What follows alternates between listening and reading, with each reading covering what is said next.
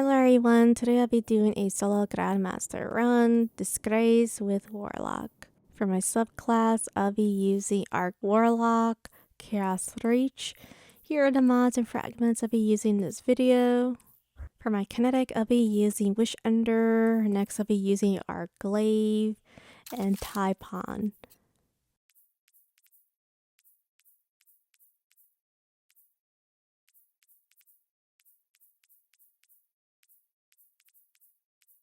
This week I decided to go for the Arc Warlock subclass and use the famous exotic, the Vasper Radius.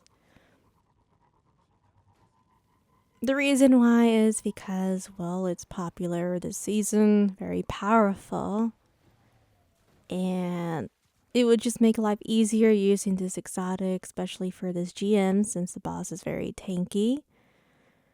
And you can have a lot of rifts depending if it's surrounded by enemies. So first things first, we're going to deal with the saboteurs. And let me just say, the beginning is always the most annoying because with the auto aim assist where these ads try their best to not let you take down the bigger champions. So I did use a linear over a rocket. I mean, rocket is good as well, but because I kept accidentally or sending myself back to orbit because of auto aiming assists, or I like to call it the console aim assist. I'm trying to do DPS at the bigger champions, but it's not letting me. I just decided to go for the linear. Another thing I noticed is the surges actually change bi-weekly. I noticed last week it is the Arc and Void Surge, and then this week it's going to be Strand Surge and Arc Surge. It's completely weird that every week there's a rotation of certain surges, and I do wish that they could just have just one surge or two surge and then just leave it for that Pacific Nightfall. And that's just my opinion, everyone is different. Now on this mini section you could throw a grenade. I don't have my grenade left, so I had to wait so I could deal with the shanks since they will spawn. And I'll be spamming the Arc Soul ability as well. The Arc Soul will help you, especially if you cannot see where the enemies are, which sometimes I have trouble when I forget to wear my glasses, so my bad for that. The Arc Soul will help you out dealing with the ads that are hiding or nearby, and I'm going to be using the advantage of glaives because it's going to help me not be sent back to orbit. During this part, I was just using Wish Ender, and the reason why I'm using Wish Ender is because it's way easier dealing with the bigger champions, and I just cannot bother myself using different exotics. It would just make the run longer and hideous, and I wanted to throw my Arc Grenade from where the ads will spawn from the right side, the door. That's why I was standing here. I was waiting for the ads to spawn from the left side so I can make life easier and then deal with these ads on this area. So my bad for this one. I actually was supposed to stay on the opposite side. This is not a good spot. I don't know why I went over here. I probably was in a bad mood because I didn't want to do this run with a meta loadout, but at the same time I had to. So I wasn't really enjoying myself when I was doing the solo run. It was just basically I gotta force myself using meta weapons or a meta subclass just to get this done over it, because trying to do a creative loadout just takes too much time and effort, and it's just not worth it. For me, it's not worth it, and no one's really interested for this season, which is not your fault. You know, this is the game's fault. Alright, it's nobody's fault, it's not my fault, it's not your fault, it's the game's fault of making GM so unbalanced, so hideous, restricted artifact mods of what weapons and exotics you can use efficiently. I mean, barrier is auto rifle. We got Wish Ender, Ariana's Vow, which Ariana's Vow will be buffed very soon. It's gonna be the meta very soon once they buff it, because they're gonna be buffing hand cannons. Or if I miss out, I apologize. I haven't really read the TWAB so much for last week because I've just been so busy. Yeah, that's one good thing. I'm going to be buffing hand cannons so I can take advantage of the exotics in the future. So, baby servitors. I mean, these baby barrier champions. I am so sorry. Devil's Lair. You know, I see these cute little adorable baby servitors and they just look like that. And also Grasp of Authorized. You know, when we had to take advantage of these baby servitors to break the fallen shields at the pirate room. Well, that's what I think of it every time I see these barrier champions. I am so sorry. I know that is such a mean thing to say, but that's how I feel and that's how I see it. So be aware that these vandals like to take advantage of the barrier champions when they are immune. When they are immune, they go rampage and get aggressive when they aggro you. So they actually try their best to just melee you or just make your life impossible because they're you're trying to do DPS of these barrier champions, but they're just not working out. They just don't want you to take them down. And then we have the 3 wizards in this room as well. So that's another reason why I use a linear fusion rifle. I know linear is not that great. I mean, it is good, but it's not that great for Disgrace. But I did find a nice, neat spot to use all my linear fusion to deal with these. Well, to deal with the boss, because she is so tanky. But other than that, this is a section where there's going to be a lot of barrier champions. And this is one of the reasons I'm using Wish Ender. I mean, this is not my fault. Alright, so I mean, people get mad. People get upset when they see players using Wish Ender. Alright, well, here's the thing. Alright, Artifact mods, barrier is auto rifle. And it's just going to make life impossible. And it's just better to use Wish Ender or Ariana's Vow, but I would recommend Wish Ender since there is no surge for solar.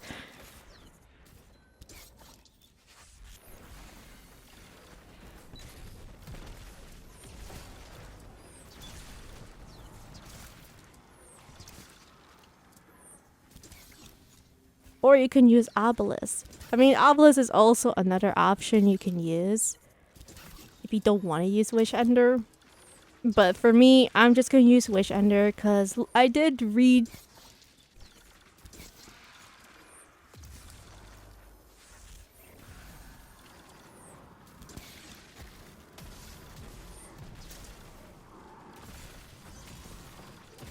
I did read some stuff of what's going on. They're going to have a downfall damage with the bow. So that means Wish Ender is going to get affected. Which is okay. I mean, for me, it's no big deal. It's just gonna mean that GM's gonna be much longer. I mean, this year is just horrendous. It's just awful. I mean, it's basically I have to use meta weapons, meta subclasses just to get things done, which is not fun. I mean, I used to do creative loadouts to make it interesting, but it's really hard to do that for this season. Probably next season until they change the layout. Or maybe they should have more options dealing with the barrier champions. I mean, yes, you can take down the barrier champions with volatile rounds with barrier. Yes, I know that. But these surges are kind of messing up the build.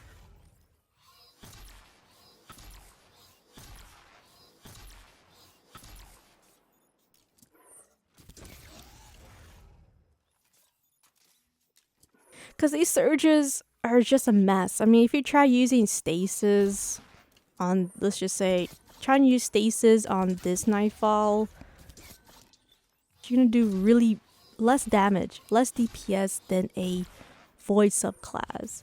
You're gonna do worse than the Arc subclass, because the Arc subclass is gonna do way more damage because the Surge, Arc Surge, and there's really no stasis surge for this season, which I understand. You know, this season Arc. Yes, I know that. But it's just an example. You can't really go creative. For GMs, you just have to use this and there.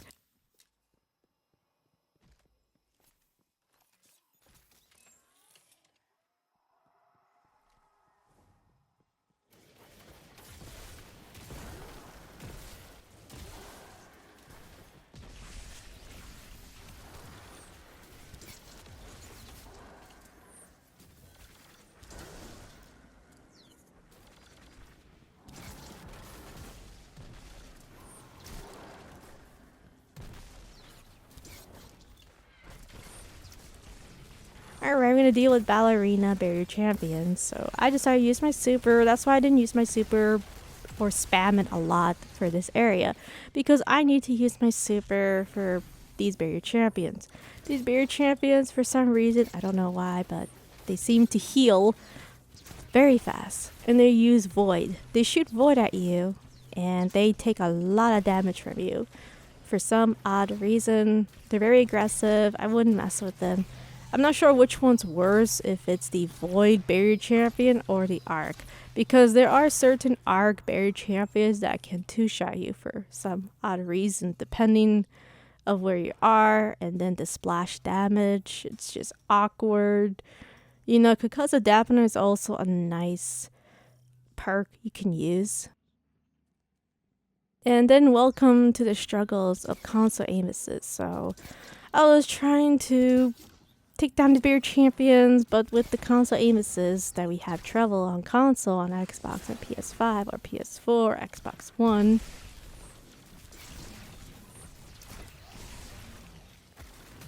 Sometimes things don't go as we want it to be. I mean, I'm trying to do DPS, but these fallen ads are in the way.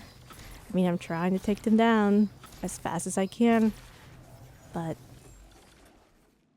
it's just stuff that really bothers me so much. That's one thing I like about Disgraced. I really hate this section. I hate this area. It drives me crazy. If I was on Hunter right now, I would just go and turn invisible and just go to the backside. I mean, that's basically what I would do if I was a voice subclass. If I was Arc, I guess I'd stay in this area. Wouldn't really bother myself trying to go to the opposite direction.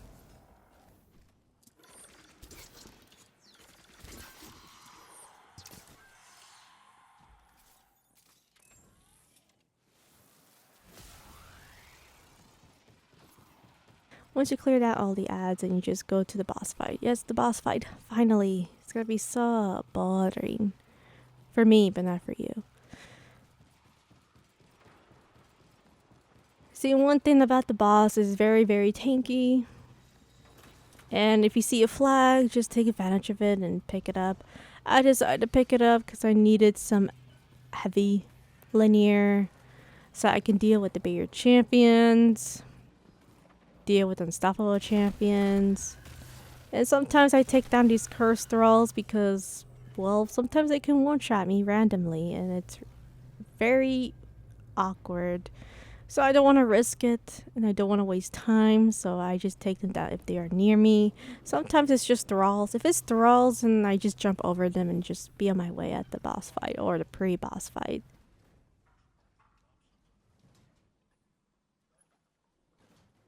I always just use my super and then I pull back because we're going to deal with 2 more barrier champions and much more.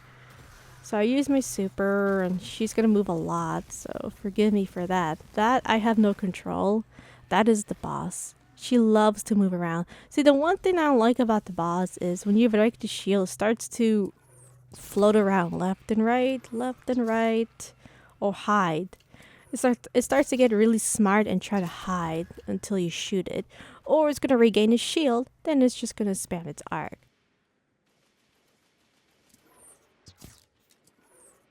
Two barrier ballerina twirl champions will try their best to take you down. You must use your linear, use your heavy, because the thing about these barrier champions is they like to back away so you can't hit them or hurt them, or use your wish ender. I mean, that's the reason why. So you have to really make sure you take them down, at least one of them down, as quickly as possible. If not, then they're both gonna huddle and hug, and they're both are going to protect themselves, and then they're going to regain their health, which is not fun. Unless I was on the stasis subclass, this wouldn't really happen, or a strand subclass, then I would say no, just shackle away and then deal with these barrier champions, but I can't really say that since we are in an arc subclass on Warlock. I was going to go on Hunter, but I'm taking a mini break from Hunter because of Corrupted, too much work, by the way, and I'm probably going to use Hunter next time. Not Devil's Lair, so funny story. I don't think I'm going to be using Hunter on Devil's Lair. That's my last GM that I need to work on.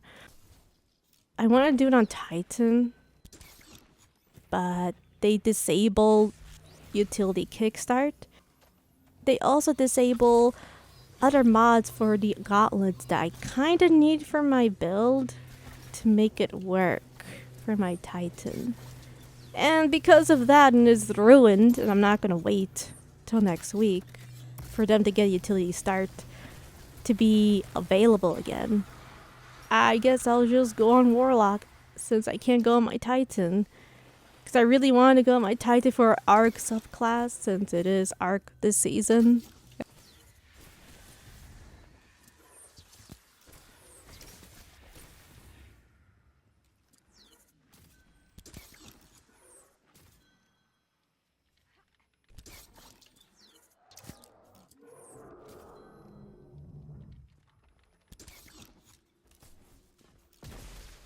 And then the dungeon. Oh my god. See, the reason why I didn't get it done in time was because of server issues.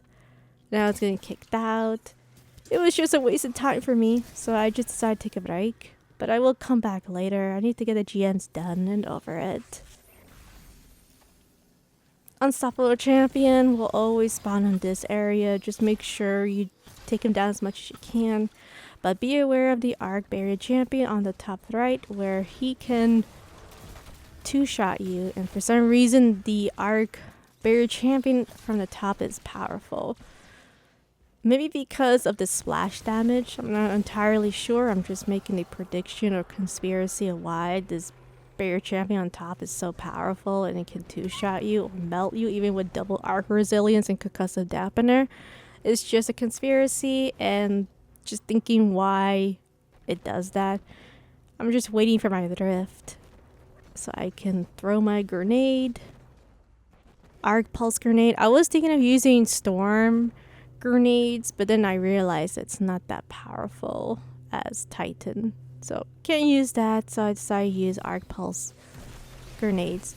Also, another idea was using these flash grenades. I was thinking of using that on my Warlock, but then I thought about it and said, I don't think it's gonna work. So I decided to just use Arc Pulse grenades for the Warlock.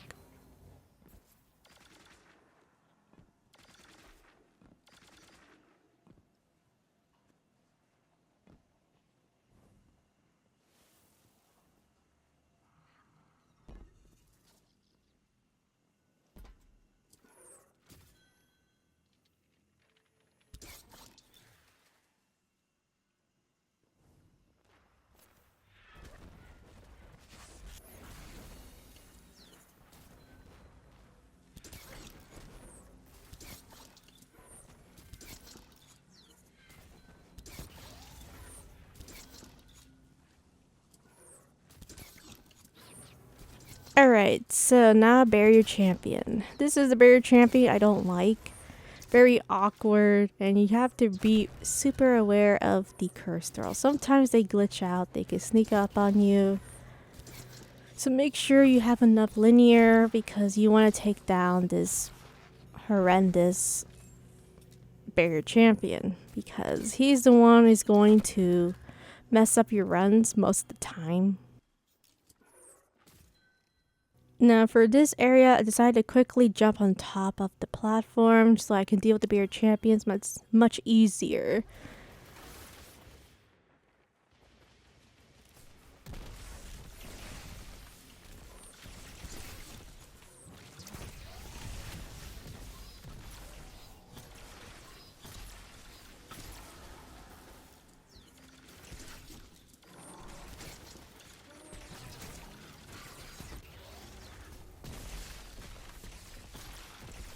And then we're gonna get to the boss fight. Oh, great. So later on I will do a mini time skip. And the mini time skip I'm thinking is the last phase where I kind of mess up my DPS because the boss was hiding way too much that I messed up. And I had to deal with all these ads, which I wanted to skip them, by the way.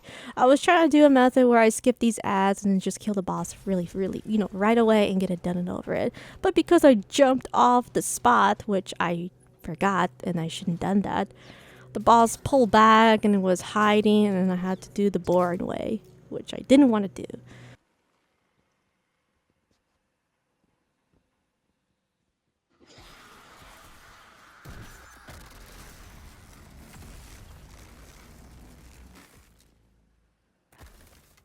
And I do apologize for the background noise. It's morning, and every morning I have neighbors that like to cut their grass a lot.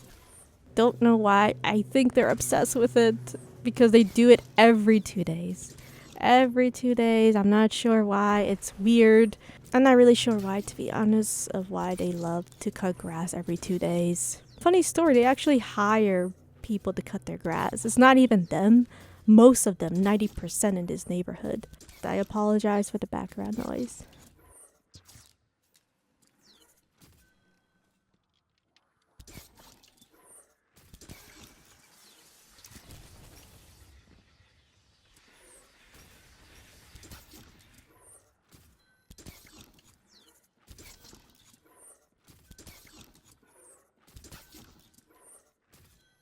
So this is the boss that likes to hide. And she likes to go left and right. See, when you do break the solar shield, she starts to move around a lot. So during this phase, she will move around. And you just have to use Wish Under to make sure she doesn't burn her shield out. Later on, I did figure out the pattern. She was moving left and right. And then by the time she moves, I have to wait and then just use Wish Under. So right now, I didn't know the pattern because I forgot. I forgot the pattern how it goes. But the problem is if you let the boss's shield, if you let it recover its shield, then she's going to start spamming his arc. But if you guys notice, because I'm consistently shooting at the boss, and I'm not letting her have her shield back up, she's not shooting any arc. So this is just a neat method you can do if you don't want the boss to shoot arc. Now during half of the health of the boss, even though you are doing this method, she will shoot arc. But because during this phase she's not too aggressive as the other phases, she's not going to be as bad as this one. So notice she used her arc blast, and then when you break the shield, she starts to hide. So you can see left and right. And then she's gonna go left and right again. Left. And then disappear. Like a wizard. Funny. It is a wizard, right?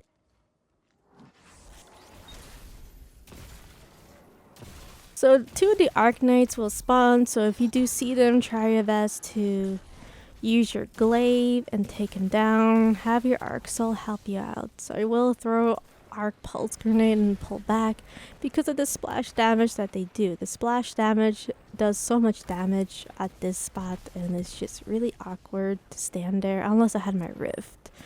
But since you don't have your Rift, you can just go and stand on this side, on this spot, and you could just use Wish Under away.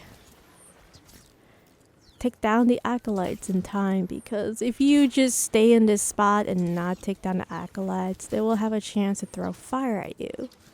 Now for this one, I have Solar Resilience. I was going to use Concussive Dampener just to make it easier dealing with the Arknights, but because I didn't have enough space, it didn't work out, so I had to use Solar Resilience. Another option you can use is Void Resilience. So if you're having trouble with the Bear Champion shooting Void at you, then I recommend going for the Void Resilience.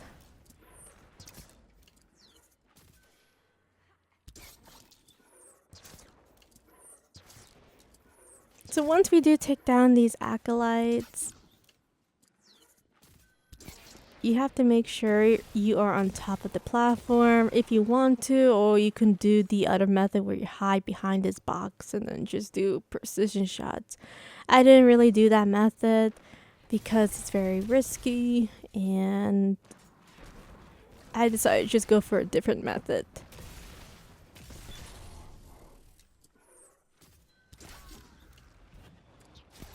The method you will see very soon, it's very safe for the Warlock. Now, doing this method on Hunter can be a little dangerous. You just have to know the rhythm and the pattern of the boss. Once you know the rhythm and the movement of the boss, then you won't really have trouble with dealing with the boss at all.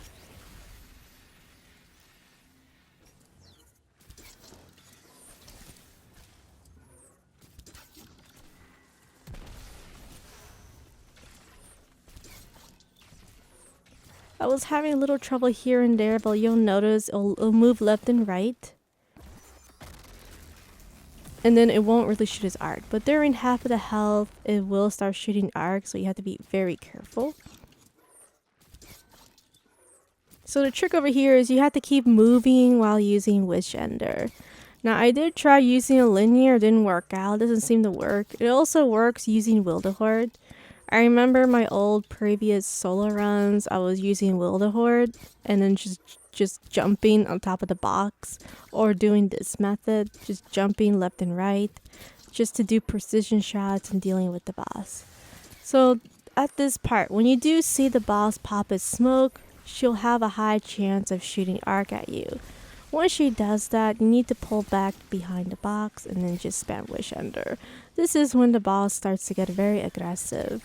So just make sure you have your arc cell to help you out so it won't pop his shield. When it does pop his solar shield, then it's likely, most likely 100% that is going to pop out of nowhere, float and then spam arc at you. Now this is the method where this one could be extremely dangerous for the Hunter. Titan not so much, but if you're using a Strand subclass, then I do recommend the Shackle on this area and then just use your super for Warlock. If you are on Hunter, then Shackle away and then just take down these ads. If you are going for the Hunter Strand subclass, I would be very careful with the curse roll, so I would definitely just use your charge attack if you are planning to use your Hunter build.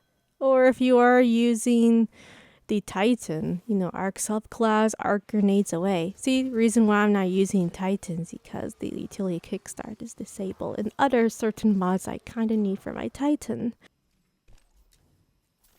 It is extremely frustrating. I'm not sure why I got disabled. The only thing I know is because of PvP. I hope that's not true. But if it is true, it is a disappointment that because PvP is the reason to disable it for PvE. If it is the reason, I do not know, I haven't read it so much.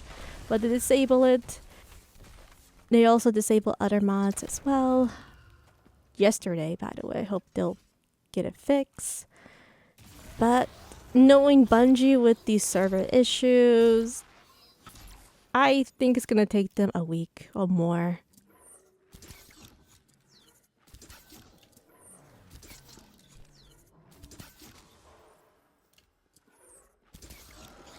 And I might as well just use the different subclass, which is why I couldn't go on Titan for this video. I mean, I wanted to go on Titan this video. I wanted to, but mods were disabled. Certain mods I need for my Titan, especially the gauntlets. I need it for the build to work or it's going to be long and boring. Alright. So now this is the part where things get interesting. This is the phase where you really need to pay attention to the boss. Once she pops her smoke, you gotta move back and then use Wish Ender. Just see how the boss is reacting, see how she is. Just remember that when she pops her smoke, or if you see this little arc, if you see this arc blast, or you see the boss getting ready to shoot at you, then pull back. Once you know this method, once you can manipulate the boss's movement left and right, then you can easily just spam Wish Ender and your super with your arc Hunter or any subclass for Hunter, with your Warlock and with your Titan. The reason why I don't really stick around behind the box is sometimes the boss likes to use a smoke on this spot. So that's another reason why I move around left and right. Just try your best not to move too much at the left side, at the right side, because sometimes a cursed thrall spawns there and then they can one-shot you. So right now I'm just waiting for my grenade. You can also use your glaive if you are having trouble with the boss. And then just repeat with the method and then just try your best to do DPS. As I said before, during half of the health of the boss will get aggressive. She will get aggressive. She will be very aggressive with you using this arc blast. Here I was being reckless, so I should have just keep doing the movement. But the problem is this boss spammed this smoke. And I can't see. See, I cannot see of where the boss is moving, and because I couldn't see and because she was spamming this smoke on herself, I don't know why, she's having a tantrum, she's pissed off, she's not having a good day. I just couldn't see her movement so much, even though I'm using Wish Ender, even though it can highlight. But just letting you know, during half of the health of the boss, be aware that the boss will get aggressive, and this will be the perfect time of you using your super. So if you do want to, I do recommend just wait for your super until the boss has half of the health, and then use it during the part where the boss gets aggressive, and then you won't really have trouble too much. Like when she starts spamming so much arc where you can't control the movement anymore, when it starts shooting its smoke, then use your super, and then that way you can skip that phase. Well, not skip it, but you can make that phase much quicker. This is the third phase, which I will do a mini time skip very soon. Not this, but when I jump to the other platform dealing with the ads, I will do a mini time skip. So if you guys are wondering, yes, I am using Vesper Radius exotic, and because we have so many ads at the bottom of the boss fight, since I'm on a roof, I can get my rift over and over again and then just farm my arc pulse grenades. Now the downside about this method is you have to stay in this spot no matter what. If you jump on the other platform, even for heavy, you're gonna make the boss hide and move, and she's just not going to stay in this spot. See this spot over here you see? She's not going to stand here anymore. So the biggest mistake I did is I jumped to get some ammo because I got greedy and I just wanted to use my linear, alright? I just want to get this run done. I was just not in the mood in my video. It's just an example of mistakes. I could have made this run faster. You know, I could have get this done in 33 minutes. Or, you know, oh well, things happen. My mistake, my bad. So make sure you just stand in this spot and hopefully this boss will behave and cooperate with you. So you can see I ran out of ammo. I used my healing rift. And my healing rift is starting to grow more and more. And then I just keep using it over and over to deal with the Arknights, because the Arknights were in the way.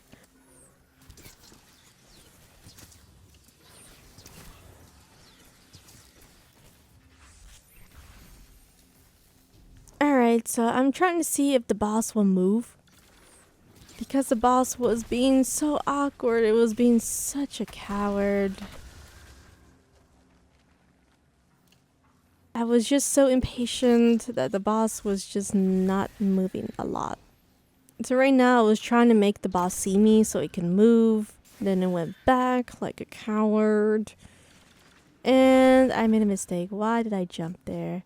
So because I jumped there, now it's going to pull back. And now it's just going to be more awkward. So once again, I did try to take him down, but then he pulled back and he's just gonna stay in that spot. So oh well, my bad. Couldn't make this work, but guess it's not gonna work out. You know, I should have just, if I had enough heavy, I could have get this run done by now.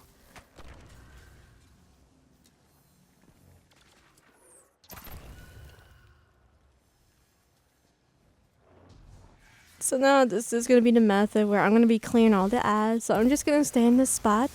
So So always make sure you pop your healing rift and then just take your time dealing with these curse thralls. Just clear all the ads down and then deal with the boss. So I'm gonna do a mini time skip.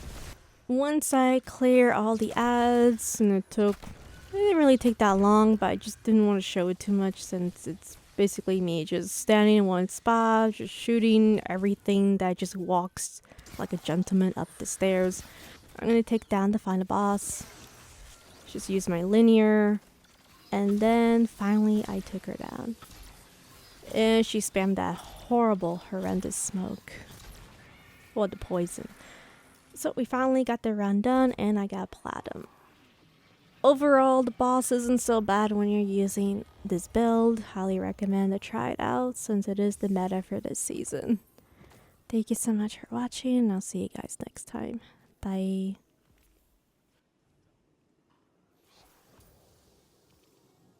Hello everyone, today I'll be doing a solo Grandmaster Corrupted with Hunter. For my subclass, I'll be using Night Stalker. Here are the mods and fragments I'll be using in this video. For the kinetic, I'll be using the Wicked Stasis Scout Rifle. Next, I'll be using the Arc Glaive and the Sleepless Rocket with Chain Reaction. For my build, I'll be using a Transcending Blessing mod where each mod you get 5%, only works in the Dreaming City.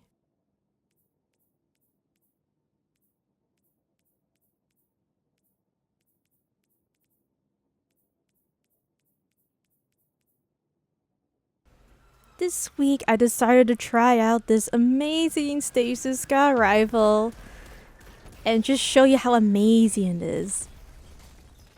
I mean, look at this amazing DPS you can do with the Sky Rifle with the ×2 Stasis weapon. And let's not forget the Transcending Blessing, which you can get extra boost of 25%. Isn't this Stasis just a fantastic weapon? Joke aside, this weapon is still horrible, even with plus 25% with Transcending Blessing that I am equipped.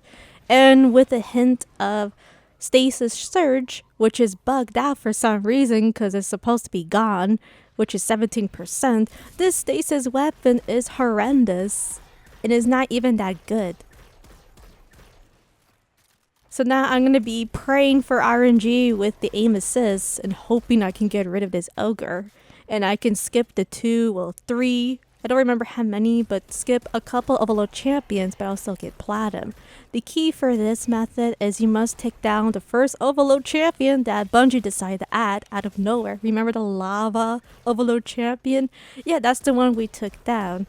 And we had to take down this ogre before 2 minutes because we don't want the overload champion to spawn and then you won't get platinum. So for me, I don't want to deal with that or waste time because this video is already long as it is and it's a complete nightmare.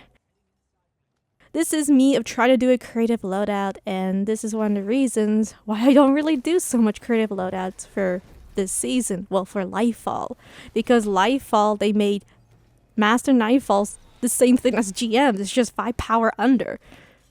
Master is 20. Grandmaster is 25. I mean, there's no difference. For me, trying to do creative loadouts like this takes so much effort and so much work. And sometimes I feel like it's not even worth it. But I do want to show you of this scout rifle just to make a point of how this weapon is really bad. Even with the catalyst, it'll be somewhat decent, but I think it'll just be for giggles for a fire team to have everyone equipped. But that's about it. I don't really think this weapon would be the best, or would it be better than Outbreak Pulse Rifle on its own for solo Grandmasters? And I would say no, not at all. So we're gonna go to the elevator room of sorrow, where it's either gonna go your way, or you're gonna get kicked out of the bungee and go sent back to orbit. So I'm gonna make this as a joke, but it's because I'm using a rocket with chain reaction. And let me just tell you, this was actually helpful. Especially if you're on Warlock or Titan, this will be a stress-free method. But for this one, I am going to be using invisibility because I think this week will be Void Surge and Arc. For some reason, there is a rotation weekly. I thought it's on its own. of Grandmasters, but no, they changed it again. Last season was daily, now it's weekly. Each of the Nightfalls don't have their own surges, which I do believe would be better. But everyone has their own opinion. Since I am using Transcending Blessing and sacrificing my high mobility and the resilience, when picking up the orb, it only works if you have 5 Transcending Blessing, by the way. You can just use 1 orb and then break the shield from the mini bosses. And it also works for the second phase of the boss fight. Now, if you're not using Transcending Blessing, it would just take 2 orbs. That's about it.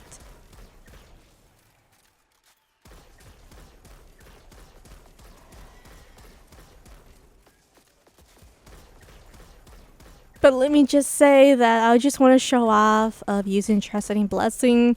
It still exists, sadly, or it is good or bad. The bad thing about this Transcending Blessing is pretty darn harsh of how you get it. You have to go to Petra, get the bounty, do 2 blind wells, has to be tier 3. You claim the treasure to claim your loot, and then you get the queen bounty.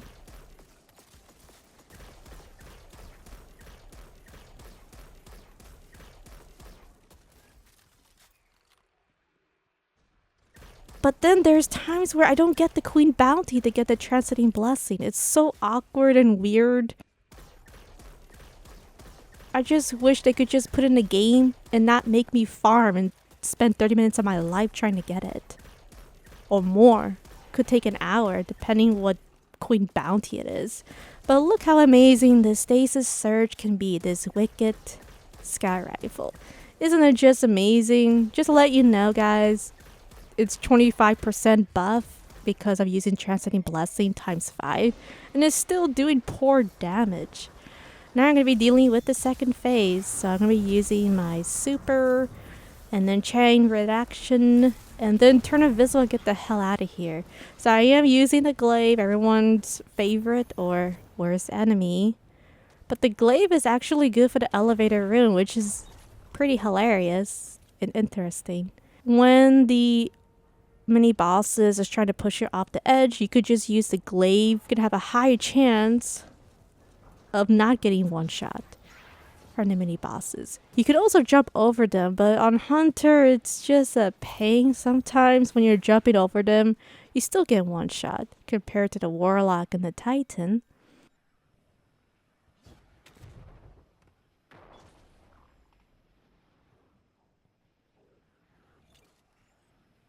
Another thing you can do is if you have a lot of glaive ammo, you could just pop the glaive bubble and then just keep shooting it and then just pull back. That's something I did here and there, but you can see he's trying to push me, and then the mini boss is blocking my way, trying to shoot these stasis. So once again, you could just pop the glaive bubble and then use your finisher. So now we're going to be dealing with 2 more mini bosses. There's one on the right side. I'm going to hide in this little corner. But be aware that the boss can sometimes, well, one of the mini bosses can still push you off the map or one-shot you if it does see you. So just be aware and just use the glaive. Don't even use the sky rifle. The sky rifle is pretty useless, to be honest, for this elevator part. It's not even that good.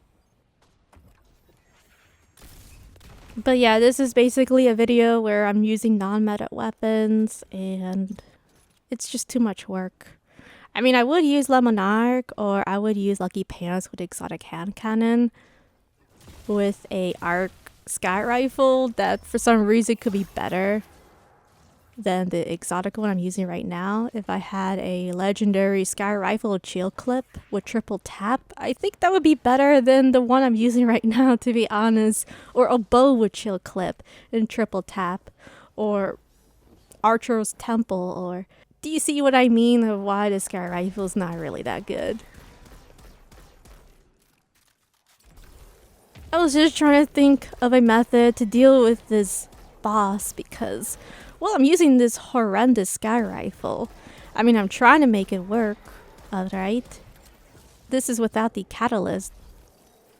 The only thing I read about the catalyst is when you do get the stasis shard on your character, then it's gonna have an overflow magazine. That's about it.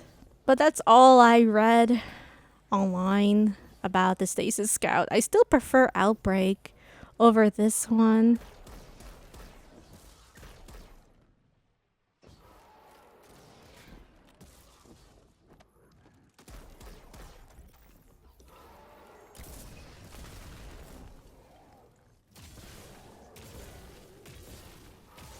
I'm going to be using the glaive. This boss will have a anger issue of trying to shoot stasis at me in fire.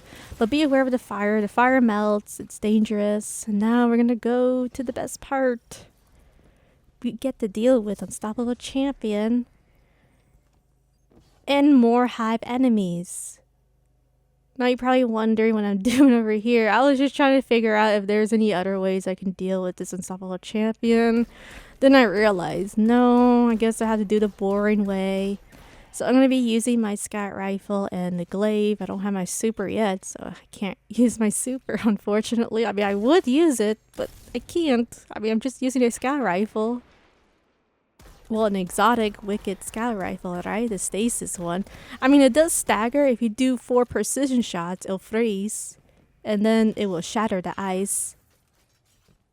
But that's about it. I mean, it'll do somewhat decent damage. Well, actually, no, not decent damage. It'll do okay damage. But it's not good enough. I mean, why use that when you can use Wish Ender? Why use that weapon when you can use a legendary sky rifle with chill clip? But isn't this weapon the best you have ever seen in your life? Scout rifle's just doing sponge damage on this Unstoppable Champion with 17% stasis surge and 25% more damage on Transcending Blessing. It just does wonders. Can I just say that this weapon is better than Outbreak and better than Wish Ender?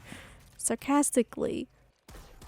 Because we took down the Unstoppable Champion, the 2 Arcanites will pull back, but there is a Shrieker, which is really hard to see for some reason. They made this room a little bit more hard to see the Shrieker than previous seasons. I'm not really sure why. It's weird, awkward. But if you stand here and not past the line, the Shrieker won't shoot void at you. Sometimes it works, sometimes it doesn't work.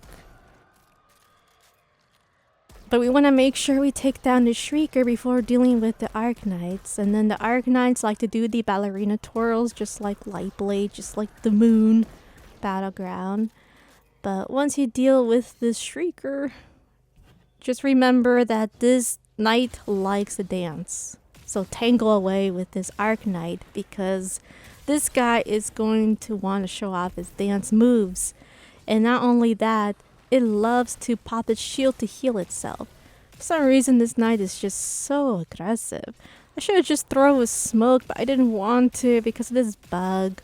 Where if I throw melee, since I have melee kickstart, then my buff with the stasis or mainly the stasis could be gone. But then I thought about it, so wait, I don't really need it. But then again, I do need it when I take down the other 2 Unstoppable Champions. So it was just a lot of things in my mind at the moment. I was just fed up and tired of doing this run, okay? Because it took me a lot of attempts. Because it was just so much work. Not worth it. And honestly, I'm probably going to go back to just using meta weapons. I mean, this is just not worth my time. Well, now we're going to be dealing with the Unstoppable Champion. This weapon sure does a lot of damage. Even with Stasis Surge. Boost times 2. I mean, I could put 3, but I kind of need Arc Scavenger for my rocket. And for my glaive. Because those 2 weapons are going to do more damage than the scout for some reason. And they're not even exotic. They're just legendary weapons. I mean, how is that even possible? It's like backwards. This scout rifle is supposed to be stronger than a rocket. Or stronger than a glaive. I just don't get it. I don't understand But because I don't really feel like using my glaive, I'm just going to be using it for something more important than this, since the Unstoppable Champion's not going to send me back to orbit, right? And I could just spam this Sky Rifle, but wow, look at this damage. It's just so slow.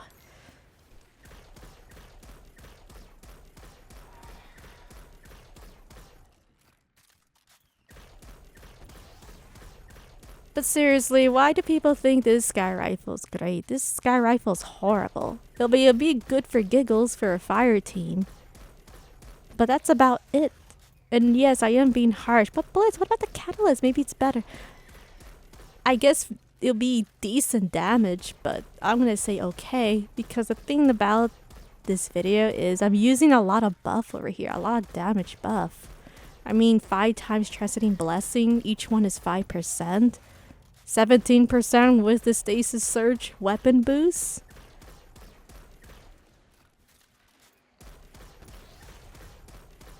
Even with all these buffs of mods I'm using, this Sky Rifle is still not good enough. So in my opinion, they need to buff this Scout a lot. Probably 40%. 45%. And that's just me being nice, by the way. The other side of me would say this is worse than Cryostasia, and I would just not bother myself even using this weapon. That's the other side of me, what I would say. So once I take down the 2 Unstoppable Champions, I'm going to go and deal with the Ogre room. The 2 Ogre bosses. So when you do pass the pillar up ahead, all these Knights and Shriekers would disappear. There's really no point in me even using my Scout there. It'd be a waste of 10 minutes of my life there. So I'm going to pull back and do a mini cheese that I found out. And I'm going to go hug the stair wall. And I'm just going to take my sweet time dealing with Unstoppable Champion. And I don't really feel like going to the Taken Shattered room. Alright. So I'm going to take my sweet time here, no rush. That's the only good thing about using a Scout, somewhat. I mean, I still would prefer to use the glaive, but I want to save it for the Taken room. So everyone's different. I prefer to take down Stoppable right away and then take down the Ogre, the Hive Ogre. That way when I take down the Taken Ogre and 2 Unstoppable Champions, then I'm going to teleport back here and then all these Thralls and Arknights will disappear. Because if I take down the Taken Ogre before the Hive Ogre, then we're going to have a lot of problems. Because if I teleport back here, the Arknights and the Thralls won't despawn. They're going to go on riot on me. And they're all going to kill me. Alright? They're going to take me back to orbit. Then they're wrong. Alright? So now I'm going to be taking my sweet time here. It is a mini cheese that I found out many months ago. I would say a year now. It's going to be a year and a half. So this method is really interesting. You can manipulate the Taken room and on the Hive room. You don't have to be forced to be cast away back and forth. Back and forth. I mean, I am already fed up with that. So I decided to just hug the stairway from the right, or it could be the opposite direction. I prefer this way because I can make the Unstoppable Champion walk over here, and then I can have an easier time dealing with the mini boss. I'm just scouting away. Sponge Scout. Doing DPS. Sponge Scout. Hopefully we'll take down this Ogre.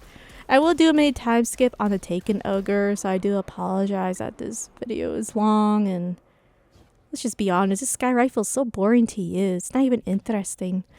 So now we're going to be going to the Taken room, and then now we're going to have 2 Unstoppable Champions instead of Overload Champions. Back in the day, it used to be Overload Champions with snipers. Not anymore. If you don't believe me, just watch my old corrupted video and you'll see what I mean, what I'm talking about.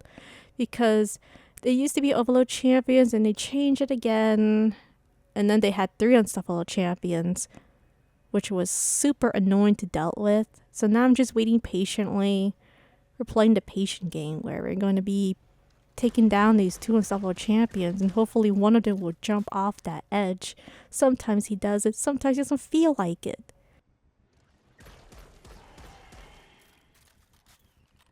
So when you do see an unstoppable champion, I do recommend using your super, or if you're on Warlock, use your super.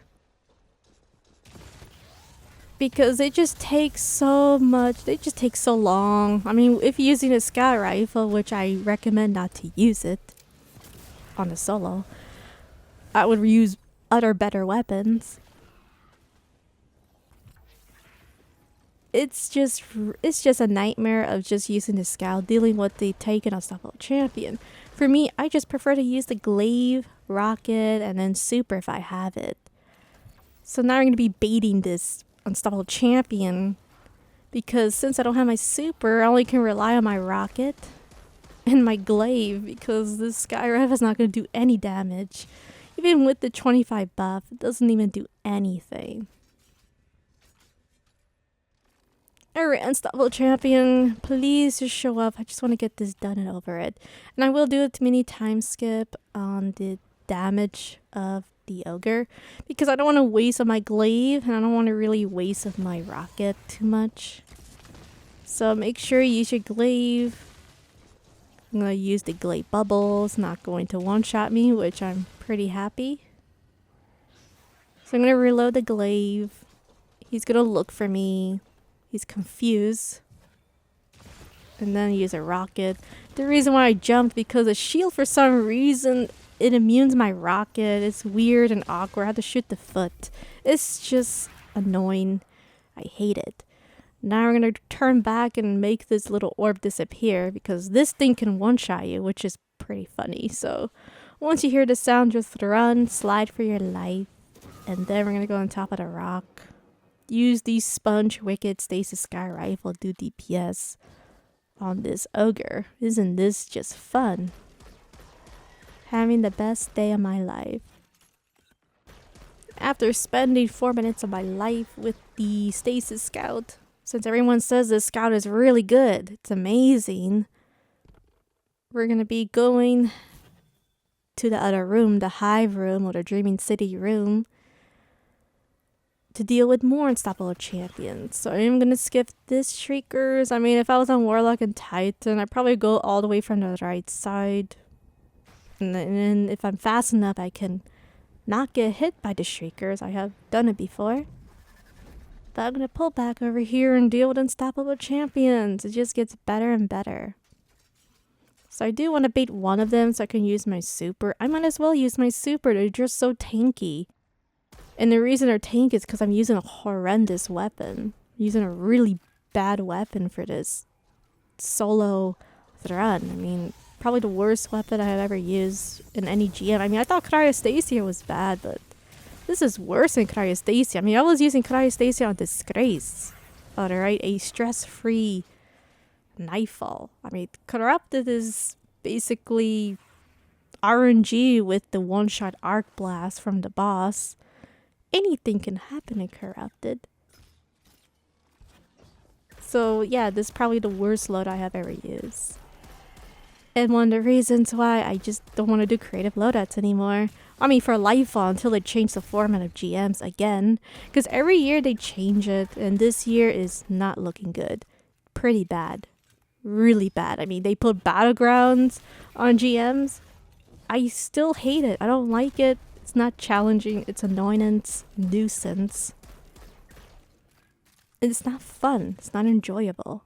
And if people say Battleground solo GMs are fun, then I don't know what Bungie they are taking.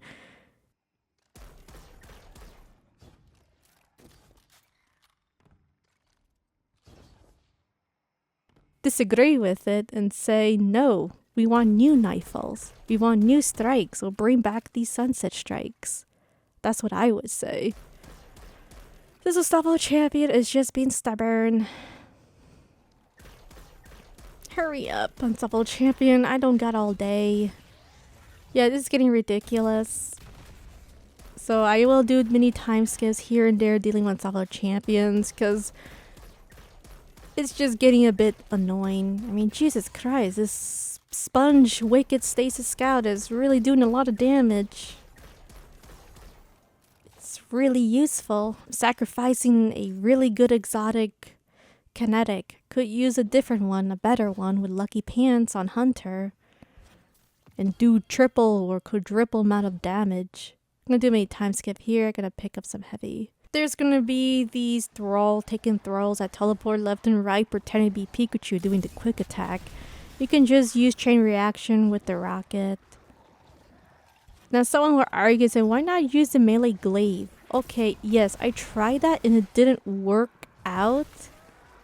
Because even with Devour, I was getting sent back to orbit. It was just too risky and not worth it, so I didn't do it. I've tried it. When there's like 20 of them attacking you at the same time, I just don't think it's worth it. I mean, yeah, I can use my grenade, but I want to save my grenade for the champions better. Now I need to deal with the taken from the right side. Yes, I could use my sky rifle, but it just takes too long. I mean, why use a stasis sky rifle when you can just use a glaive? I mean, it only takes 3 hits with a finisher versus a scout that takes 25 hits. Alright, so now the Unstoppable Champions. This is gonna be fun. For you, not for me. So I am trying to stagger these champions because I don't have my super yet. Can't really do anything. I mean, I don't want to waste my glaive ammo so much. So once again, I'm going to be using glaive. I'm going to try to use my super so I could do somewhat damage. It did work out decent. Only reason is because I used my super. That's about it. It's not even the stasis scout doing the damage. It's the glaive, the grenade, and the super. But seriously, why do people think this weapon is amazing? I don't even think this weapon is good. I mean, yeah, it staggers Unstoppable Champions. Yeah, it's pretty decent with the Overload Champions. With the Catalyst, it's gonna be decent. But I still prefer Outbreak Prime, or I would still prefer a scat rifle, a legendary scat rifle with chill clip with triple tap. After spending 1 minute of my life, because it was just so much work, it was giving me a little headache there. It's just sponge scout over and over. Now I'm going to be dealing with the overload. Just be aware it can shoot and they can one-shot you sometimes. So once again, using the scout. Such an amazing weapon. Isn't this better than Cryostasia? I mean, imagine if Cryostasia had the overload mod. Gosh, this weapon's horrible. Oh my goodness. I've been mellow half of this video.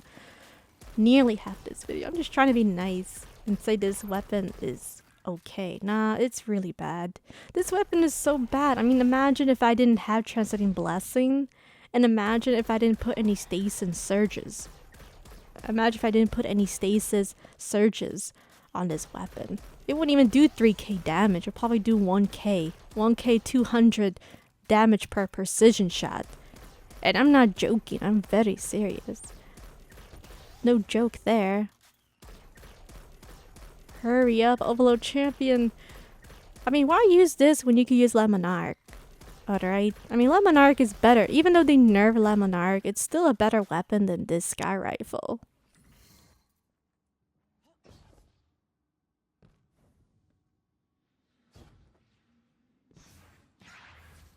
Now you're probably wondering, why not use a stasis subclass?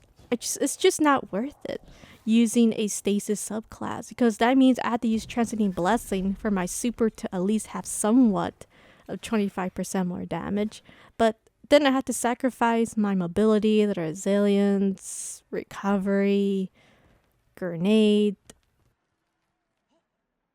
Not even worth even trying to go for a stasis subclass, because you need a certain build for it to work, and it's not gonna work out. It'll be long, hideous, horrendous. And yes, I did stand on a rock, so I cannot mess up. this room. Because sometimes I mess up. Sometimes if I'm not fast enough, the rock can kill me. It'll teleport and take me down. Almost at the boss fight. So now I'm just going to use one little mini scout to make this boss move and make it fall to the pit. Now I'm going to be throwing grenades and take down these taken acolytes. Because my invisibility is tier 4, by the way, and my resilience tier 9, I have to be a little bit more close to skip the Minotaur taken and then deal with the last upload champions. For now, because at the boss fight, we're going to deal with more champions. Isn't this just an amazing weapon? I'm just trying my best to use the scout with a bug stasis surge. No, my heavy! No, Bungie, why would you do this to me? No, my heavy went to orbit. Why? Why? Why? My baby heavy brick. If you're wondering what I'm doing here, I was just so mad that the heavy brick fell down. It fell down, it wasn't quick enough. If I was on a Titan Warlock, I would have made it. I would have caught that heavy brick. Now do you see why I don't like Corrupted? And then the worst part is I'm using this horrendous sky rifle, and then this special weapon, the special brick, went back to orbit as well.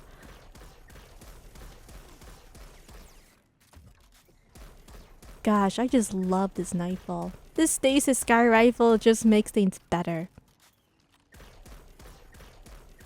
But yeah, I made this video just to make a point of why this sky rifle is awful.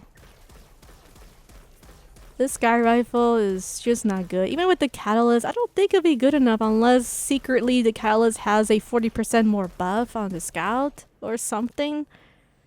Faster reload. Does more damage. The overflow is 50 ammo. I'm not sure, but still I don't think it's that good.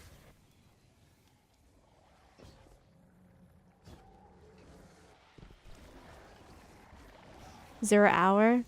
Remember the pulse rifle?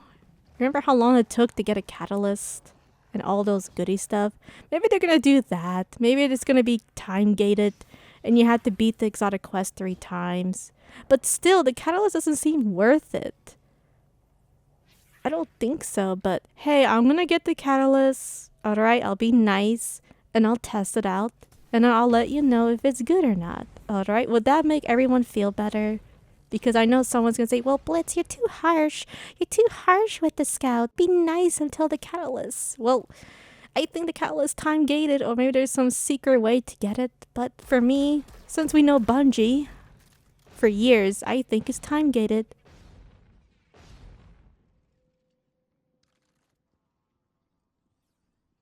So I need to deal with this stubborn overload champion. But the problem is this taken sniper pop a bubble. A mini Titan bubble. What a Bungie. And I'm trying to rocket this sniper.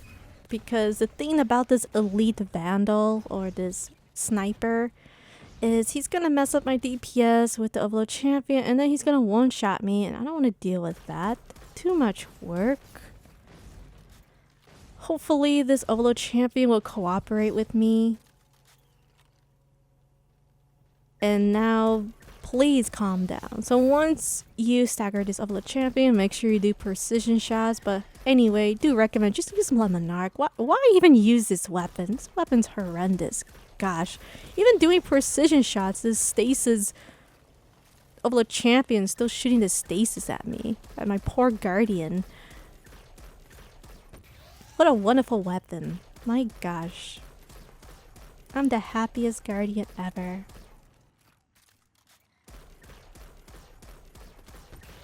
You know what's the worst part? I have to deal with another sniper and an overload champion. It just gets better and better. Oh gosh, it popped this mini Titan bubble. Well, this is gonna take a while. And now I'm gonna wait because now it's freaking out. This upload champion, calm down. I just want to get to the boss fight. I just want platinum. That's all I want. And the good news is I did get platinum on this run. And I was really surprised because I didn't think I was gonna do it. I mean, with a solo run with this horrendous sky rifle. But it did work. I'm never gonna do it again. I'm never gonna use this sky rifle. I don't think I will. I am fed up of trying to do creative loadouts. It's just not worth it. Not worth it for Lightfall. Alright, it was worth it last season and previous season. You know, it was fun using different types of weapons, but trying to make creative loadouts just takes too much work, too long, so much effort, and there's really no rewards. There's no rewards of doing creative loadouts. That's the truth. That's why I'm not really doing it so much, because I don't get rewards from it. Okay, I don't get rewards for doing this type of build. Alright, that's the truth. The only way I can get rewards, which I don't really do, but people do it, is doing the clickbaity videos. They get the rewards. Alright? I don't do that, so please don't say, oh, Blitz, do you do that? No, I don't do that, but that's the only way to get the rewards of uploading types of videos. I mean, there's more I can say, but that will be another story. Alright, we're gonna be dealing with Corrupted and the bug stasis weapon boost ×2. I still have it. Isn't that fantastic? I'm gonna pull up the mini. I mean, honestly, I don't even think this is a cheese spot. Because back in the day, this was never here, and then Bungie decided to add this because this horrendous, awful boss fight is just a lot of things going on. So I'm going to take advantage of chain reaction, and I'm going to be using it. And hopefully I'll be getting heavy bricks. So the boss will be shield up. It will take around 2 shots to break the shield. Now with the non-translating blessing, I'm assuming is 3 shots, maybe 4.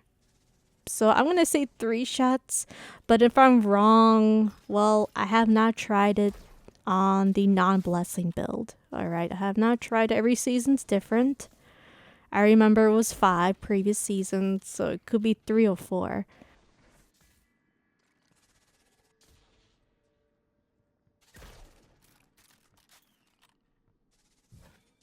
Alright, so I'm gonna turn invisible. I thought maybe I can get some heavy. See what's going on. I see 2 taken captains. Doesn't look good, so I pulled back. Gotta take them down, and it's gonna be extremely boring. So now I'm gonna be using a rocket. Took them down. Pretty happy with it. Now we're gonna get the orb. But first things first, I gotta wait for my dodge. So guess what? I'm gonna do a mini time skip for this method. I'm gonna go deal with the last taken knight. He's gonna spam his fire power. Remember fire power? It's gone forever. They nerfed my favorite mod. Alright, back to serious mode. We're gonna be throwing the orb only 1, so it takes more than half, which is really interesting when you do put the transiting blessing. So I'm going to be throwing the next orb, and then I messed up. Oh, great. Fantastic.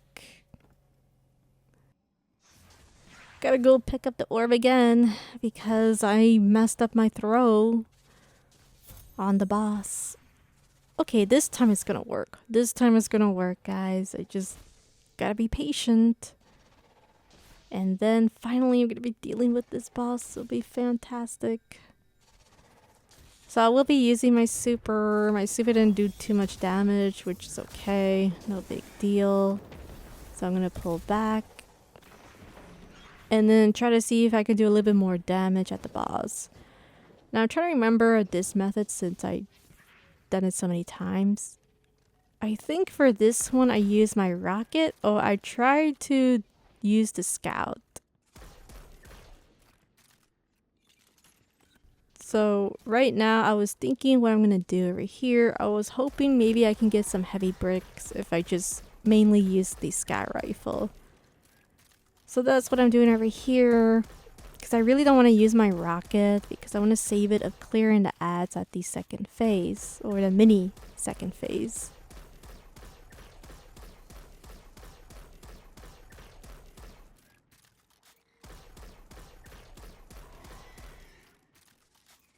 So that's what I'm doing here. I don't want to use my rocket yet, and I want to get this phase done. And I was trying to make this boss not shoot. Where I'm trying to take down the scions. And this boss is being stubborn. Great. If only I was using a better exotic, this would have been easier. So I lost my patience. And then now the boss is going to go from the opposite direction. So I'm going to wait for all these scions to spawn again. The boss is shielded. There'll be flying rocks at this mini phase. They usually come 2 at a time. 2 every 10 seconds or 15 seconds. I lost counted. So now we're going to pray and hopefully we'll get some heavy bricks. So I'm going to be using my rocket. And then throw my grenade, and then hopefully we'll make this work. Jesus, man. Honestly, I think I have heavy bricks, but it just flow all the way to orbit. Alright? Oh gosh. It just gets better and better. So I wanted to get some heavy bricks. I mean, I can't get it because I'm not using the scout rifle shoot to loot. So I can get that heavy brick. Can't do that because I'm using the glaive and I'm using the sky rifle. So things were getting bad. They saw me, so I had to use my rocket. The boss saw me. I mean, it was a very awkward situation, but I finally made it and survived. So right now I'm going to take down these knights and scions. It's going to be really boring, so I'm going to do a mini time skip here. So once I took down all the taken scions, the taken knights, and I'm missing one because it was hiding. You know, if I was using a sky rifle that had explosive payload, you know, I wouldn't have this issue so much. Oh well, nothing we can do. So make sure you jump on the platform, but be careful of the rocks. So now we're going to be dealing with the boss. So because I'm using the sky rifle and I got no rockets and it's not void surge until reset to, you know, since I done this video before reset. I cannot do the high DPS to skip this phase, so unfortunately I have to do the boring method, which I don't like to do. I usually don't do this method. I usually use my linear fusion rifle and then use, you know, super to take down the boss so we can get to the next stage, but can't do that for this video because of this sky rifle. So I'm just going to use my super and then pull back. Unfortunately, I mean, there's no way I can do more DPS. I mean, I could use the glaive, but I kind of need the glaive for the second phase. I don't want to waste my ammo for this one. So now we're going to be clearing all these ads. And just be aware that the boss will teleport left and right depending how much damage you do. So I think if you pass the R of the health, it will teleport left and right, or I could be mistaken. So right now I'm going to be clearing all the ads as much as I can. And I was just trying to figure out if she's going to move or not. Because usually this phase, I don't really go to this phase so much. I usually do DPS and then I just go to the portal. But since I can't do that, you know, my rocket's 0. Don't really want to get close to the boss because, you know, the flying rocks. You know, I could escape. I could turn invisible and go back to the platform. But then I'm going to forget about these flying rocks and then they're going to one-shot me. Can't do that.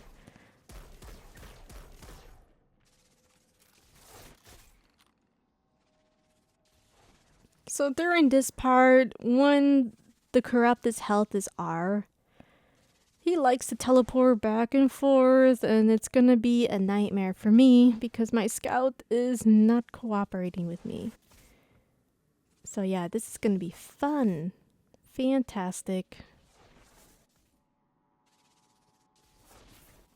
If only I can get a rocket to do DPS at this boss. So I was thinking maybe I can use a scout. I mean, wow, it just gets better and better. It's gonna get worse and worse. What am I saying? You know what's the best part about this? It's gonna get worse and worse as the run goes on and on. I mean, if you guys think this is bad of using a scout, just wait till the final boss fight. Just wait till I have no super, 0 rockets, and I only have little ammo of glaive. I mean, wow, isn't that going to make your life fun? But seriously, I actually had no rockets to deal with the boss. And I was pretty much... I had no options. And you'll see what I mean when I had no options at the final phase. It was just horrible. I mean, I wish I had rockets so I can do DPS at the boss and not have issues, but it didn't work out that way. So now I'm going to be dealing with a Sniper Overload Psychopathic Champion and a Taken Mini Gold Bar, which I despise. Yeah, this is going to be a fantastic run. Wow, this Sky Rifle is really powerful. It's such an amazing weapon. I mean, wow, this gets better and better. Yeah, this is going to take me a while. So there are times where the Taken Gold Bar, right there you see, sometimes he likes to hide on these pillars or these walls, and then you can't get your precision shot. Now, because I'm slowing it down, it's somewhat staying in that spot, which honestly, I would say I'm lucky here. I'm not going to say it works, because I don't trust this Scout Rifle too much to even say it works. But I got lucky there, so thank the Traveler and the Speaker, and thank Kate for that. And there's going to be these Vandal Snipers, which I was trying to use the Sky Rifle, but it's not working. I mean, if I was using Le Monarch, you know, this would have been easier. You know, wouldn't have this problem. My gosh, this is such a nuisance.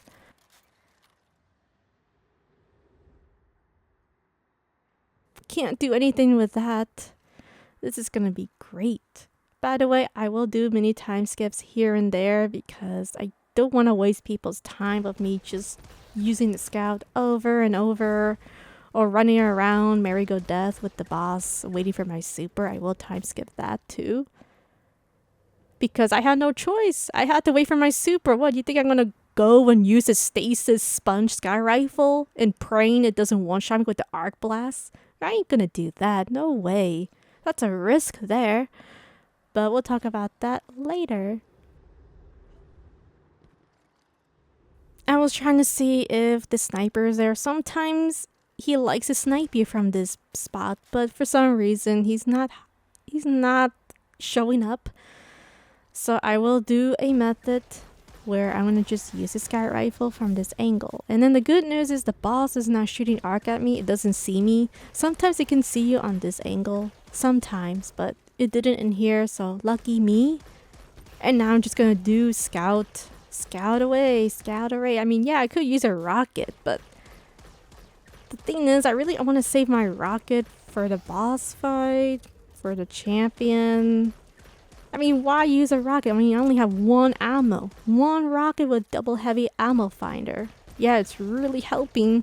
Unless I was using double primary, I would have more chances of getting heavy. But because I'm using a glaive, it's not really working out. And then the Sky Rifle is not doing a lot of damage, so I can't take advantage of heavy ammos with the kinetic weapon. And then, thus, I see a heavy brick from the right side. How can I not see that? I was just too frustrated. Too frustrated at this run because I was trying to figure out of how am I going to deal with this sniper. I was thinking, alright, I mean this sniper can one-shot me. I'm trying to figure out how am I going to make this sniper show up its face. so I can do precision shot with a spongy stasis sky rifle, alright? That's what I was thinking in this situation. It's just getting better, right? Perfect. Fantastic. I still can't believe I did not see. I saw a heavy brick. I cannot believe I didn't pick it up. I must have been on focus mode for this area, for this section, because I saw a heavy brick, but for some reason I didn't get it. I was just too focused. Alright, so now I'm gonna make this boss to despawn because this sniper is not cooperating with me. I'm trying to deal with this sniper first before I even go over there. But he's just not working out. I have to pull back and it's annoying as Bungie. Super annoying.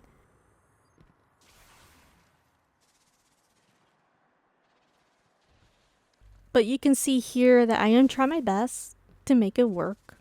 But it's not working out. This sniper is so stubborn. I cannot believe it. This is why you use Le Monarch. This is why you use better weapons in this scout. This sky rifle sucks, alright? It's horrible. It's horrendous.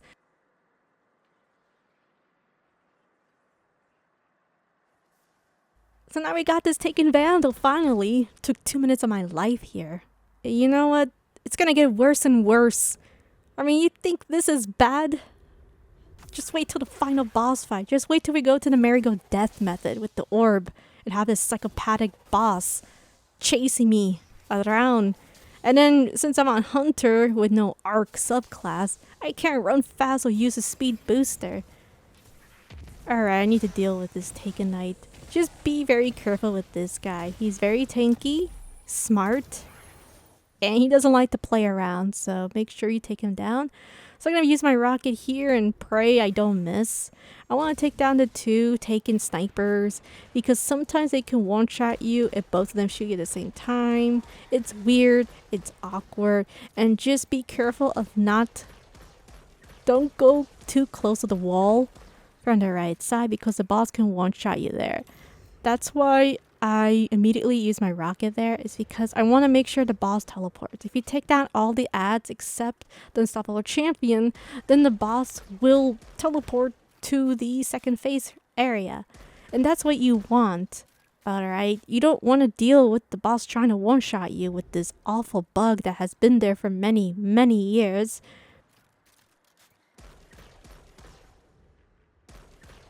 Sponge DPS. Alright, I'm gonna wait for this Unstoppable Champion. Come on, Unstoppable Champion. Please, just cooperate with me. Now, what I could do over here is I can actually just turn invisible and then just go back at the rock. I was just annoyed with this Nightfall, and I just don't want to do this again, and I was tired too. At the same time, I was tired, and then, you know, work, you know, life stuff, touching the grass, all those goody stuff. I was just really, really tired, and then I was just trying to see if I can make him move over here.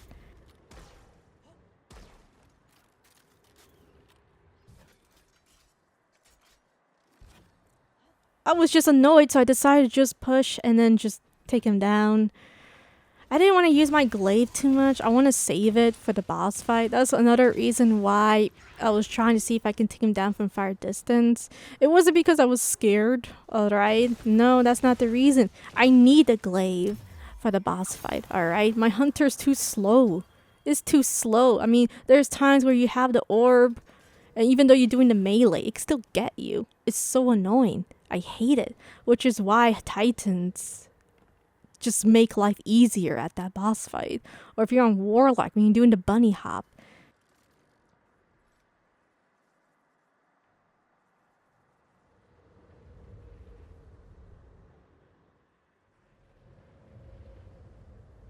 Or if you're on Arc Warlock, my gosh. Arc Soul will be your best friend there. Here, I don't have a best friend. This poor Guardian doesn't even have Arc Soul Builder or any of those goody stuff that the Titan has as well. Can't do that. You know, and then plus I'm not an Arc subclass, so that even makes it worse for me. So I'm going to be pulling back on this rock. Yes, this rock. And hopefully we're going to be dealing with this horrendous boss.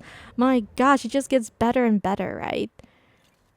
I really hate this so much.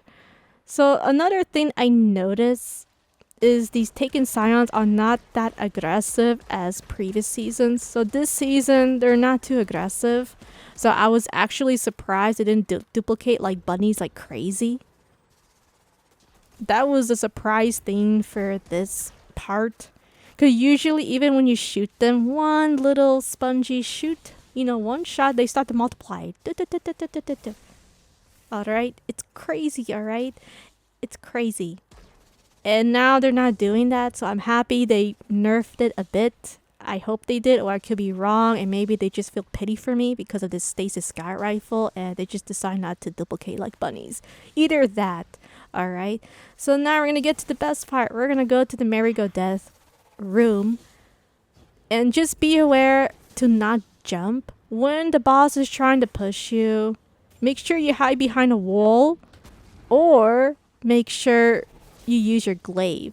So the one thing I like about the glaive is that you can prevent the boss from one-shotting you with the arc blast, and you can prevent this boss of not pushing you off the edge. So you saw there that it tried to one-shot me. I used the glaive and then I ran away, and you can see over here that I'm trying to run as fast as I can, and it still shoots me with arc. That's what I said, that the hunter is so slow. My goodness, look at that. Look at that. I'm trying to get away. Proof here. Proof here, guys. It's just ridiculous. Can't do the Warlock mini bunny hop. Can't go with the Titan jump of getting away from this horrendous psychopathic boss. I'm trying my best to run as fast as I can.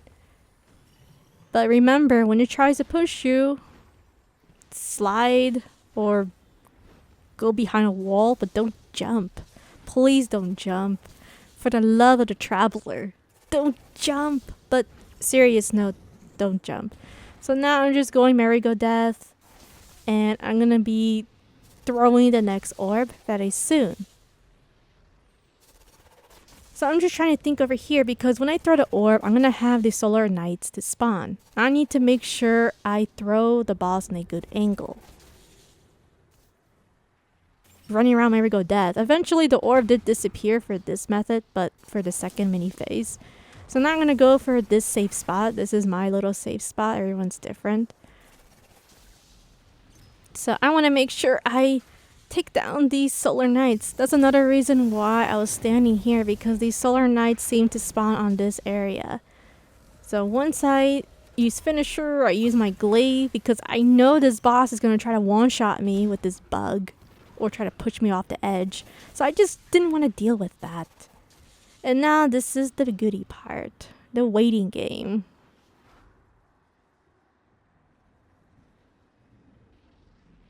Yep, this is gonna be fun.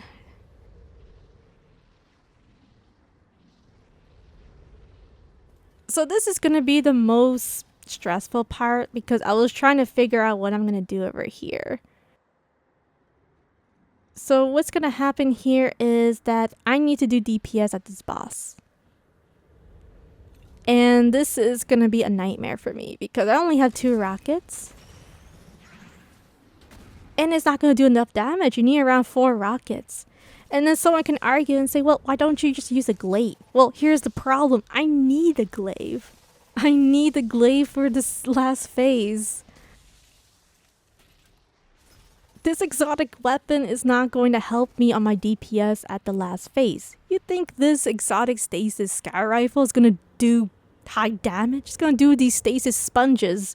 And then the boss is going to one-shot me with the arc. Alright, you think it's gonna work? It ain't gonna work. Nothing. Right now, I was trying to think what I'm gonna do over here. Should I wait for my super? Or try to use the scout? So I did use my scout, and it didn't do any damage. Nothing. Not worth it. So I'm gonna do many time skip here. I'm gonna wait for my super. It's not worth me spamming my glaive or my scout in this situation. Alright, so once I got my super, I waited 5 minutes of my life. I mean, it was just not worth it. Not worth it, alright guys? Not worth it. I'm gonna go and take down the Scion. So this is going to be the hard part. I do recommend waiting for your grenade for this part, for the fire team, because this is when these Scions can get aggressive. Sometimes the rocks will kill them. Alright, sometimes. I'm not going to say they will. But you can see I'm using my glaive. It almost pushed me off the edge. So the glaive saved my life. Once again, I'm going to pull back here, and this is the phase where the boss can actually chase you. So the boss will be floating around, going merry-go-round with you, merry-go-death with you. And you gotta make sure you run for your life and then take down these Scions. So right now I'm just taking them down as I go. And then run. Run for my life. Alright, I'm just running, making sure this boss doesn't do anything silly. And then making sure I take down these Scions. Since I'm running around, gosh, this is just gonna be fun. So eventually I will pick up the orb. So once I pick up the 2 orbs, I'm gonna be waiting for my super again. Why? Well, here's the problem. I'll tell you why. I got 0 rockets. My glaive, very low on glaive. I only have, I would say, 18 ammo. I mean, I guess that would be good enough. So it's not looking good for me. I'm in a rough spot over here where it's either gonna go bad or good. So now I'm gonna be picking up the orb. I'm gonna pick up 1 orb, and then I'm gonna pick up the last orb once I have my super. So if you are waiting for your super, I do recommend just go merry-go-death. You know, just run, and just look at where the boss is going. I was waiting for the boss to use his ability to try to push me off the edge. And then once it does that, then I'm going to be waiting for my super. So the one thing about here is the boss will be running around circles. You have to just consistently run. You can also pick up the relic if you want more momentum. But here I decided to just wait for my super. And also sometimes the boss like to go opposite direction. So that's why I call it the merry-go-death. So make sure you just run and look at where she is. And then wait for your super. Now, if I was using a different exotic, or if I was using a linear fusion rifle or something better than this exotic weapon, I wouldn't really do this method. I would do something else, but can't do that. So, oh well. I can't do that method. Isn't that fantastic? So I had to wait 5 minutes of my life over here for my super. Because not only I have to use my super and the glaive and pray it works out, I have to do as much damage as I can before the Arknights send me back to orbit. Once I have my super, I'm going to go pick up the relic. So now we're going to be doing DPS at the boss. So I need to make sure this boss is in the right spot for me so I can use my glaive since I have no choice, and there's really nothing I can do. I'm not going to use my stasis sky rifle on this phase. Are you guys crazy? No way. That's send me back to orbit there. So I'm going to be using my super and then just use my glaive. So I threw my grenade and then use my glaive. And then I pull it back to the wall so it won't push me off the edge. And I reload my weapon quickly and then use my glaive as much as I can because I heard the knights shooting. I heard the knights from the left side. And I quickly took her down and then I touched grass. Finally, I got this run done. And the best part is we got platinum.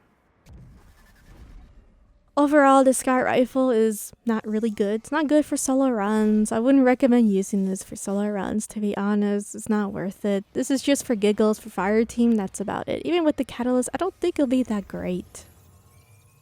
I would rather use Lemonarch or other builds with Lucky Pants for the hunter. Thank you so much for watching, and I'll see you guys next time. Bye.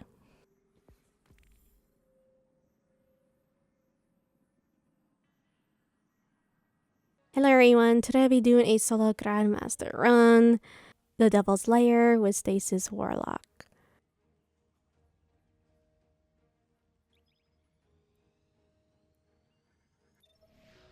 For my subclass, I'll be using Shadebinder. Here are the mods and fragments I'll be using in this video. For the kinetic, I'll be using the famous Wish Ender. Next, I'll be using a Void Scout, Vouchsafe, and the heavy will be Taipan or Taipan. This is going to be the mini build of the Stasis subclass. This week I decided to go for the Stasis. And with Wish Ender, I'll tell you why. But before my poor, horrible Sparrow, which I hit an invisible wall, I'll be skipping the first champion. There is a bug where you can skip one champion in this Nightfall and still get Platinum. If you don't believe me, just watch the end of the video and you'll see Platinum rank. So this is going to be mostly focused on Stasis and Wish Ender. Now the reason why I'm not using any other exotics is because I was trying it out. But Button G servers was offline. Alright, it was offline for a really long time and I just didn't have time to wait any longer. I only had less than an hour to get a run done. And then I had to go work on personal life stuff, all those goody stuff, because I'm not a streamer. This is not my full-time job. And this YouTube stuff doesn't cover my phone bills, house, all those goody stuff, life stuff. Because I only had less than an hour to get a run done, it was just stressing me out a little bit. I had no choice but to use Wish Ender. I wanted to use an interesting exotic, but because Bungie was offline for a long time and I just don't have time to wait and wait and wait, I just could not have the patience to wait the next day and then work on it because I have other stuff I need to do. So if you guys noticed, before I was taking down the barrier champion, if you are using the Stasis turret build, then you can easily freeze the barrier champions, and the Stasis turret can stagger the upload champions. Now, when using the scout rifle, I do recommend using a fast scout rifle with explosive payload. I would say Randy's would be an amazing choice, but it is kinetic slot. But for this one, I decided to use Vouchsafe because of the Void Surge for this week. The surges actually change rotately every week, so you'll definitely will be having the Strand Surge and then the Void Surge, but throughout this whole season will be Arc Surge. I do recommend just going for the Arc Warlock or probably Void Walker Warlock if it is Void Surge, and the reason why is because, well, your kinetic weapon, Wish Ender or any kinetic exotic, you won't get the overcharge buff of 25%. So that means that if you are on Stasis subclass right now as we speak, you're not going to do that much damage on the Wish Ender. Now Wish Ender is still powerful even without the overcharge, which proves over here in this footage. But the problem is this, which I hate to say this, but believe me, it's the harsh truth. The Stasis subclasses isn't really that strong on GMs. Now, I have tested this out on the beginning of the Nightfall a month ago with the Hunter with the Stasis Tornado. I was trying to do a build on Devil's Lair a long time ago, and then also testing with the exotic kinetic, Agar Scepter. It was doing decent damage. I wanted to go for the Warlock, but it was just so much work with the auto rifle issues. And then I was also switching with my Hunter and trying out the Tornado. And it wasn't killing the Overload Champion. Isn't that shocking? Yeah, it wasn't killing the Overload Champion with the Stasis Super for the Hunter. So think about this. I mean, if it's not taking down the Overload Champion on Devil's Lair, how is a super for Warlock even going to do anything with Overload Champions? With the Warlock, with the Stasis subclass. The only good thing about the Stasis Warlock is you can clear ads. You can also do decent amount of damage with the barrier champions, only one of them. Or you can do half damage of one barrier champion, and then use your super and then focus on dealing with the one champion, then back away and dealing with the second one, because we all know how the barrier champions love to huddle up. So that's my issue with the stasis subclasses, but it's no one's fault. It's this season. This season, Bungie forces you to use ARC subclasses because of artifact mods, and Void, and sometimes Strand subclasses. I mean, that's how it is. Alright, I did want to go for the Strand Warlock, but I already did a Strand Warlock subclass. And I did want to go for Titan, but the problem is that they still disabled utility kickstart, disable the mods that I really like to use on my Titan for the arms. So the build of my ARC Titan is not going to be as efficient as I want it to be. So for me, there was just no point in me going on Titan since those mods are not available. I want to do something fun with the ARC subclass for Titan, Thunder Crash, Striker, all those goody stuff. But it's not going to work because all these mods are not available. And I just don't want to try harder to make it work because it's not worth my time. Now during this phase of mini waves we see here, there are 3 waves. You must take down the other champions, but since you are using Wish Ender, not an auto rifle, this is probably the most easiest part of the entire Nightfall, because you're using Wish Ender, you can take down the sniper so easily. And the reason why this part is slow is because I'm using stasis turrets. I'm not using the arc pulse grenades, which maybe I should have used, or the shackle of the Warlock Strand. Or if I was on Titan, I would just spam my arc storm grenades over and over with a certain build, because I do know that they nerfed the storm grenades for Titan, though they also nerfed the exotic chest plate for the Titan, Heart of the Most Light. But it's still good if you have the right build, and if you do some little tweaks on the mods. It's actually not so bad, the build of just using a grenade spam for the Titan.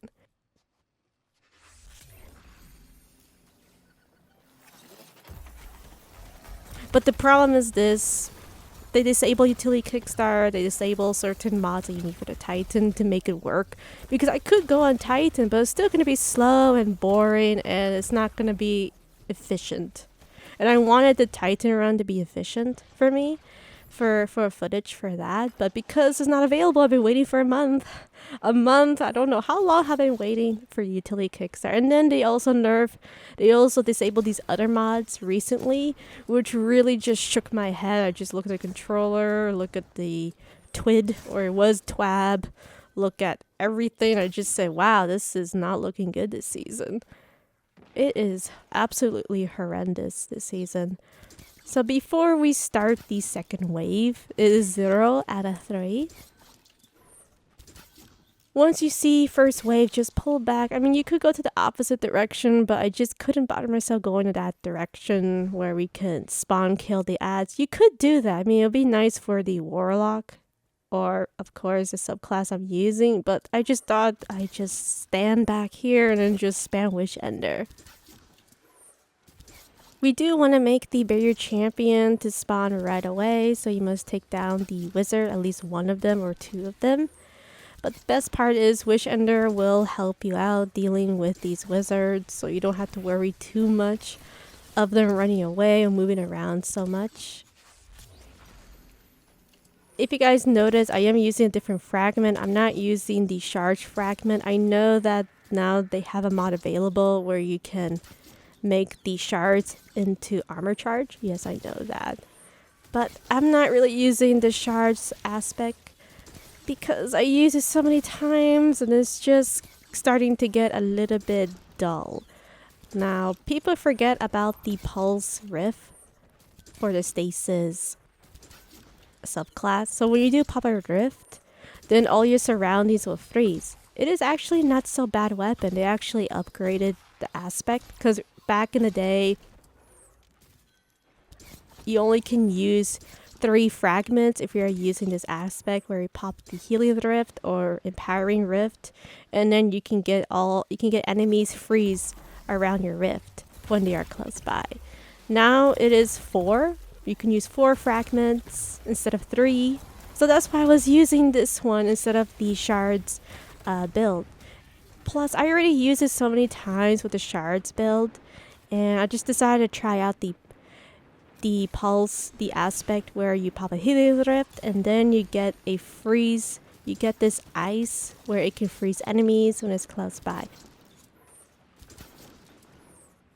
If I did have utility kickstart, you know, this would actually be pretty fun build. But because it's disabled and I can't use it, and I've been waiting for a month to use it, and I'm not really sure how I can defend the game at this point, because I was really waiting for it to be available for my Warlock, because I had this cool idea with the Stasis exotic build, but it's not gonna work out, and I just don't have the patience, and it's just horrible.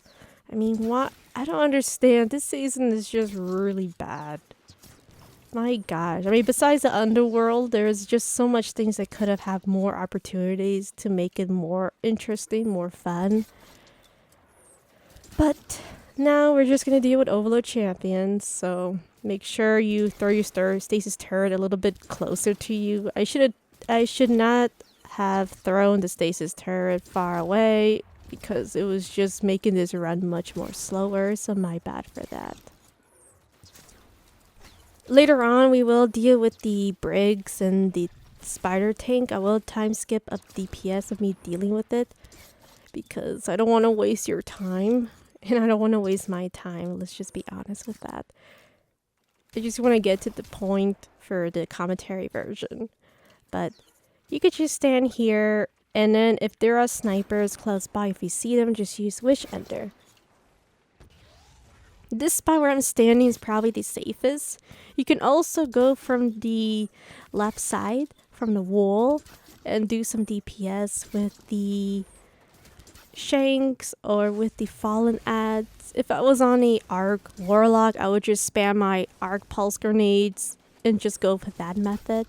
But since we're on Stasis Warlock and the run's going to be pretty slow, you know, this run could be a 30-minute run or less than 30 minutes, but unfortunately, I'm not an Arc Warlock for this footage.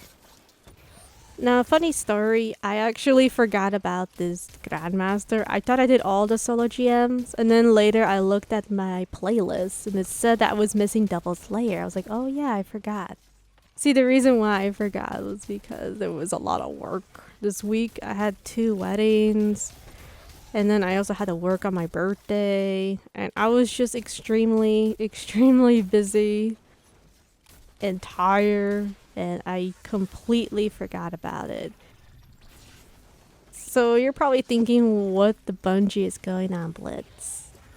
Well, this is going to be really fun for me. Well, for you, but not for me. I'm trying to make the Stasis turret to freeze only one Overload champion. The problem with using the Stasis turret is sometimes with the Scout and with the Stasis turret combined, the Overload champion can sometimes be awkward where they're just going to teleport and then regain their health, sometimes.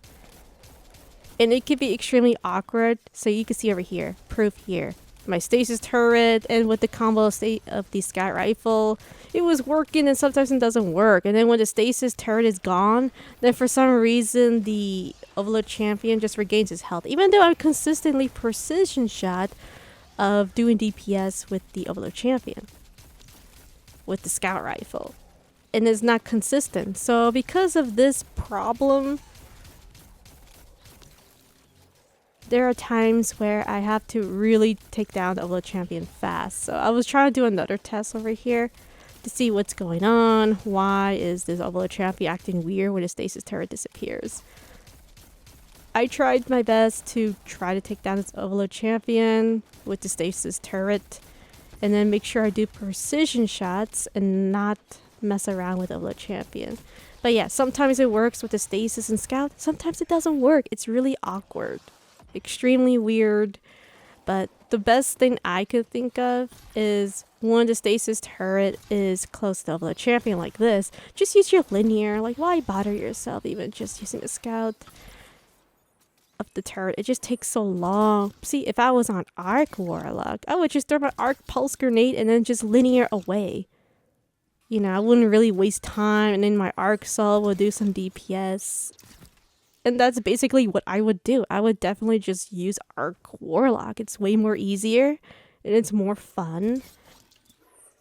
But the problem is this, I already use a Arc Warlock build, and I wanted to use a different exotic, but at the same time, why? Why not use Wish Ender? It's the meta. I mean, there are other weapons you can use. Yes, I understand that. But the problem is this. Here's the pros and the cons. The cons is that the run's going to be more longer and hideous. So why not use meta weapons for this season? And this is not your fault, by the way. This is the game's fault. This is the game's fault of the artifact mods they chose for this season of having Barrier Champion only auto rifle. Then you only have Ariana's Vow. And then you have Wish Ender. I mean, I'm pretty sure there is one more for Barrier. I just can't remember at the moment. But it's just so limited this season. I mean, yes, you could use Stasis Turret to deal with the Barrier Champions. Yes, you could deal with the Unstoppable Champions with the Stasis Turret with the Warlock. Yes, you can deal with the Overload Champions with the Stasis. But you have to be consistent and take them down fast, or it's just not going to work out. I mean, the Stasis Turret is not going to by itself take down the Overload Champion. You have to use certain weapons, strong weapons, to deal with the Overload Champions with the combo Stasis Turret. That's why I use Wish Ender, that's why I use the Linear Fusion. I mean, yes, I could use Aggro Scepter or other weapons, but the problem is just so much time. I mean, is it worth it? Is it even worth of making a build for that? I already did a Aggro Scepter video a long time ago. It's not like I never done it ever in my life. Alright, I have done it so many times on my past videos, and I feel like sometimes people forget that I have done creative loadouts in the past. But because Destiny is in a bad state at the moment, ever since Lightfall was released, and GMs are a little different, I mean, I have no choice but to use meta weapons to make the run more, a little bit more efficient.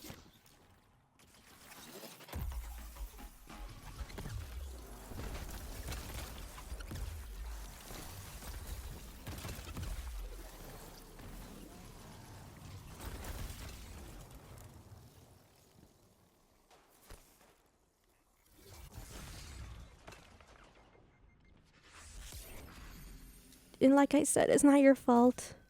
It's not my fault. It's the game's fault. They want to make this more difficult. Well, I would say they just want to make the Grandmasters more tanky, so your weapons can be a sponge.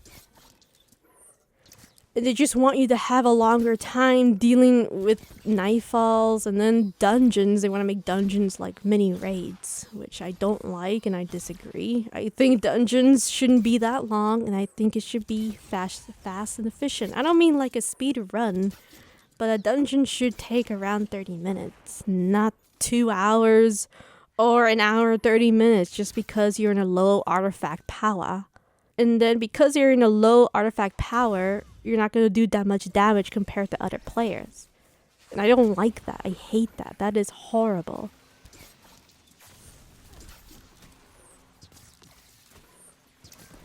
So for this one, we're going to deal with all these snipers, dregs.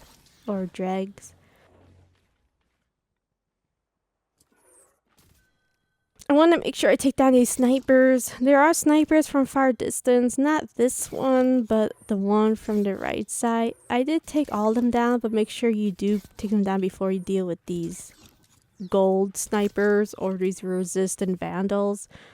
Because the vandals from the right side, a little close by, they're the ones that can send you back to orbit. That one, for example. So during this part, I was being extremely reckless. I threw the turret at the wrong time. What was supposed to happen was I was supposed to throw a turret a little bit closer to me, so the Overload Champion can walk by, be aggressive, and then I can take him down with the Sky Rifle. But because I was extremely careless and I totally forgot of how this Overload Champion works, Now I have to waste time and then just make this Overlord champion move. And he was being awkward, so he usually walks up forward from the right side, well, from the left side. But because I use Stasis Turret now, he knows that I'm going to try to trick him and he's not going to push, which is a nightmare for me. So make sure when you are using your Stasis Turret, if you are planning to use Stasis build, but I do recommend just use an Arc Warlock build. Why not? I mean, it's way more easier, trust me. Your Stasis this season is really bad. Really bad. It's not that great. It looks great. People make build videos that it is amazing, but it's actually not that good for solo GMs. Maybe for fire team, yeah. For fire team, yes, it's fun, but if you're trying to solo, then you're gonna realize it's not that great. For this season, I mean next season, maybe they're gonna do some tweaks. We'll see what's gonna happen next season or the following, which I don't have any, I would say, I'm not really looking forward to next season because every season seems to get worse and worse. I don't know about you guys, but that's how I feel. So during this part, I was actually testing the Barrier Champion to see if it is going to be taken down. But because of the champion decided to be a bungee, as usual, I had to ditch the Barrier Champion, throw a turret, and then deal with this Overlord Champion. Make sure you don't pass this line or past this rock or this hill. You don't want the brigs to spawn yet. The boring brigs. I mean, they're really tanky and boring. I mean, if I was using Chaos Reach with Soul, Arc Soul, you know, I would take them down much more quicker than this video, but unfortunately I can't do that. I had to do the boring way, which I'm not a fan of, but unfortunately that's how it works in this when you are in a different subclass. Plus the surges are not really working for me besides the void. Besides the linear, I am getting a 25 buff because of the void surge, but with the stasis, and that means that my Wish Ender is not going to be that strong. But it doesn't really matter so much because the Wish Ender is still strong even without the overcharge. It would just make the run a little bit more faster if I was using a different subclass. And if I did get the buff for the kinetic, but it's alright, things happen. So now I'm going to throw my stasis turret so I can deal with this overload, well, the barrier champion. I almost called it a baby barrier champion.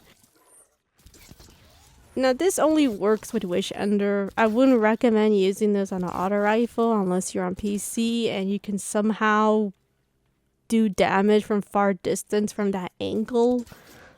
Then go for it, but on console, no way. So I would say it only works on Wish Ender. And I was testing it to see if it does work, and it works, so I was happy for that. Now we get to deal with the most boring part throughout this entire video because we're in a bad subclass. If I was on a Arc subclass and used these artifact mods, you know, this would be pretty interesting because I would use Chaos Reach, I would spam a lot of Arc Pulse grenades, but since I can't do that, we're just gonna stand here and deal with the brig. So because I'm a nice person and I just don't want to waste people's time, I'm gonna do a time skip of dealing with this brig. You just throw stasis and then you just bow away and bow away, or Wish Ender away. After this brig was becoming a psychopath, I had to back away from this building. And we're going to deal with the next brig. The next brig isn't really that threatening. All you have to do for this stasis is just throw a stasis turret. Or if you want to go on Warlock, Arc Warlock, you just Chaos Reach or just spam the Arc Pulse grenades. So I'm going to do another mini time skip because this is really boring and I don't want to waste people's time or your time for this. After just Wish Endering away this brig, now we can deal with the spider tank. So spider tank isn't actually that bad. All you have to do is just use your bow, use your linear, spam your linear, and then just bow away. Now, I could throw my stasis turret from that angle, but I don't think it's gonna make it. Unless I had the mod where I can throw grenades far distance, but why? You know, no one really uses that mod, let's just be completely honest.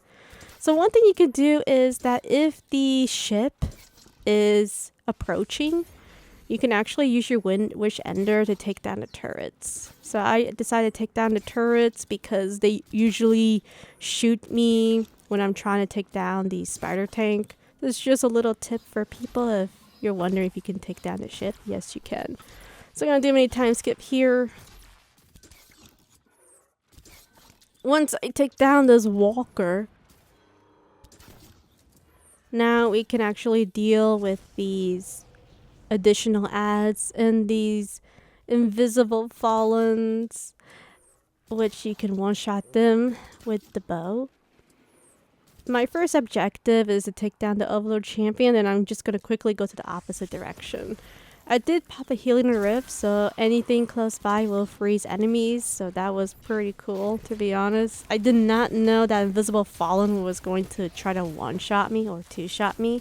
But because I was using this aspect fragment, it froze and I could take him down with Wish Ender.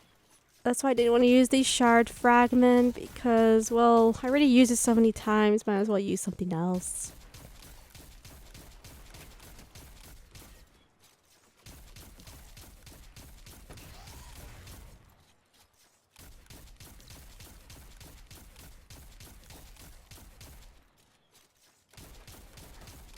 So the stasis turret was close by to the Overlord champion. So now we can deal with the snipers. So one little tip is that if you do want to take down the snipers, the gold bars, before taking down the tank, you can take down the gold snipers or the resistant vandals and then take down the spider.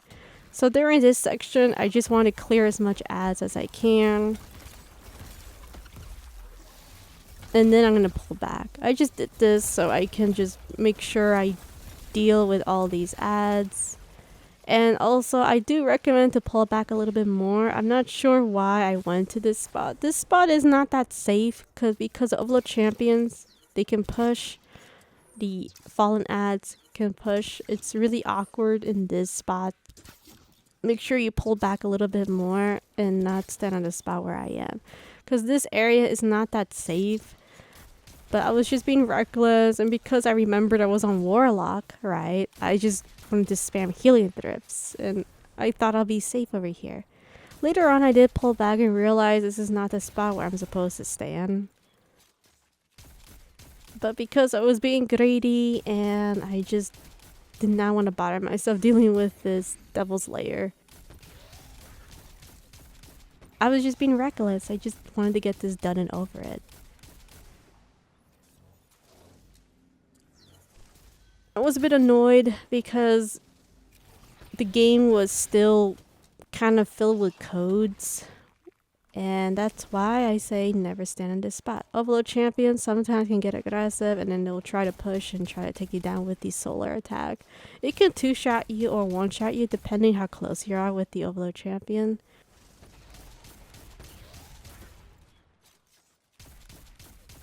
I do recommend just take your time and then use your linear. You can combo with the arc, scout, and then linear fusion rifle. Now, for some reason, Devil's Lair, the overcharge is actually linear fusion. So that's another reason why I was using a linear fusion rifle. But I do recommend just using Taipan because Taipan has triple tap. If you craft it, you can just have so much ammo when dealing with the champions. And I think it's such a unique weapon and very lovely. So I definitely just use that instead of Storm Chaser. I mean, Storm Chaser is good. It's a good weapon, but on console, it's just a nightmare. And when you're trying to do precision shots from far distance, it's not gonna work. For example, like the Walker. For the Walker, it's just nearly impossible to do precision shots on console. And that's the truth. It's a harsh truth, but it's true. I have tried it out a long time ago. It doesn't work. It's frustrating. That's why I didn't use Storm Chaser. I just prefer using Taipon.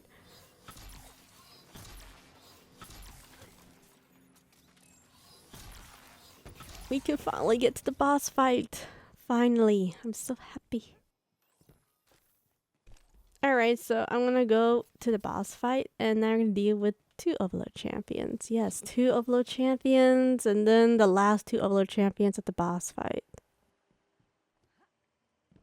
So I actually did have some problems with the Stasis subclass because the Stasis turret was really awkward when trying to deal with the Overload champions, because remember, the Scout Rifle on its own sometimes becomes awkward and doesn't want to make the Overload champion stay in one spot, which is why Le Monarch wins everything. Even though they nerfed Le Monarch, you could still make the Overload champion to stand still, and you could do DPS with a combo of linear fusion rifle.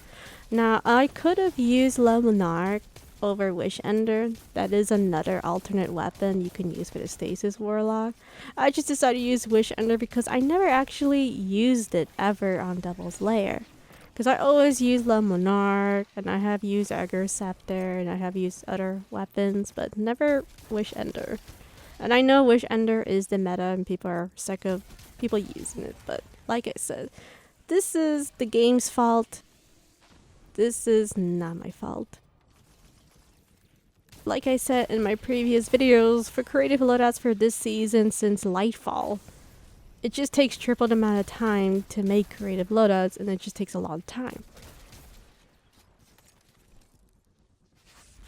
Here, I'll give you an example for people who are new.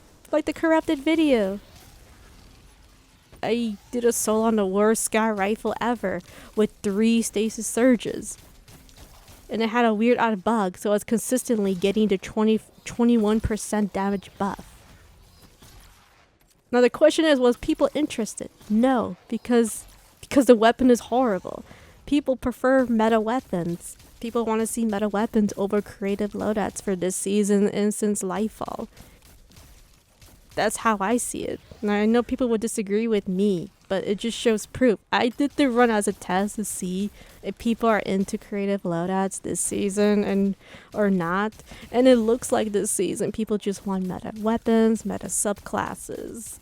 They don't care about using other exotic weapons. Not so much, not really.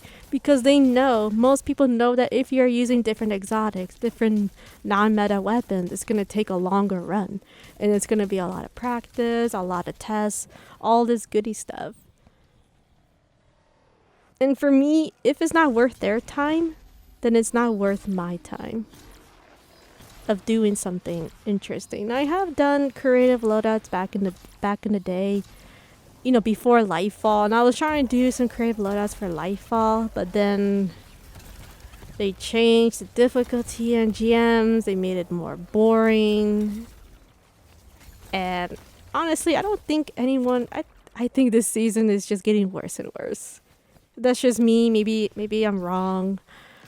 I haven't even checked how many people are online for this season. But my gosh, this season has so many opportunities. What happened to Sapphire Song? What happened? I thought Titan was coming back. I knew this season was going to get bad. By the time when I saw Sapphire Song wasn't available, and when I saw Battlegrounds and Titan wasn't coming back, I knew this season was going to be bad. I knew it. So for this section, make sure you go underground and use linear fusion rifle. You want to make sure you make this adorable servitor to spawn these cute, adorable, lovable baby servitors that have this purple, adorable shield. Then the only good thing that they changed is a shield. So the matchmaking is gone forever, for what it seems. Because the shield matching is gone, right? Now you can use any weapon to break the void shield. You don't have to use certain weapons to break the shield faster. You could just use Wish Ender and just take 3 hits instead of 8 hits or 10 hits. And you can easily just take down these cute, adorable baby servitors. Aren't they just so cute? They're so adorable. But make sure you take them down before dealing with the ads. Try your best because they're the ones that kind of do splash damage on your guardian. But it's so adorable. You just want to wish ender it. But Blitz, what about Lemonarch? Well, I'm not even using Lemonarch. Because I did make jokes of when I use a Lemonarch, I just say I just want a Lemonarch with the bow. But since I'm not using that weapon, which is an amazing weapon, I'm not going to say it's a bad weapon. Amazing Overload Champions. We're using Wish Ender, so we're going to Wish Ender the baby cute servitors.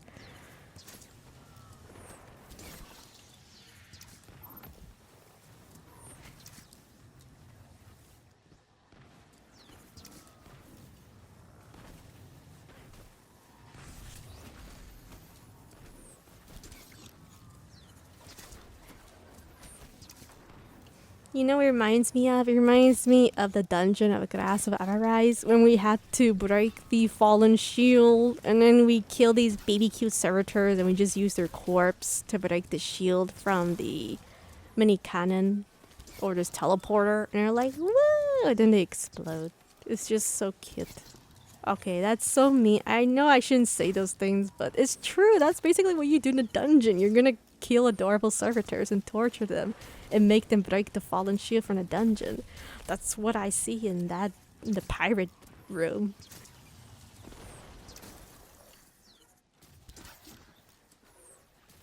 So for the next phase to spawn or to be active, you must take down these cute, adorable baby servitors. They're just so cute. You know what's funny? I should get a plush of them. They're just so cute. I just never had a chance to buy one because they're so expensive.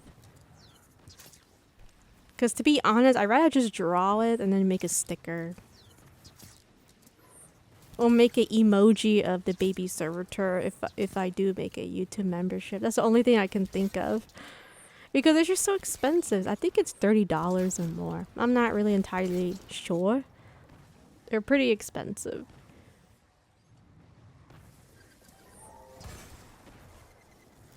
Pull back if you do see the explosive shanks.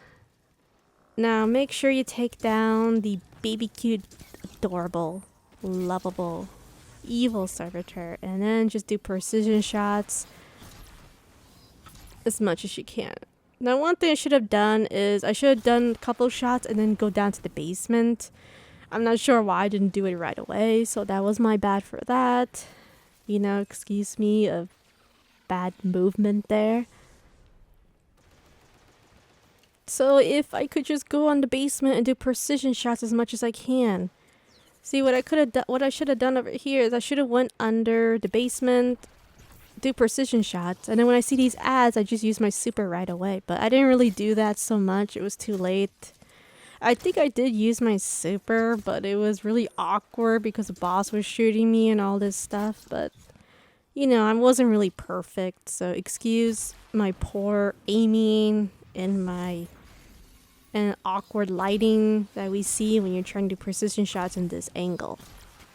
Yeah, when you are at this spot, the lighting makes it hard for players. Well, not for me, but it does make it. They make it a little bit bright so you can't do the precision shot at the boss. It's like they did it on purpose with the lighting on the game. Like they don't want you to be on that specific spot to do precision shots with a rocket, with a sniper, with a linear. But you know what? Just take advantage of it. You know, it is a nice spot to do damage.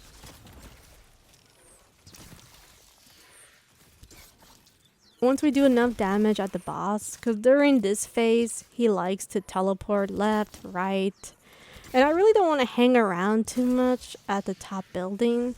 I do want to make sure I do precision shots so I can deal with 2 more Overload champions. And I don't know why, I always get bad luck. I get the worst luck with the last Overload champion. Every time I do this, I don't know why in other videos. I have watched other videos. And the Overload champion is never aggressive with them. It's always me. Always Blitz. They just don't like me. And I think because I always make jokes about the baby servitors in this video, they just don't like me talking about it. So I always do get the first Overload champion. But I think the trick to take down these overload champions is you have to take them down really fast. But the problem is it's really hard to do that with a stasis warlock unless I was using an arc subclass, just spamming arc pulse grenades. I could catch them and then just combo it with precision shots with the linear. Then yeah, you know, I could definitely I could definitely take down these overload champions right away. But the problem is I'm using stasis subclass. And the only thing I can use is a combo of Sky Rifle linear. But sometimes the Sky Rifle doesn't consistently stagger the overload champion. So the only thing I can think of is if I was using La Monarch, then this part wouldn't be that bad. I would have taken down these these overload champions fast. Because you might need to take them down pretty fast. Because you're going to have infinite spawns of ads, depending on the timer. Now, I don't remember the time. It's been a long time. I do have my notes somewhere. But unfortunately, I don't have it with me. But I do remember there was a certain time of when all the ads will respawn. During this part, I was risking. I want to take down one of the overload champions as fast as I can. And then during this part, I was low on linear. And there was no way of me taking down this overload champion with these vandals doing these arc seeker attacks. And it was just going to be really awkward. So the best thing I did is I waited for my super so I can collect all these heavy linear fusion rifle ammo so I can deal with the overload champion. So I'm going to do a mid time skip here and just wait for my super. So I finally got my super and I was trying to see if I can take down this overload champion just using a scout. But he disappeared, so that's one reason why I just prefer to just collect the heavy bricks. And why La Monarch would be better choice than using Wish Ender if you're using the Stasis Warlock. Now if you're using the Arc Warlock, then Wish Ender away. Because you can deal with the overload champions much more easier. Now someone will argue and say, why not go in the little tunnel? Here's the problem. I did try it, but sometimes the overload champion is not there or he just teleports in front of me. And it's really awkward. On a Arc Warlock, I could just pop my healing rift, and if he's closer to me, I could just throw Arc Pulse Grenade and then use Chaos Reach and then take him down quickly. See, I can't really do that for the Stasis Warlock. You can see here, I went on the tunnel, she's not there, or the overload champion's not there. I pulled back because he's not there. What's the point of standing there if the overload champion's not there? So because overload champion's not there, I don't see it. It's teleporting somewhere, maybe on top of the building, or just being, teleporting left and right, just being a troll. There was just no way of me even dealing this situation because I can't even find the overload champion. Now, one thing I could do is bait the overload champion to go to the basement. I mean, that's another method I could do. I was thinking about going for that method, but then later on, the overload champion actually did eventually pop out of nowhere, and then I just quickly did DPS. Because that was another method I was thinking of doing. Just go under the basement, the ground floor, and then just bait the overload champion so I can take him down from that angle. I mean, I don't like that spot because he can teleport in front of you. I was just losing my patience. I had no choice, but it's just an example of sometimes the overload champion doesn't cooperate with you and it doesn't want to be in the tunnel. I mean, I try to go there. I mean, look over here. I'm looking. I'm seeing this overload champion on that spot because usually it goes to that spot. And, the overload champion's not there. It's not there. And this is why I get the worst luck all the time. Every time I deal with the overload champions, it's always one of them doesn't like me. Every run. Which is why using the, Arc Pulse, you could just catch them and take them down quickly. So the overload champion was teleporting, so I was trying to see if I can take him down. He's just teleporting left, right. And now I'm going to quickly take him down with the linear. So you can see I'm just spamming my linear because I just had enough with this Overload Champion. Like, Jesus Christ. I mean, did you see the Overload Champion? It was just going middle, left, back, left, middle, left, back. Gosh. So annoying, the last Overload Champion. Which is why you have to take the nap very fast. Like, quickly. Get it done now, or one of them is just gonna teleport left, right, back, left, front, twirly, dancing, teleporting, quick attack.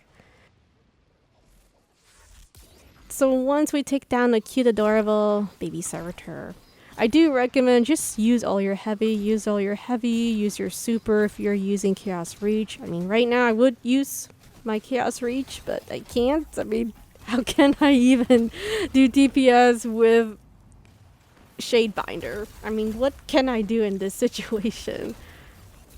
Alright, so I try to use my super, but it's not working out. I just usually clear ads and then back away and use my healing rift. I mean, that was the only way I could get this done, alright? But once we take down the boss, we got Platinum. And we got the run done. I got Conqueror Seal for this season. Yay. Thank you so much for watching. And I'll see you guys next time. Bye. Hello everyone. Today I'll be doing a solo Grandmaster run. Lightblade with Hunter. For my subclass, I'll be using Night Stalker. Here are the mods and fragments I'll be using in this video. This is the commentary version, where I talk more about the Nightfall. If you prefer the non-commentary version where I'm not talking, it's just the gameplay, it is in the description below. This is gonna be a Devour / Finisher build. If you're wondering why my Guardian is facing the back, it's because she's upset. Why? Because they put Battlegrounds. Again this season. They just put it again. Alright, and she's not happy. Alright, I'm not happy too. You know, she thought it was going to be Sapathan's song, Grandmaster this season, or going back to Titan. But it's not going to work this season. This week, I decided to go for Hunter Night Stalker with Wish Ender. Yay! With a rocket, with suppressing grenades, because everyone hates Lucent Hive. Mini bosses. And we're gonna go for Platinum rank. We're gonna be the happiest guardian ever. And this is gonna be so fun. For you, but not for me. This is gonna be horrible. My gosh, I hate this. So I decided to go for Platinum rank. If you're not going for Platinum rank and you don't care about Platinum at all, I don't blame you, by the way. Then I will just take down, well, do some damage to the boss. Then I'll just skip the champions, right? And then just go to the next area. Now, I wanted to go for Platinum rank because a lot of people are very sensitive getting Platinum on Lightblade. I mean, we see it in LFG, Destiny 2 app. So I just decided to go Platinum rank. And you'll find out why we're gonna go and take down the bigger champions on this section is because the mini cheese method requires of taking down 2 bigger champions, because the best part is we're gonna skip 2 bigger champions at the boss fight and still get Platinum. Isn't that great? But sadly you have to deal with the bigger champions for this area, but it isn't really so bad. I mean, the good news is the boss is not chasing you like a psychopathic maniac with bugs and glitches. Where over here you have control. Just be aware of the Arc Knights. Be aware of acolytes throwing fire at you, or they could throw on your sparrow. You know, anything could happen, by the way. Joke aside, but seriously, be careful with the acolytes. Make sure you take them down. Take your sweet time. And yes, I am a little rusty because this was actually my first attempt. I didn't think the cheese would work. I have tested out many months ago on a strike, regular strike. Didn't really try on GM because the boss behaves a little differently. They're more aggressive on GM versus a regular strike. But the result was it does work on GMs, which I was really happy. So finally I can do I would say a less stressful method of getting platinum and doing the mini cheese for the final boss. There will be 2 barrier champions. You can use Wish Ender and then just aim to see the ads through the walls. You can take your sweet time, clear as much as you can. There was a Arc Knight from the left. I just couldn't really bother myself dealing with it, so I decided to just stay on the right side. And I was just thinking what I'm gonna do over here because, like I said, it's been a long time since I even tried Lightblade. The last time I tried Lightblade was on Arc Titan. I kept getting killed by the last barrier champion because the boss teleported on me and one-shot me. Or I'm trying to kill the barrier champion, but the arc blast got me, which was extremely annoying. This was 6 months ago, 7 months ago. Don't remember 100%. But you must take down the barrier champions. So probably next time I'll just go to the door and deal with the barrier champions. So my bad. So give me a break. Alright guys.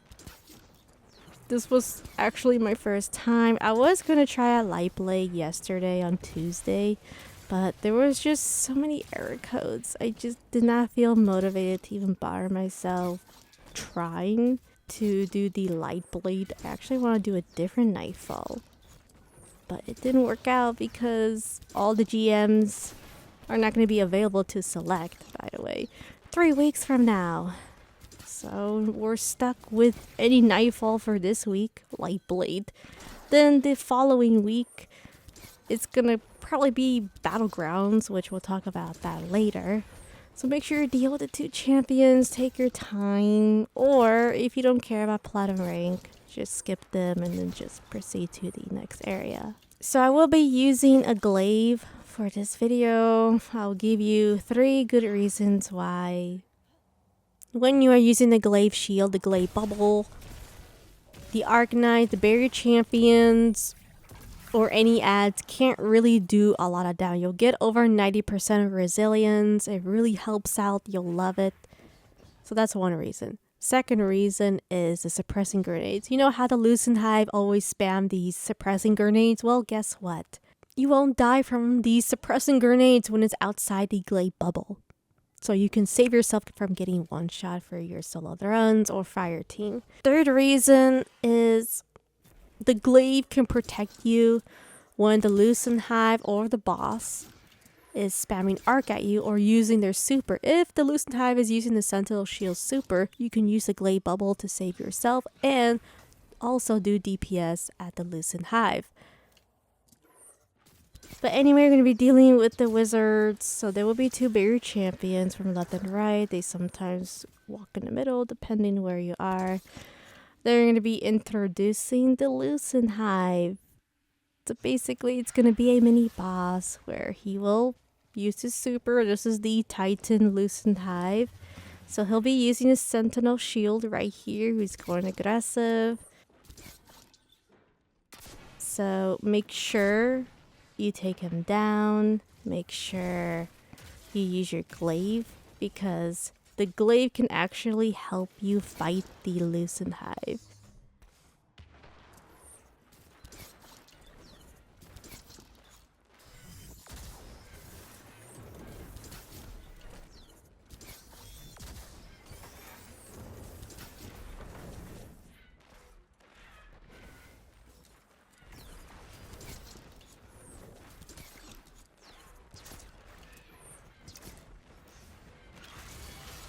Alright, so we're going to be taking down the Lucent Hive.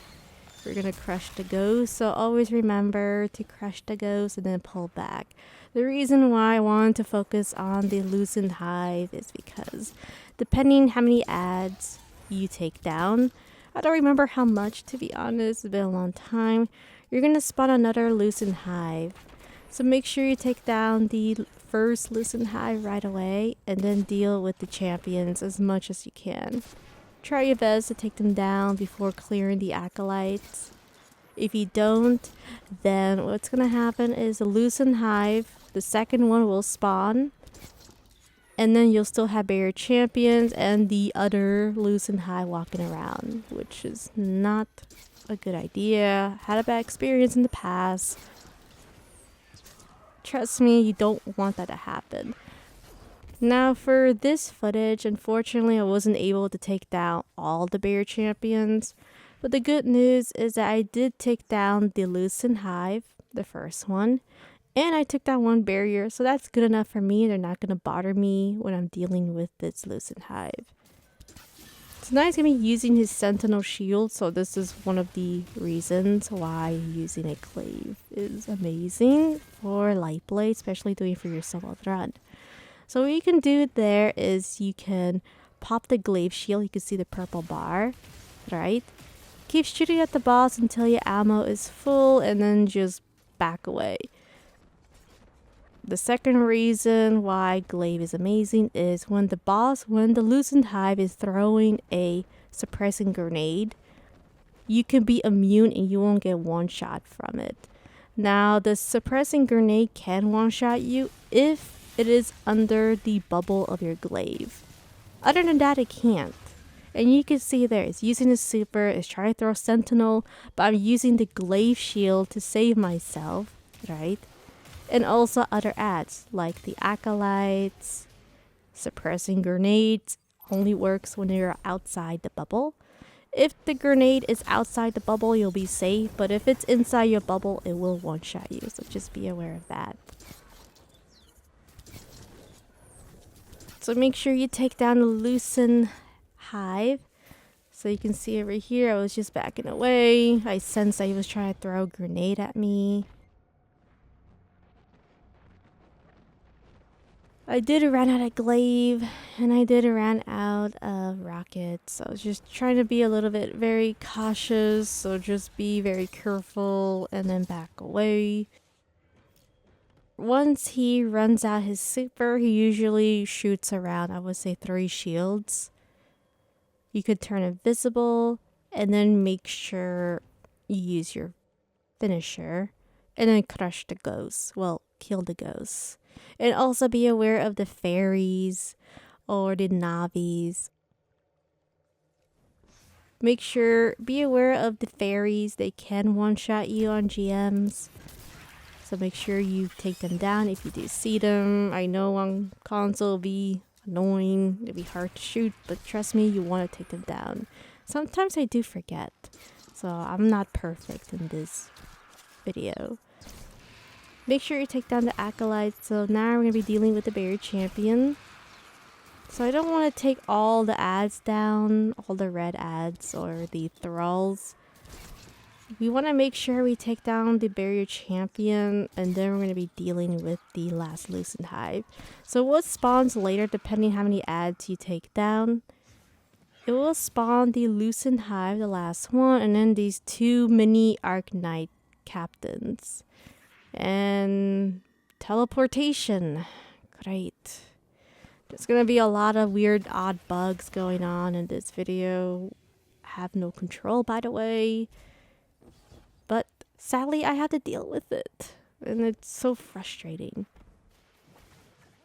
Alright, so right now I'm just trying to go up in his platform because the first thing I want to do is deal with the barrier champion. Once I deal with this annoying ballerina barrier champion, hopefully he's not going to do that little twirl thing that I always complain about. Well, he didn't do it. He was trying to do this weird dash. This weird charge, you know how Titans do their shoulder charge? Well, he probably did like the most awful shoulder charge I have ever seen in my life. I think he was trying to be a Titan, but it just wasn't working out with him. So now we're going to be shooting rockets. I did throw my suppressing grenades so I can suppress the Arc Knights and hopefully the loosened hive. But it didn't work out 100% well, but good enough. I shot a lot of rockets, so it worked out great.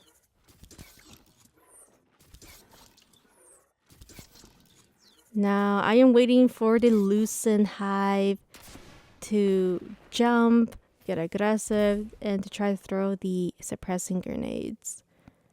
Now I'm just trying to be very cautious here because I do want to take him down.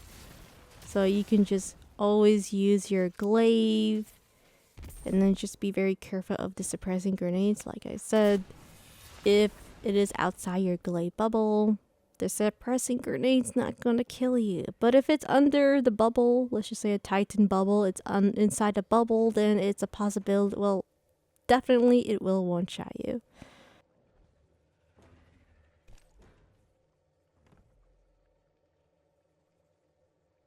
So right now, I was just thinking, so excuse me of walking so slow like Metal Gear Solid, you know. I was trying to see if he was going to throw his suppressing grenades. Because sometimes, I don't know why, but this Lusenhive can sometimes throw 4 suppressing grenades when they're like super quiet like that. I swear to the Bungie and a Traveler speaker, he could just keep throwing suppressing grenades over and over again. I know it sounds weird and I'm pretty sure no one's going to believe me, but I swear they do that. They have done it to me. It's crazy. So first rule, never trust Lusenhives. Alright? So once we clear all the ads, which I skipped them because I couldn't really bother myself, now we're going to proceed to the next area. It's going to be the best day ever. Going to be the happiest guardian in this video. But anyway, we're gonna go run and deal with more champions. It just goes on and on and on.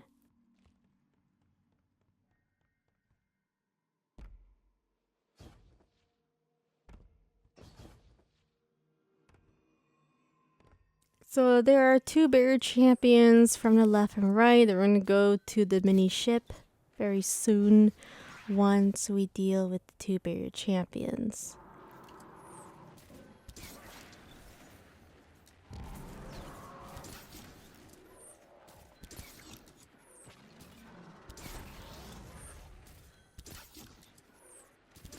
So this barrier champion can be a little dangerous, and the reason why I say that is because this guy likes to shoot solar.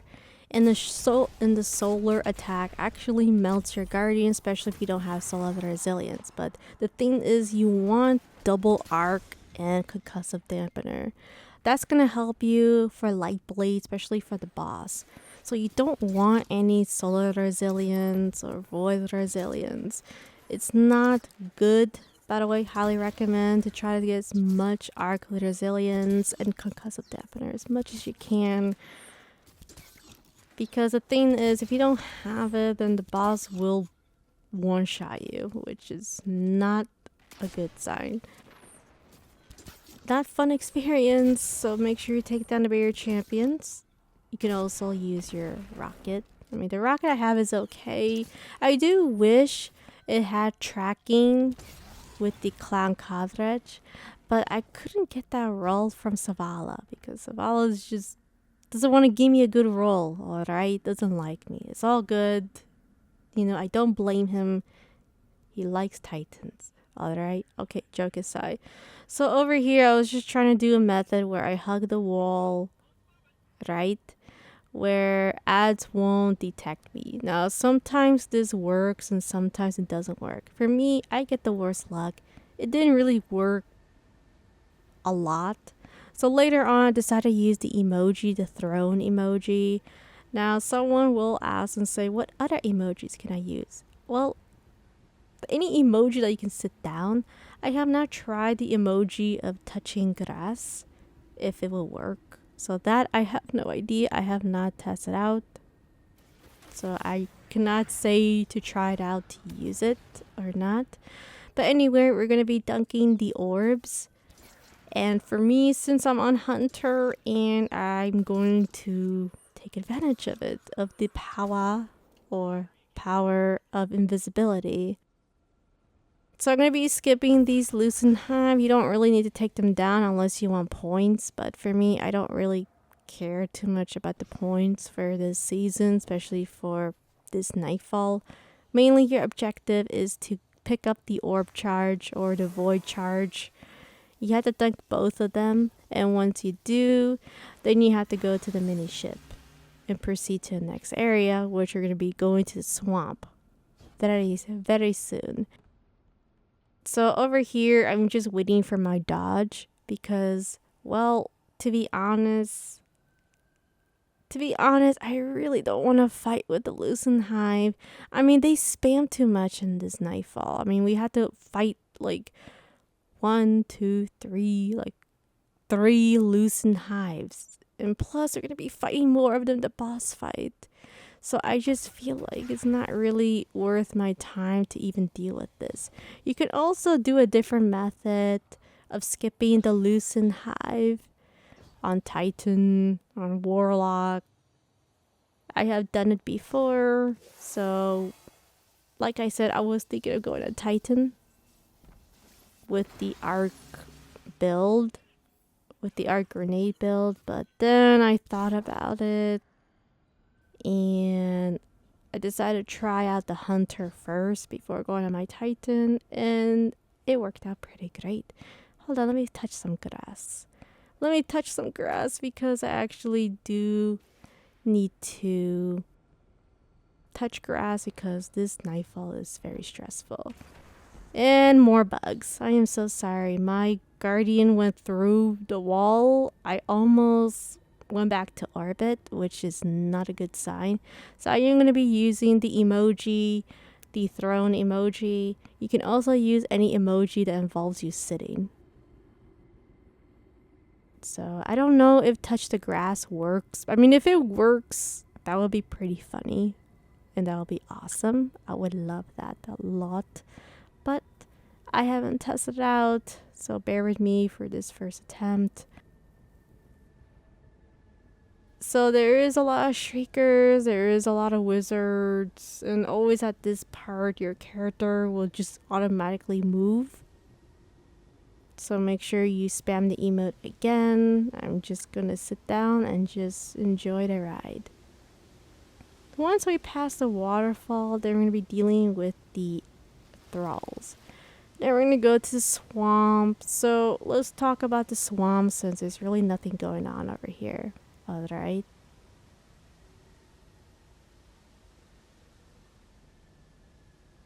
So there is many ways to deal with the swamp. One way is dragging your sparrow to the swamp. The problem is that sometimes the acolytes, if they want to be a jerk, they can throw fire and make your sparrow explode. Thus, the mini cheese sparrow method is gone. So that's why I don't really use it so much, because it just involves of luck. Sometimes you get bad luck, acolytes, anything can break your sparrow, and then it just messes up your whole run. That means you have to do it the old-fashioned way. Now the second method is going for the arc subclass. So you can also get amplified and have the speed booster, right? And you could just run past and make sure you just tag the lamps. Now the bad thing is the lamps is RNG. So sometimes it'll make you go to the left, sometimes it'll make you go to the right, or to the right then middle and left. So that method can also be dangerous as well. Another method which I usually do is just turn invisible and then just take advantage of it. Now on this footage I messed up. I kind of messed up my invisibility here and there, you know, so there was a lot of mistakes I did in this video, so please forgive me. I'm sorry, you know, I wasn't perfect in this video, but usually you will have to go all the way from the back side. You can also turn invisible and then just follow the lamps. I mean, for me, I didn't really feel like doing that. I mean, I have tried it on Titan, you know, the lamps with the speed booster. I mean, it works out, but then the RNG thing kind of really annoyed me a lot. And then I tried it on Arc Hunter. It annoyed me as well. So then thus I just said I'm just gonna go for a Night Stalker. And this is me from the past. You know, I was doing testings on Arc Hunter with 2-punch, and then the Arc Titan grenade build. And that time was firepower, but now they nerfed it. I mean, there's other ways, but you know, it's not the best as 6 months ago. So here I was just thinking, because this guy, this raider, was following me and he actually saw me, which I wasn't really happy. So I was just trying to think of how am I going to deal with this raider. So sometimes, which I'm pretty sure will happen to everyone, is this guy can detect you. And what I was thinking was having his health a little bit low, then I'm going to use finisher and then just use that invisibility just to pass by.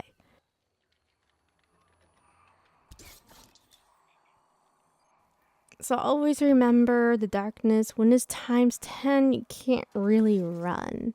But as I said, since I'm on Night Stalker, I am just going to take advantage of the invisibility. Even though my invisibility is not the best, you know, it did work out with the 6 Coyote, to be honest. I mean, I could use a different exotic to have infinite invisibility. I just didn't feel like using it so much. So, I mean, if you prefer more invisibility, then I recommend using a different exotic, the exotic helmet. And that should be good to go because you would need mostly strength, right? You don't really need tier 10 mobility for that certain build. I didn't really feel like having that build, to be honest. I mean, maybe I should have, you know, especially at this part, I wouldn't really have too much problems at all if I was using a different build with infinite invisibility, but I didn't feel like doing it. I didn't feel like switching up my gear here and there. You know, this season is just really bad. I mean, they put Battlegrounds again. Like, why? Why do they even put Battlegrounds? I don't even like it. No one likes it. It's not even challenging. It's just annoyance. I don't like it. I highly think that Battlegrounds does not belong on GM playlist. I just don't get it. I don't get it, guys. Last video on Mars I complained about. I'm going to be complaining about it until they get rid of it. And they're going to have Europe Battlegrounds. So I won't be surprised already. It's already prep, all these GMs. So don't be surprised if Europe Battlegrounds or Dreaming City Battlegrounds will be next season. It's just ridiculous. So now I'm going to be dealing with Unstoppable Champion. So make sure you use your glaive, make sure you use your rocket, and we're definitely gonna make sure we take down this Unstoppable Champ. You can also use your finisher, just beware of the evil fairies, or from Zelda, the Navi. If you're wondering who's that, well, hint. Hey, listen. From Zelda, alright. We're gonna take down these poor, innocent, adorable, lovable, evil Navi. I mean, fairies. I mean, moth. They're actually moth, but they look like fairies to me. And every time I kill them, I feel like it's like, hey, listen. But then it dies. I mean, and then we have to kill it. There is one fairy from far away. I saw him. So I want to take him down, make sure I take down this innocent, deadly, evil fairy, even though they're called moths. But, I mean, do they even look like a moth? No, they look like fairies, evil fairies. Alright, so we're going to be dealing with more raiders. So make sure you throw your suppressing grenade and deal with these guys with the Wish Ender. And then we're almost to the boss fight. I'm so excited for this. This is gonna be the most unstressful event where we're gonna be dealing with the boss fight. I just can't wait to have an amazing time and be the happiest guardian ever in this video. Actually, sarcastic. No, I'm not really looking forward to it. So we're going to be doing little damage to the boss, but then I realized that I could turn invisible. Right? I even forgot that I wasn't a hunter in this video. And I could just go to the other side. So my bad for that. So I forgot I was on hunter. I could just turn invisible, take advantage of it even though my invisibility is not tier 10. And then just go to this platform up here. And then just deal with the 2 ogres and unstoppable champion. So there's actually 2 unstoppable unchampions up ahead. And make sure you tag the Scorn unstoppable champion. I almost missed and also messed up my platinum rank. So make sure you tag him, because if you don't, then the 2 ogres and the Hive unstoppable champion are going to take down the Scorn version, and then you won't be able to get the platinum rank. So always remember 2 unstoppable champions at this room, and always tag the Scorn champion. So if you see it even before this platform, make sure you tag it with the bow. Now we're gonna almost go to the boss fight, so I'm gonna talk about the boss fight, since we know you take down the 2 unstoppable champions on 1, use your super, deal with the 2 ogres, take your sweet time, alright? And make sure you kill all the hives. Make sure you take down all the hive enemies.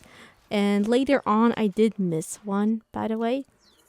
So I thought the door was open, but it wasn't, because I was missing 1 Arknight. You know, my bad, my mistake, I forgot. Bear with me in this video. I totally forgot that you need to take down all the hive for the door to open. All the hive enemies, all the Arknights, everything. Because my idea was to skip the Shriekers and skip the Arknight, and then the door will open. My bad, you need to take down everything.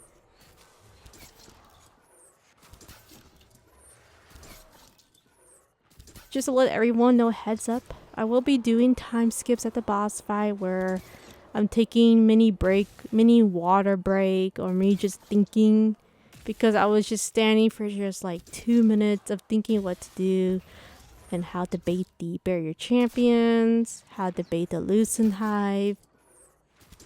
And then once I knew what to do, then later on I was waiting for my grenade, getting some ammo, and then taking down the barrier champions at the second phase of the boss fight. So I will mention time skips, and also I'm going to do a mini time skip of the mini cheese. And if you do want to see every single detail, it's on the other video, the non-commentary video. And the reason why I uploaded it is because people are complaining. You know, I had people message me. They say they don't want me to do commentary. Then I have other people who want me to do commentary. It's a no-win-win situation. I didn't know what to do, so I decided to just upload one with no commentary and then take my sweet time with the commentary run. Because now I can say my mini rants, how I feel. The season is just awful. You know, besides the dungeon and the health. I mean, the dungeon is good. Alright, I like the dungeon, but I just don't like the health issue. You know, everyone had that issue with the Spire of the Watcher, where you need to level up to do more damage. Well, it's the same thing with the dungeon. You need to be a little bit high artifact power to do more damage to the 2 bosses, especially the last one, because it's going to do so. You're not gonna do any damage. You're gonna it's just gonna be sponge rockets, sponge. I mean, look at the dungeon. Why Leviathan's Breath is doing more triple the damage on PC than console? I mean, is there any explanation of that? Like, why? Alright, I've been watching videos, I've been comparing numbers, trying it out, and it just makes me think that they do it on purpose. It's just horrible, alright? I don't like it. I mean, that's my mini rant for the dungeon. I mean, there's much more. I mean, there's also stuff where I got stuck in the dungeon. I was stuck in the water for 15 minutes. 15 minutes, I was stuck. I mean, how I didn't know what to do, and then I just put the controller down and say, yep, I'm just gonna level up for the dungeon because it's not worth it. And that's basically what happened. That's why I'm artifact plus 18, because I have to level up to do decent amount of damage because I don't want to do 10 phase. Alright, so I'm gonna be doing a mini time skip here. So now, finally, I time skipped myself. It's 8 a.m. and now we can actually get to the final boss fight. So I'm going to do an extremely different method instead of hopping around like a mouse game. So I'm going to go to the mini cheese spot. When going to this cheese spot, you must crouch and then pull back and then hug the wall from the back. Now this mini spot where I'm standing is actually from the right side of where the statue is. If you look at the statue at the boss room, then you'll also see these mini little platforms. So if you look at the statue, make sure you go to the right side and then the back of the wall. Now this is when things can be a little interesting, where you have to hear the boss's footsteps and then bait him and lure him in this section. Now, if you're wondering what I'm doing over here is I'm just, in case, because this happens sometimes, is that the boss can get a little pissed off or upset or angry, where it will spam arc blast at you. Which is why I do recommend using a glaive. So if something weird happens where the boss is not cooperating, then you can use your glaive, pop the glaive bubble, and then the boss won't really fully one-shot you, which is something that you really want, especially going to this spot. Since we are really close to the boss, then you just use your wish ender and then just shoot the foot or the toe. So yeah, that's right. It's gonna be 40 minutes of your life of shooting the Lightblade's toe. I know it's hilarious, but hey, I mean, if you want to hop around like a bunny on hunter and prey, you know, you don't miss your jumps, you know, go ahead. Or you can go on Titan. So here's another example of sometimes a boss doesn't like to cooperate, so just make sure you just be patient and make sure you have the glaive bubble shield. Make sure it's full bar of the glaive, just in case something weird happens. If you look over here, I was just trying to make a smiley face. So first rule at the cheese spot. First rule, which I wish I didn't do, is don't mess with the boss. Don't draw happy faces on the foot, because that's basically what I was trying to do over here, because I thought it was pretty hilarious and I want to make a smiley face. So don't do what I did. When you are shooting the boss's toe, this mini cheese spot, just shoot in the same area. Don't mess around. You can see here I was being extremely careless. I was trying to make a happy face, so I apologize. I was just trying to make a joke. I was trying to make people laugh. Well, kind of a happy face. Looks like it's not too happy. It's kind of angry. But yeah, so lesson learned. Don't mess with the boss. Just shoot the same spot, because he's just going to get upset and he will try to kill you. So I'm going to do a mini time skip here. So just bait the boss, use your glaive, use your bow, don't move, and then the boss eventually will walk towards you, and then you could just shoot the toe. If it's the non-cheese spot for fire team, which I know people are going to get upset, I would say that this is when one of your teammates need to bait the boss back and forth, and then the other players, the two players, will have to help clear the ads. Once this phase is done, then you must take down the loosened hive for the fire team. Now for this one, be a little different, so I'm gonna do a mini time skip. So after we keep stabbing the boss's toe for 10 minutes of our lives, which is pretty funny, and honestly I don't blame you if you don't want to do it, but it's pretty funny, and for me, I just want to get it done. Now what you want to do over here is make sure you take down the curse thrall, then dealing with the Loosen Hive.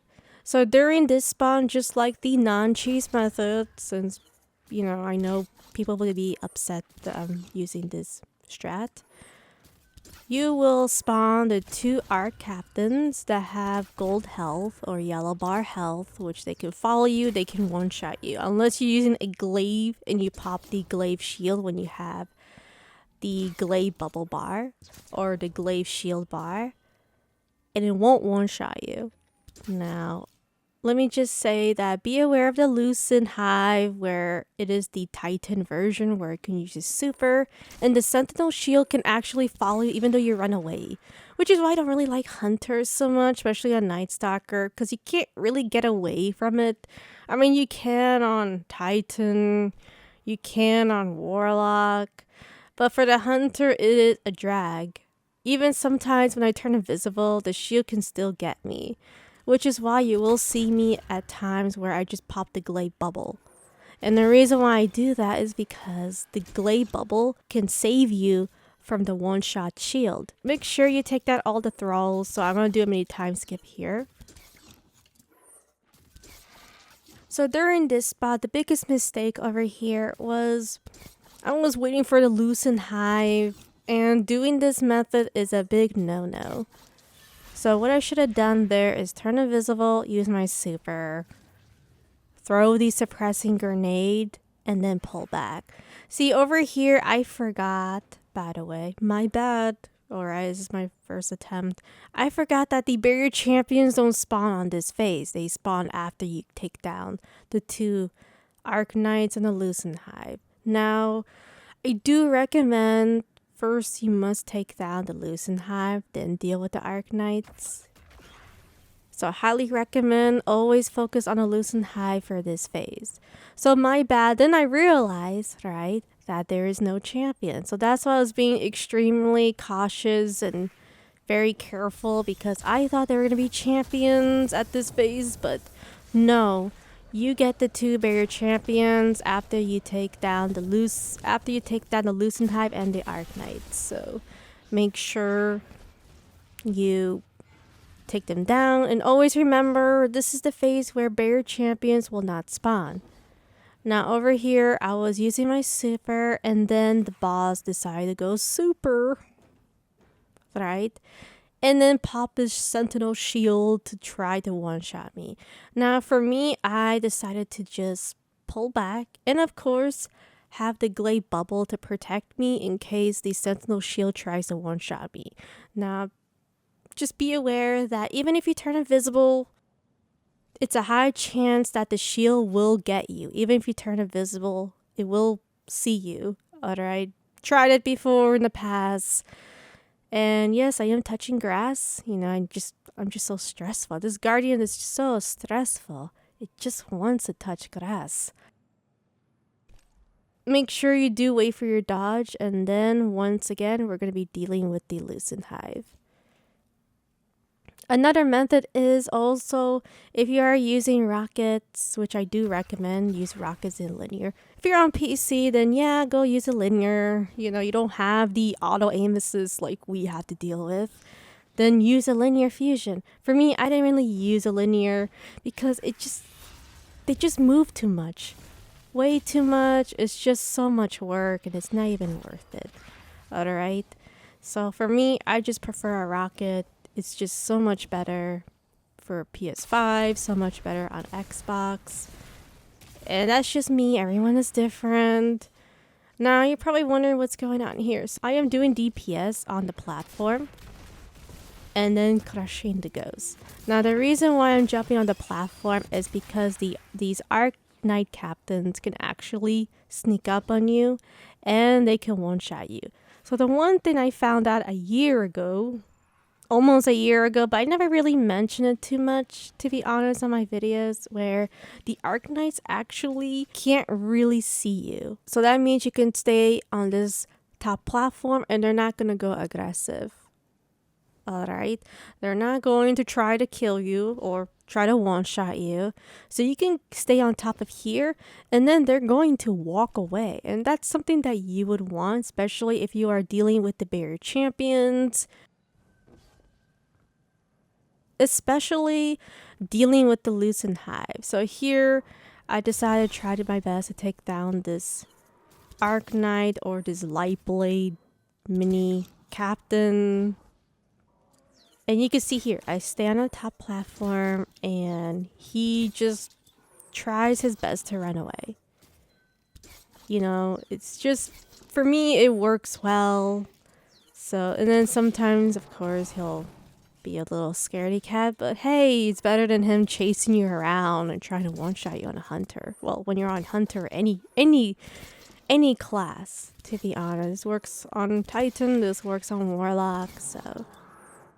This is just when dealing with both of the Arc Captains, the Arc Knights, because sometimes you can be too focused on the Arc Knight, and then one sneaks up and then one shots you from behind.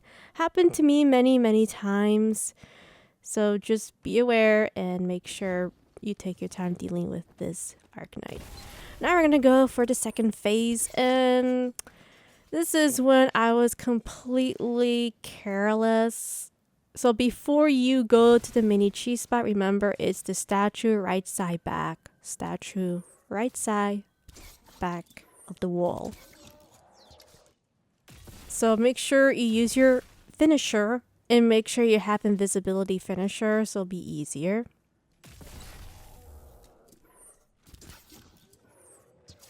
If you don't want to use the fragment where you use your finisher and then turn invisible and you prefer weakened grenades or something else, then you can switch it. But for me, I just prefer this one for this Nightfall. Yeah, this guy was not cooperating. You know, he's doing little ballerina twirls. Please cooperate. Please cooperate. All right. Remember on the first phase where I said that when you are shooting the toe, the boss,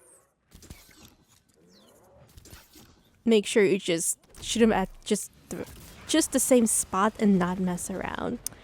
Yeah, about that. Well, on this phase, I kind of was careless and I was trying to make another smiley face and the boss was not happy.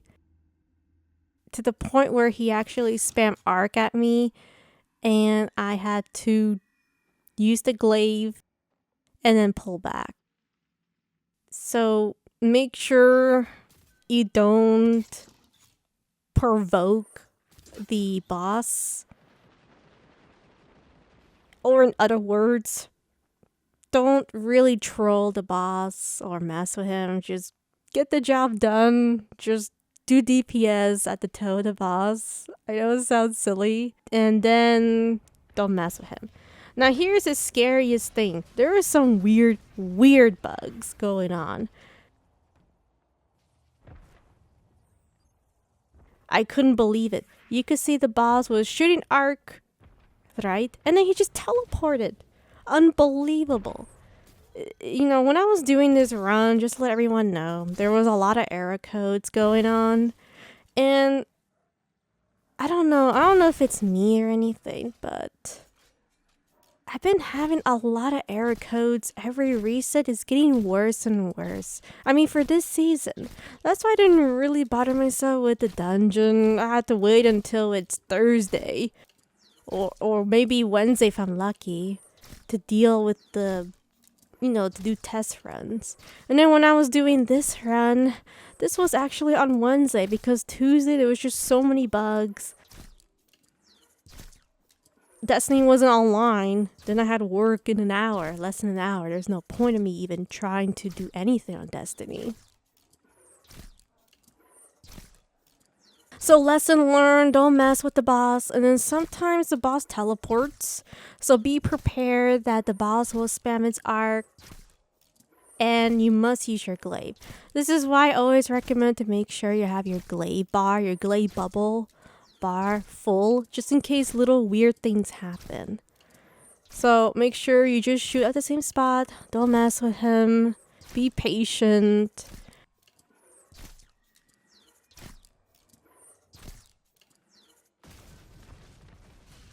Once again, he spammed the arc.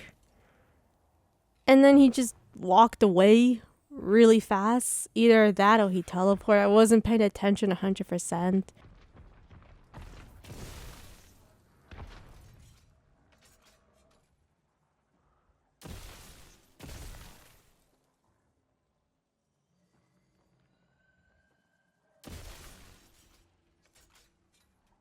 Anyway, just make sure that you... Oh dear, the head came off. Well, he must be really pissed off. Make sure you just shoot the toe. Alright. Make sure you use your wish ender. And then don't mess with him. Don't troll him. Don't make a smiley face. Like for me, you can see that, okay, you know what? It's not worth messing around with him. It was fun, but not anymore. Now I'm going to play serious. So this is me playing serious. Now I just want to get this done. And I don't want to mess with him. So just shoot him at just one spot with the bow. And don't troll him. Don't provoke him. Don't make smiley faces like I did. Okay. I had to learn the hard way. Alright. So just focus on the DPS for the next phase. So I'm going to do a mini time skip here. I think after that, nothing else happens. Because this time I was being serious. Then messing and provoking the boss. So this is going to be the... Well, for you, it's going to be the last phase. Because we're going to be skipping the 2 champions. So during this part, I do recommend you take down a curse thrall. So what you can do here is you can actually hug the wall, the end of the wall up here, and you can bait all the curse thralls to run away. Then you back away, right? Then the thralls will back away and try to run away, but that will be your chance to use Wish Ender to clear them down. So you'll see very soon what I'm talking about, and then later on I'm going to do a mini time skip, because during this phase, we're going to be dealing with 4 champions. So let me explain a little bit more for the fire team.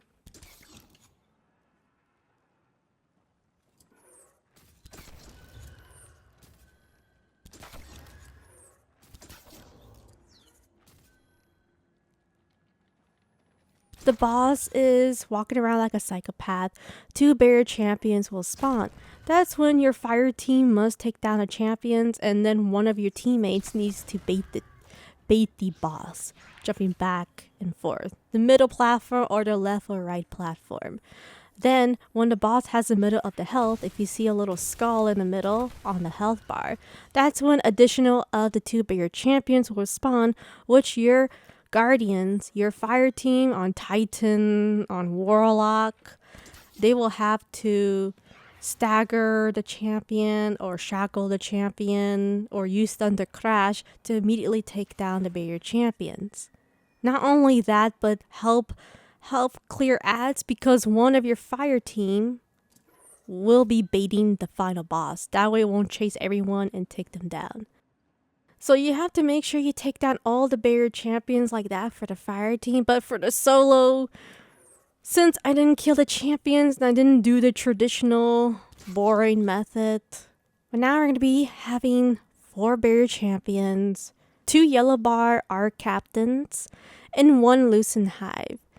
Now the one thing I'm happy is I'm glad there's no 2 loosened hive, because that would be a headache, and I probably will just put the controller down and touch grass again.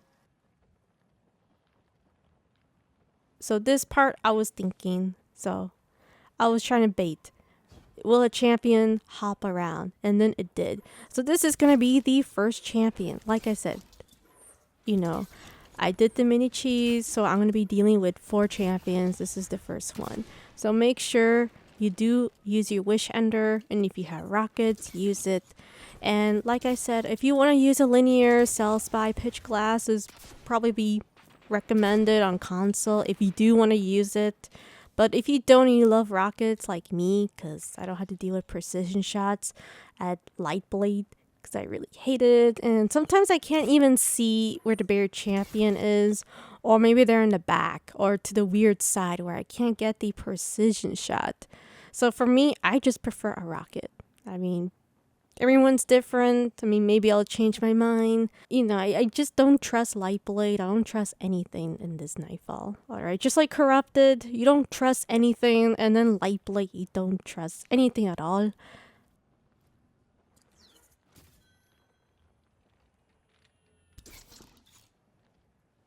So here I was just being patient, and I will, you know, I was also gonna go for my water break.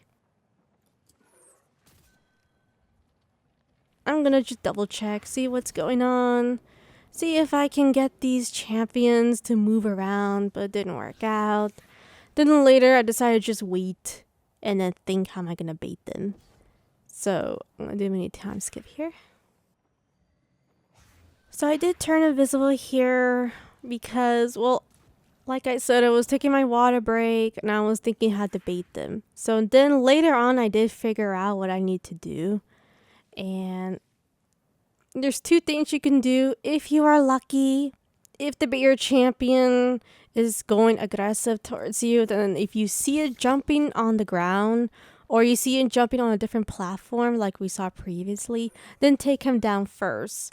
Now, if you do have your super,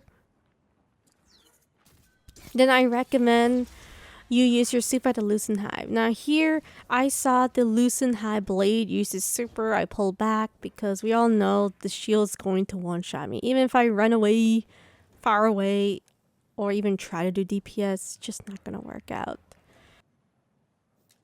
When I was baiting the loosen hive, eventually the bear champion decided to get aggressive, right? It did saw me, which I was happy. And then I could finally take down the bear champion from this angle. If you do see a champion that starts to try to use arc at you, highly recommend you take him down. Now, the biggest mistake here is I forgot that I ran out of rockets. So make sure if you do see rocket bricks, pick them up, especially when you are dealing with another champion or doing DPS with a champion. So make sure you take down the champion with rockets. It will make your life easier. And if you see acolytes, take them down as well because they can throw fire at you, which is probably the worst situation anyone can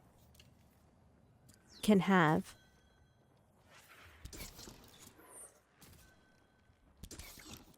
During this phase, I did do a mini time skip because I was actually thinking of what I'm gonna do here. Later on, I figure out that you do need to bait the champions, mainly the loosen hive. If you don't see any barrier champions that you can take down, then just use your super. Here I use my super so I can bait them to make them move around. But what I should have done over there is just use my super, focusing on the loosen hive. I should have focused more on that. I thought maybe I could just bait the barrier champions to make them move a bit so I can deal with the loosen hive. That was my idea, and I had to think for 4 minutes of my life to see what I'm gonna do in this situation. And then later it did work out. So I did use my super just to bait them, make them move, and then it turned out great. I didn't think it was going to work, and you can see him doing ballerina twirls. Go ahead, dance away, I dare you. I dare you, bear champion. Go do your ballerina twirls. And then the mistake is I don't have enough rockets, so this guy is going to give me a hard time. Now you can see why having 2 rockets or 3 when dealing with the champions will make your life easier. Here, it didn't work out because, well, I didn't have enough rockets. And this acolyte was giving me a hard time. He keeps moving back and forth. This auto aim assist. Why, console? Why you have to give me a hard time? I'm trying to deal with this barrier champion. And this acolyte's like, over here. Oh, hiding. Over here. Oh, hiding. Like PvP trials mode over here. Alright. So now I'm trying to see if I can take down this acolyte because he was starting to anger me a bit. I was losing my patience. And then I finally caught him. I caught the acolyte.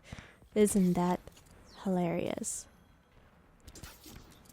Once I take down 3 of the barrier champions, we took down 3.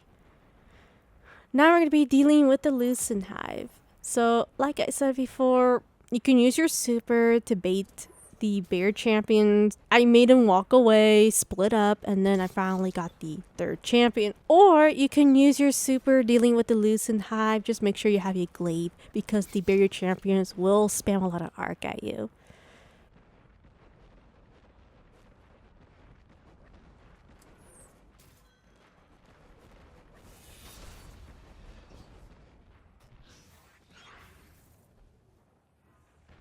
So here I was terrified of my life. I saw the loosened hive hopping and then he went back up again. It's like he has stompies on Hunter for some reason and he can jump really high.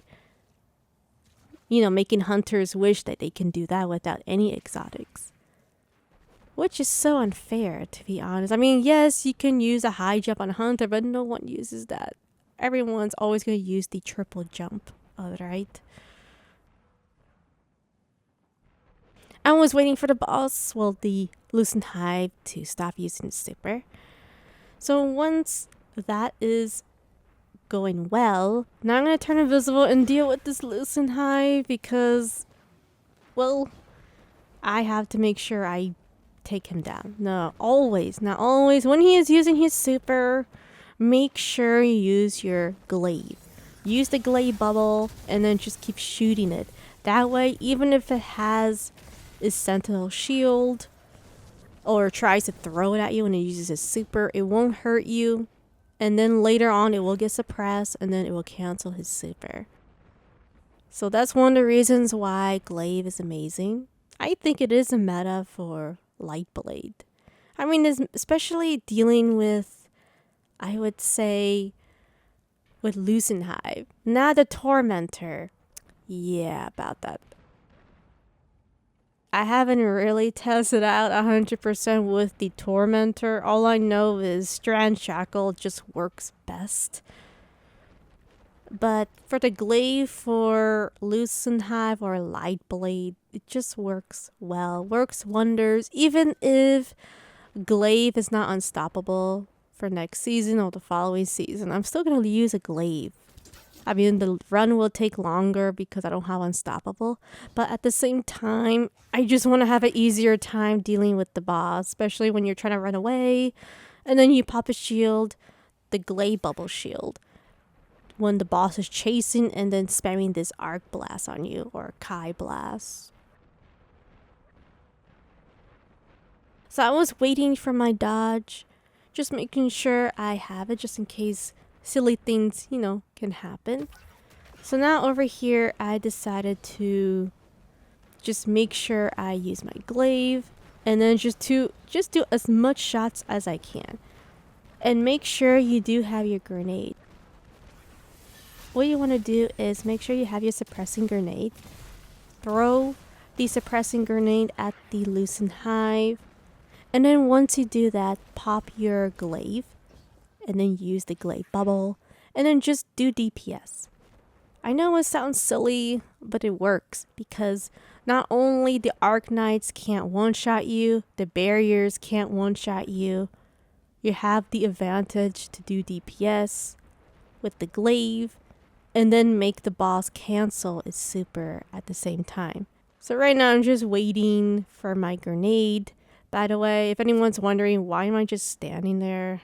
Well, I'm waiting for my suppressing grenade so I can use it again. And then once he is in finisher mode, I'll just use finisher on Hunter and then deal with the barrier champion. So once again, I'm going to go and turn invisible, throw my grenade, use the glaive. So this is something that I should have done in the very beginning. Alright, I was just a little slow, to be honest, because I was trying to figure out how I was going to deal with the loosened hive and the barrier champions and all this goody stuff. Because this was actually my first attempt. I didn't think it was going to work because when I was doing the cheese, I was testing it many months ago. And I was just testing on a regular strike, not really a GM so much. And then there were some spots that didn't work out, by the way, where the boss one-shots me, the final boss, and all this horrible stuff that happened to me. And I also tried the top platform mini cheese method as well. Didn't work because he shot Kai Blast at me.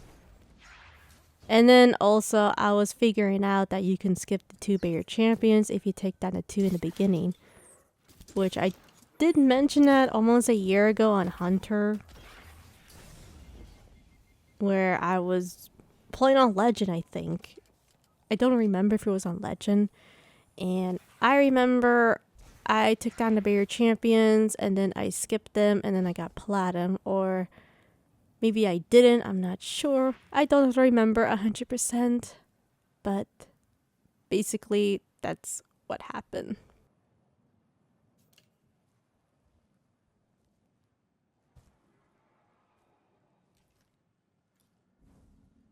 Alright, so now I am just waiting for my smoke. And now we're going to be dealing with the barrier champion. I was actually just looking for some rockets because, well, I was just having a hard time dealing with this barrier champion. I was trying to see if maybe I can take him down from far distance instead of the upper platform. Instead of standing on a platform where the Arcanites won't bother me. So it was just a lot of things going on in my mind at the moment.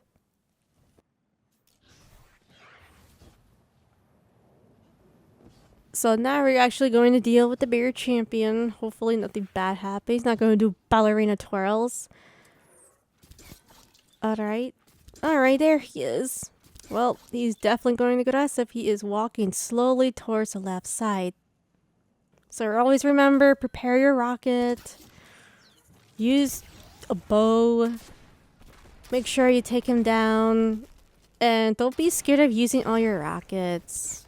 I wouldn't save it too much because you don't really need it for the boss fight. You need it for the champions. You need it for the Loosened Hive. So once we took down the last barrier champion, so remember it'll be 4. And the reason why it's 4 is because I was doing a mini cheese spot. And I didn't really take down the 2 barrier champions right away when they did spawn during the second phase. Alright. And also, when you are doing DPS at the boss, and it has middle of the health, when it does have the middle of the health, if you see a skull on the name between the T, well, between the H and the E, that's when the boss's head is going to break off and then he's going to run faster, it'd be more aggressive. And then that's when more champions will spawn. 2 more, thus 4 champions. Because usually the traditional method is to take down 2 barrier champions first, and then do DPS at the boss, and then you're going to spawn another 2 additional champions. But I didn't do that in this video. I mean, I did on my old video, probably the master version, I don't remember 100%, or off screen.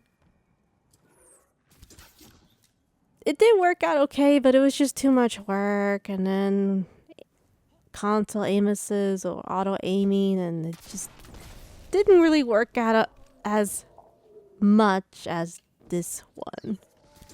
I mean, I got it done. I got the platinum rank. It's just a lot of unfairness.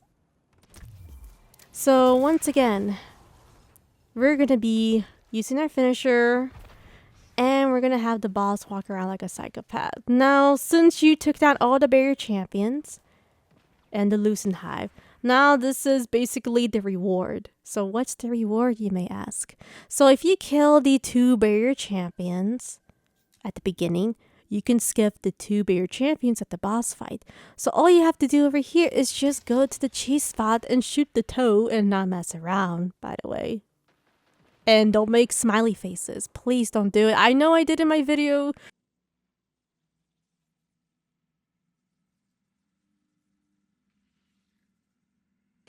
I know someone's going to comment my videos like, but Blitz, you did it, so why can't I do it? Well, no, because what happened was the boss got aggressive and he started shooting arc at me. I had to turn invisible or spam the throne emoji just for the boss to leave me alone, and then it teleported or just run really fast all the way from the back side. Alright, it's already scary enough. So now I'm just trying to be patient here, but as I said, the reward is you can skip 2 barrier champions at the boss fight. You don't have to deal with them at the last phase. It's like when you're on Titan, you could just spam the storm grenades. Well, kinda. Not at this spot, but a different spot. and it's basically almost similar. But for this one, it's really nice on a hunter, probably warlock as well. I haven't really tested out my titan, my warlock yet. Make sure you have a glaive because you know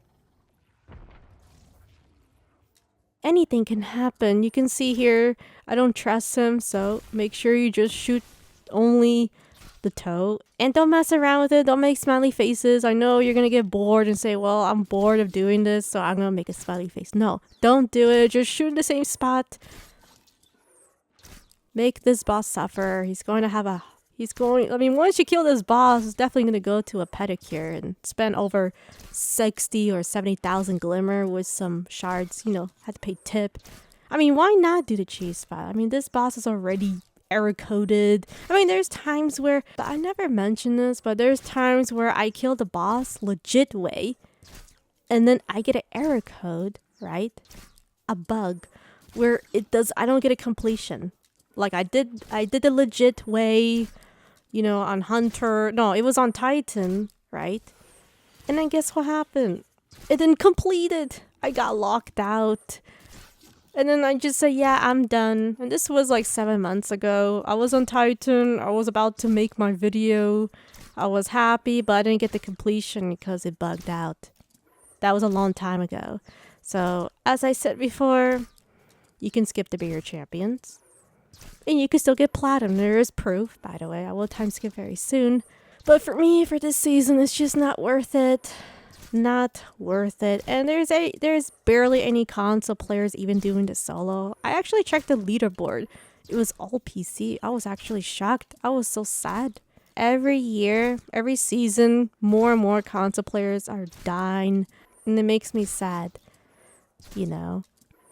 It makes me sad. I mean, if I am the first console player for this season to complete the GM Lightblade, I mean, that would be awesome. I would go get some ice cream and maybe an ice cream cake. But then again, my birthday's 3 weeks. But other than that, I don't think so. I doubt it. Thank you so much for watching. Hope this video will help you out. And I will see you guys next time. Bye.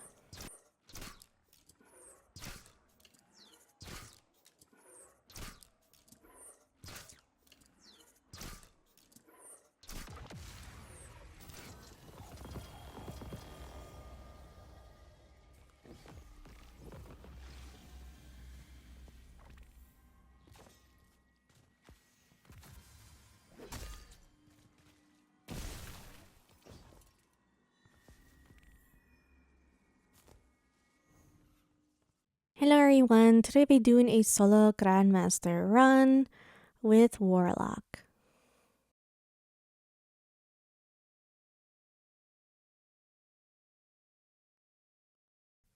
Here are the mods and fragments I'll be using in this video.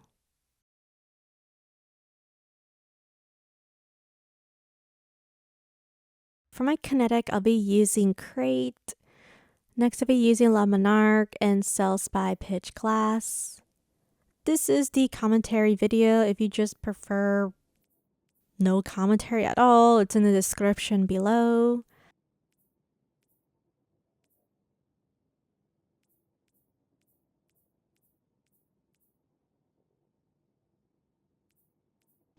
I decided to try out the strand for this Nightfall, mainly because I have never tried the strand subclass for this. I have in the past Arc, Void, probably Solar. So for the war set, I am going to do the mini cheese. I'm going to be using the throne emote. There is other emotes you can do, basically the ones that you're just sitting down. But I haven't fully tested it. Every season's always different, but for the throne emote, it seems to work decent. Now, I did try the emote Touch the Grass just to have giggles, but it didn't work out. Try 5 times, didn't work, so I had to just switch with this emote.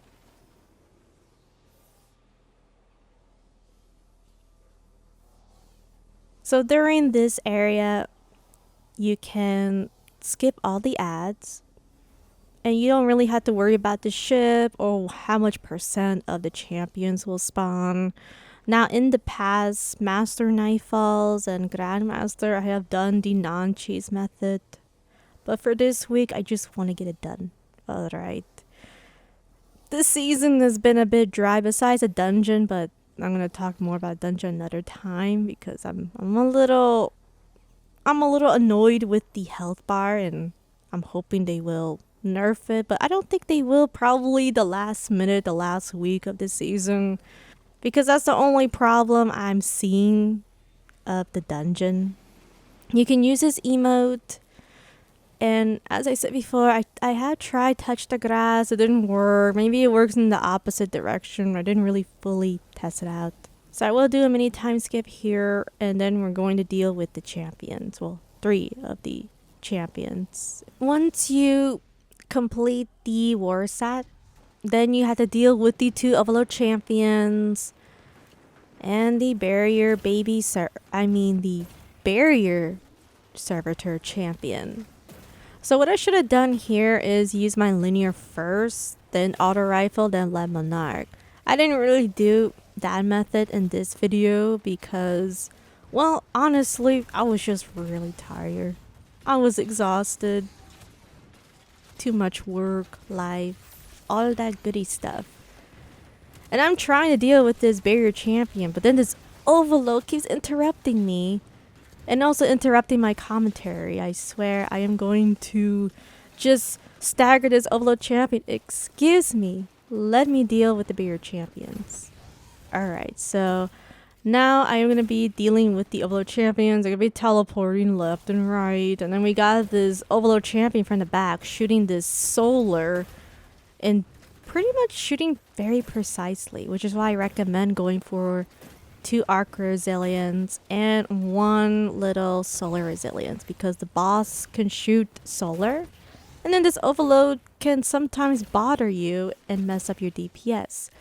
So another method you can do is, if you want a more faster run, you could just combo it with lead monarch. I didn't really do it in this video, not so much. I just took my sweet time.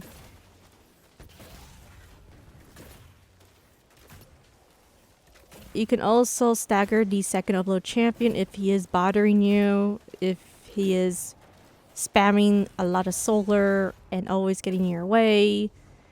You can also do that. So one thing you can do with the Strand Warlock is you can shackle, or in other words, throw your grenade and your overload champion will float. Now the problem with this method is that sometimes when the overload champion stops floating and you're trying to stagger the champion again, it won't work and it will teleport. Now it doesn't really have this weird odd bug or this weird issue with the lead monarch, but I've been having this issue with the scout rifle. I was using a scout rifle instead of lead monarch and trying to use a different exotic to make it interesting. But unfortunately, it didn't work out. It looked like I had to be a arc or a void warlock to make it work, because it kept bugging out. It kept being extremely complicated where it was just not worth it. So then I switched to lead monarch and then finally got it done for this Nightfall. There will be explosive shanks, and there will be a couple ads here. I just want to take down the explosive shanks before they push. Now, depending how many ads you kill, there will be spawn of fallens that will spawn behind you, so just be extremely careful. Here I wasn't being careful, so I should have deal with the shanks around this spot here instead of that area. So silly me, my bad for that. You can also use your super, but the problem of me using my super for this one, I noticed, didn't know by the way, because I never done this Nightfall on Strand Warlocks and Strand subclasses. Pretty new. So when I was using the Strand subclass, your Warlock floats a little bit. And I was trying to see if I can deal with the Overload champions. And then sometimes my super doesn't really do DPS with the Overload champion. Even though it looks like a direct hit, but for some reason the game says, nah, Blitz, try again.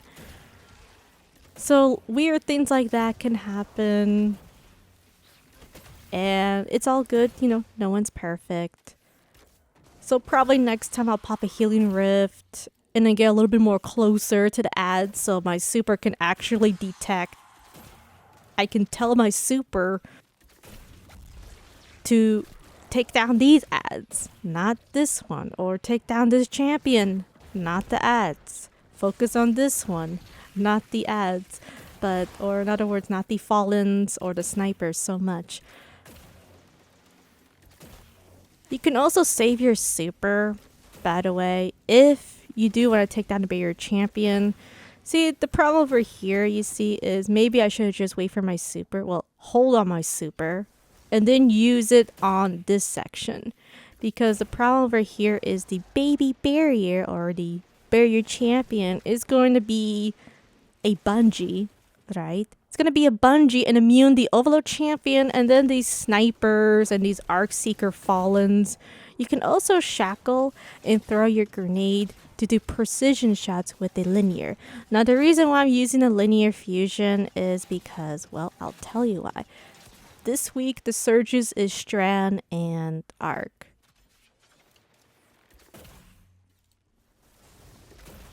If you're using Lemon Arc or any void weapons, make sure you are using double void surges. Because the artifact mod for this season is almost similar as charge counter, where when you stagger champions, you will get armor charge, which is perfect for doing DPS, especially using surges.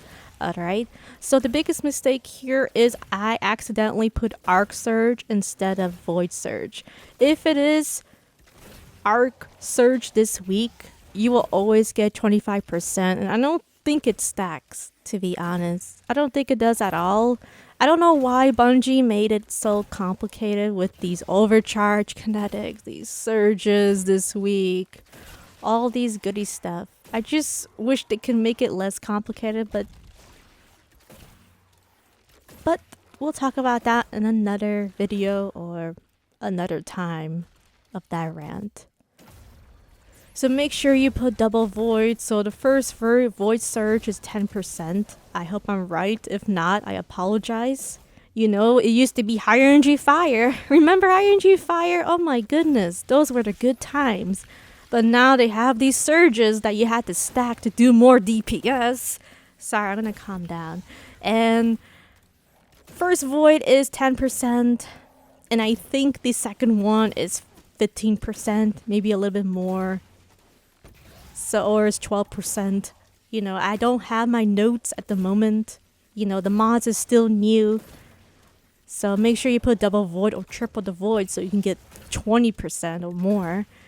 So if you're using Lemon Arc or if you are using a void linear. And probably the next video, spoiler alert, I'm probably going to use a void linear with a different character. Spoiler alert. I'm thinking about it, not really sure. So now the biggest mistake here is I haven't counted how many times you need to do DPS on this charge. See, when you break it, you spawn the 2 Overload champions from the back. My plan was to break the Arc charge, right? Pull back and then deal with the Overload champions. See, the problem is that I'm used to using a scout rifle. I never really use a bow so much, you know, of shooting that arc charge. And because of that, and I made mistakes, my bad, I had to go for plan B. And I don't really like plan B. I prefer plan A, but it's alright, you know, I'm not perfect. Because I want to deal with the 2 Overload champions. And then once I do that, I clear ads. And then I should be done like less than a minute or a minute. Instead of taking 3 minutes of my life or 4 minutes or more. So this was probably the biggest mistake here, but you know, no one's perfect. I wanted to pull back to deal with the spawns of the Overload 2 champions, because 2 of the Overload champions spawn from the backside of where previously you enter. And I wasn't fast enough, well, not fast enough, but I would say that I couldn't see if the arc charge broke, because sometimes it has this weird sound where you break it, but it's not broken. And you can see, perfect example. So over here, I was trying to use my super. I was telling my super, Overload Champion, right here, but my super didn't really do so much. So what I should have done here is just, you know, do DPS at the Overload Champion from the left side and then use my super there, because the Strand Warlock, for some reason, it wasn't detecting the super. So my bad for that.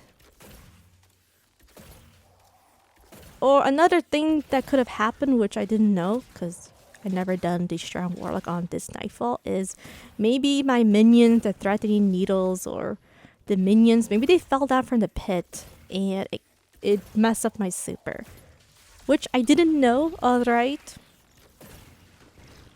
but you can see a perfect example that it is not Void Search this week, but if you're using Void Search, highly recommend to put as much as you can. I didn't do it here, so I only put 1. I wanted to put 2 for my video, but my bad. Once we clear the ads and I waste 3 minutes of my life, you know, could have made it more easier for myself, but mistakes can happen. I'm gonna go down and we're gonna deal with the heavy arc charge. Now, funny story, alright. So I forgot that these shanks are snipers. So what happened here on my first attempt is these snipers, both of them shot at the same time and I got 1 shot, which is pretty hilarious, by the way.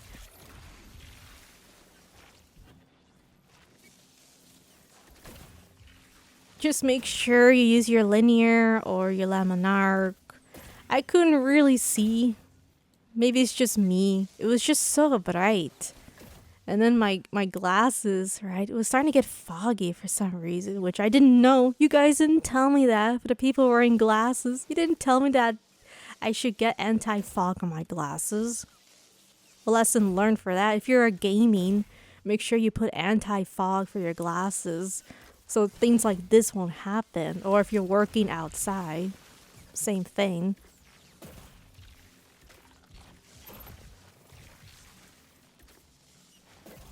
So I was trying to deal with this shank. He was just being complicated. Please, just make it less stressful. I just want to get this done. So when I was doing the overcharge method, I was trying to shackle the explosive shank, but it didn't work. I shanked the non-explosive shank.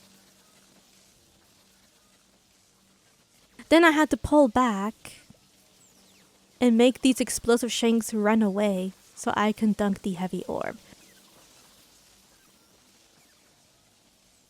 I forgot that the explosive shanks can walk away if you enter the previous entrance. So you can see here, you just slide, you wait, and then you slide again quickly, and then you just move from this side, and then you wait a little while. You can also drop the heavy charge, but not too long. So I was trying to shackle the explosive shanks, and what happened here is they pulled back.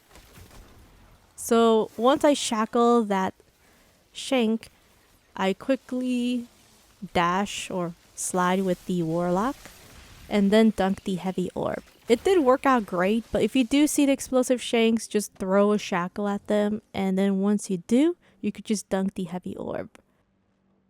Now over here, I decided to use my super and pull back. You know, I don't want to deal with these cheap, unfair arc seekers. Now we're going to be dealing with more Overload champions. So usually what I do is I like to deal with the barrier champion first. But unfortunately, it didn't work out in this video. Maybe if I was on an Arc or Void Warlock, maybe it would work out and I would just take down the barrier champion quickly. So I don't have to deal too much of the infinite adds. There's always 2 waves of infinite adds where you have to deal with the explosive shanks, and once you deal with one of the champions, I would say take down barrier if you can. If not, the overload if it is away from the barrier champion. They're going to deal with infinite amount of adds of Fallens. They're going to try their best to melee you. Now the one thing I notice is sometimes the overload champions can get extremely aggressive, and then you have these Fallen shooting solar at you, and then the overload champion. So you can see over here, I'm in a tough spot. So what you do here is just throw a shackle grenade so you can stop these Fallen shooting solar, and always remember to pop your healing rift so you can deal with these gold bar Fallen adds.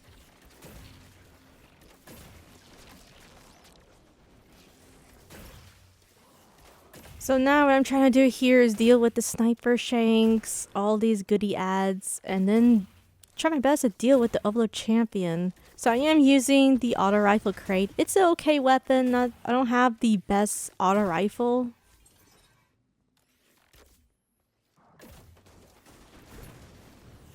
You can also use an auto rifle with multiple weapon. That also works great on auto rifles. So that's one thing you can use if you don't have crate. You can use a auto rifle with multiple weapons. So that's another option you can use. There is also an auto rifle. Maybe I haven't fully checked, but I'm sure there is an auto rifle that has the adaptive. Maybe. Not sure. I haven't really fully checked on Light GG, the new auto rifles, or the previous last season auto rifles. But always remember, when dealing with the overload champion, try your best to use your linear. That way this won't happen. And I do apologize, but the range on console is a nightmare. And this guy's gonna teleport left and right. So my plan was actually staggering the overload, the barrier champion, then use my super. So what happened over here is that I was going to use my super, but because the overload champion was being a bungee, you know, it's like, get away from my barrier champion. It started to get aggressive. Not only aggressive, it tried to kill me. It tried to spam its solar at me, like over here. You can see this overload champion is being extremely aggressive. I had no choice, by the way, but I had to use my super. But you can see that my Warlock, by the way, my super got messed up because of this tunnel, which I didn't know, by the way. So if you want to use your super, especially a strong Warlock, you have to use your super outside the tunnel. Isn't that great? Because for some reason, the super sometimes doesn't want to do DPS in the overload champion. And then your Warlock will float, alright? Like, I didn't jump. It was just a super making my Warlock float, which I don't want it to do that, but it does it anyway. Or you could just switch to Arc Warlock and then just use Chaos Reach, which that could work much more better than a Strand Warlock. So now I'm going to be dealing with the overload champion. Is it great? I used my super, didn't really do so much because I was in the tunnel. So lesson learned. Use your super for the Strand Warlock. Avoid tunnels. And try your best to use your healing rift and then use your super. Just in case weird things happen, like you saw the overload champion teleporting, getting aggressive, and then trying to two-shot you with the solar. See, this is one of the reasons why I say you must have 2 arc resilience on your chest plate and 1 solar, because little things like that can happen and it can mess up your run. And I don't want that to happen to anyone having this bad experience. Even for a fire team, you have to be very cautious and see what the overload champion is doing. So another thing what I could have done in that situation is I could have also popped my healing rift and then throw a shackle at the overload champion to stop from it trying to two-shot me. That was another method I could have done, but I didn't. I decided just to pull back just to be safe. But that is also plan A of what you can do. If you want to take down the barrier champion right away, you can just simply throw a shackle. So this is when things get annoyed. So I was actually having trouble with this barrier champion. This guy was not cooperating to the point where I was losing my patience. And once again, the tunnel messed up my super on Warlock. Great. If only I was Chaos Reach or Void Warlock, you know, this wouldn't happen, but you can see the frustration of using a auto rifle. And there's really not a lot of auto rifles to use besides the one with level weapon. And then this bigger champion decided to be Bungie and say, nah, Blitz, I'm gonna go from the left side and regenerate my health. Like, that is the most stressful, annoying thing I have ever seen. And this is one of the reasons why you must take down the bigger champion fast. See, for me, I was having trouble because I was running out of linear. And because of this, now I'm gonna have some issues dealing with the snipers. Someone will argue and say, well, Blitz, why not clear all the ads and then deal with the champion? Yeah, about that. Well, what I should have done here is I should have staggered the barrier champion because I did not know that the super was going to get messed up from this tunnel over here. I didn't know for the Strand Warlock. That had no idea, didn't know. And I could have staggered the Overload champ, well, the barrier champion, or shackle it, and then deal with these snipers. Well, actually stagger the barrier and then deal with the snipers, because the snipers are the one is messing up my DPS with the barrier champion. And the reason why I don't recommend you clear all the ads and then deal with the barrier champion last is because this barrier, he is going to float all the way from the left side. And remember those 3 overload champions you guys despise? Well, imagine this barrier champion immuning, shielding 3 overload champions. And then you have the Arc Seeker Overload Champion shooting at you, a Arc Overload Champion, and then a Solar Overload Champion shooting you at the same time with a hint of Void shooting you from the Barrier Champion. And this is why I recommend you take down the Barrier Champion as fast as you can and try not to clear all the fallen ads, because he's going to float all the way from the left side. If you don't believe me, because I know someone's like, oh, I don't believe you, Blitz, that's ridiculous. Well, if you look at my old videos, he did it on my Titan. It was on my Titan or my Warlock. I don't remember which one was it. But he did it, and it was the worst experience I ever had in this Nightfall. It was so stressful, I couldn't believe it. So now we're going to be dealing with 3 Overload Champions, and this is one of the reasons why I use Monarch. I used it because I want to deal and have an easier time with these Overload Champions, because they are such a pain in the Bungie, alright? And I just don't like them. They're just so complicated. Like, why did they put 3 Overload Champions here? You can also use your super, so if you have a chance to have your super, just use it. Make life easier. So use your super, and for some reason for this Nightfall, tunnels is your worst enemy if you are going for the Strand Warlock.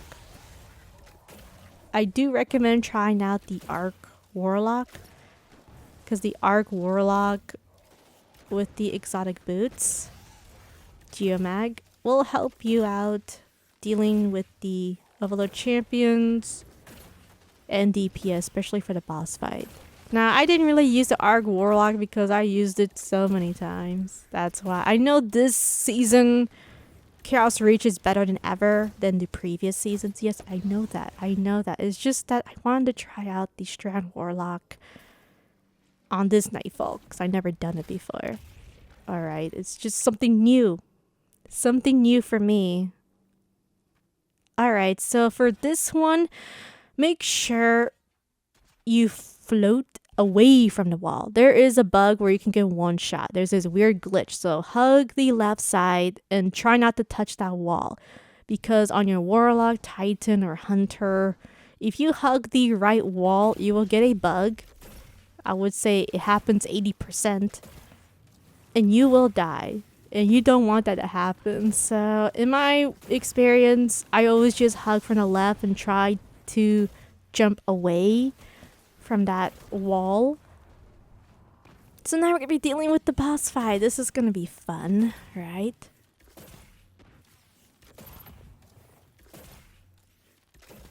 So this is going to be the boss. It's going to be 3 phases. Well, I would say 3 phases and a half.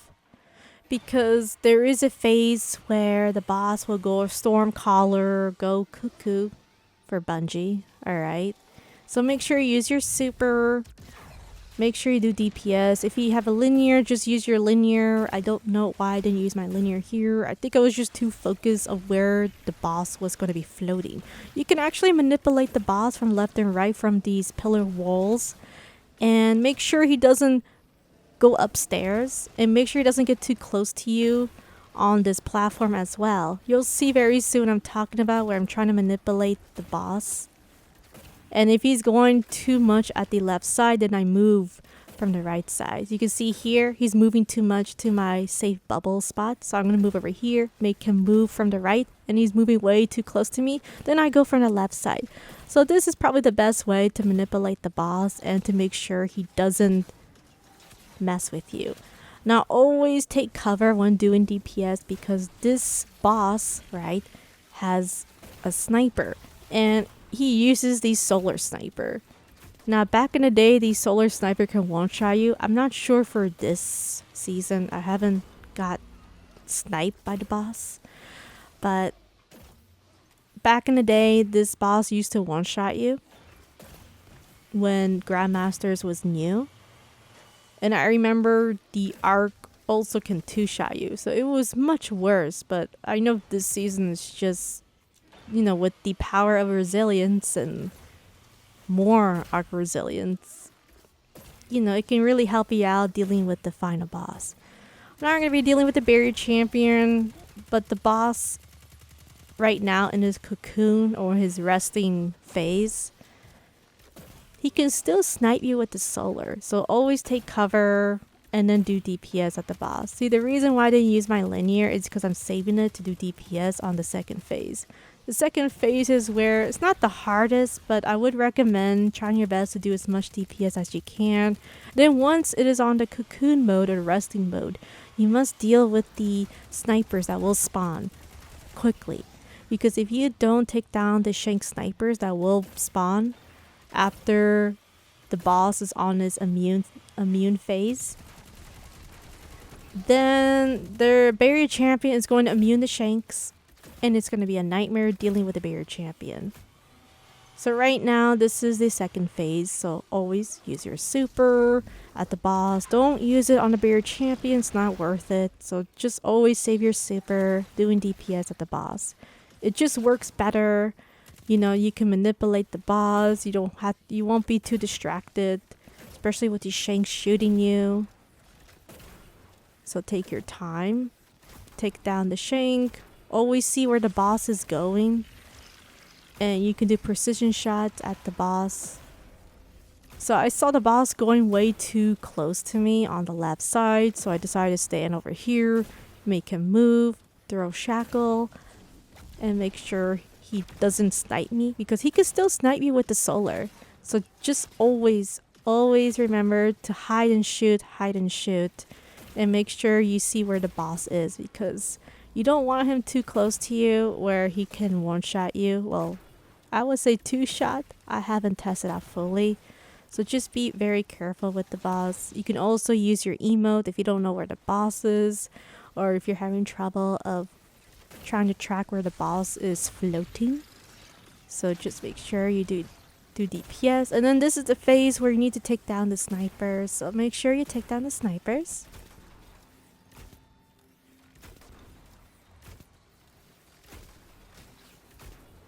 So then there's going to be a barrier champion and then snipers. So the snipers you see will spawn, so take them down quickly. Don't mess about. If you don't, the boss, well, the barrier champion is going to immune them and it's going to be a nightmare. Just remember that the boss can still snipe you with the solar, so always take cover when doing DPS. Right now, I'm just trying to dodge the arc. You know, I'm trying to do the movement method where I'm just going left and right. That's why sometimes you notice that when they are shooting arc at me, it doesn't really touch my guardian or does less damage than just standing still. So now I'm going to be dealing with the shanks. I'm trying to do DPS, but as I said before, always just use your linear first and then switch to an auto rifle. And I keep forgetting that method because I barely use auto rifles. You know, it's been a long time since I used a auto rifle on Nightfalls, you know. I'm just used to using a scout, probably a pulse rifle if it has the adaptive mod. But yeah, make sure you take down the barrier and just take him down. And then once we take down this barrier champion, this is going to be great. You know, you're going to love this. We're going to be moving to a different spot because during this phase is when you need to move or the electric or where you're standing previously is going to one-shot you. So I quickly move, and then this is when the boss is not going to use his sniper, which is the good news. The bad news is that he's going to send reinforcements, exploder shanks or explosive shanks, and he's going to shoot void at you. But the good news is if you stay at this spot, he's just going to stay in this spot and just shoot void mindlessly. Make sure you take down the shanks, and it's going to be infinite amount of shanks for just 2 minutes. So you can actually wait for your super, right? And while you're waiting for your super, you can just take down these shanks, right? And then once they're all gone, then you can take your sweet time dealing with the final boss. So that's what I'm doing over here, by the way. So make sure you take down all the shanks first and then wait for your super. So I'm going to do a mini time skip here, by the way. Once I took down all the shanks, I think I missed one. I think one was hiding and I wasn't paying attention. So always be careful. Always be careful with the explosive shanks. So I'm going to be dealing with the boss doing DPS. If you look really closely at the health bar, you see a little line. So that line is when the boss is going to go a psychopathic maniac and he's going to go Stormcaller on you. So he's going to turn all electrical and he is going to try to take you back to orbit. And you must use your super when he is on Stormcaller mode or psychopathic mode. And always pop your healing rift and use all your linear heavy as much as you can. So you'll see very soon that I will pop a healing rift, I will use my super, I will shackle the boss. So you can see I'm going to use my super and then explosive shank. If you guys notice, I missed one explosive shank, so my bad, and I'm touching grass as well. So yay for that. So thank you so much for watching, and I'll see you guys next time. Bye. Hello everyone, today I'll be doing a solo Grandmaster, the rehash Moon Battleground with Hunter.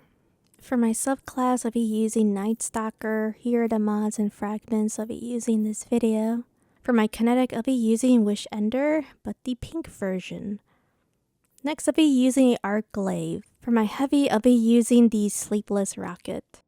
Here are the armor mods I'll be using in this video. This is going to be the commentary run, a mini invisible devour intellect build.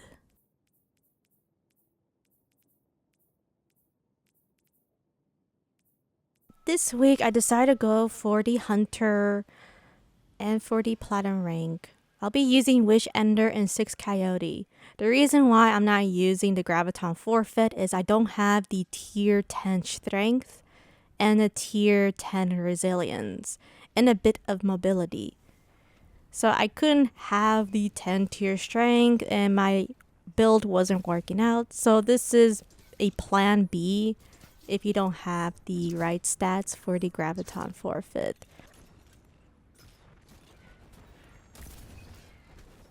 And the chain reaction actually works pretty well, and because I didn't have a really good role on the hothead to deal with the champions, and to deal with the boss fight. Because of that, I had to try out different types of arc rockets, void rockets, and see which one works, which one doesn't. And it was a struggle, and I'm not really happy about it. This season, I'm not really happy about. I'm pretty upset, as you guys can tell by my voice.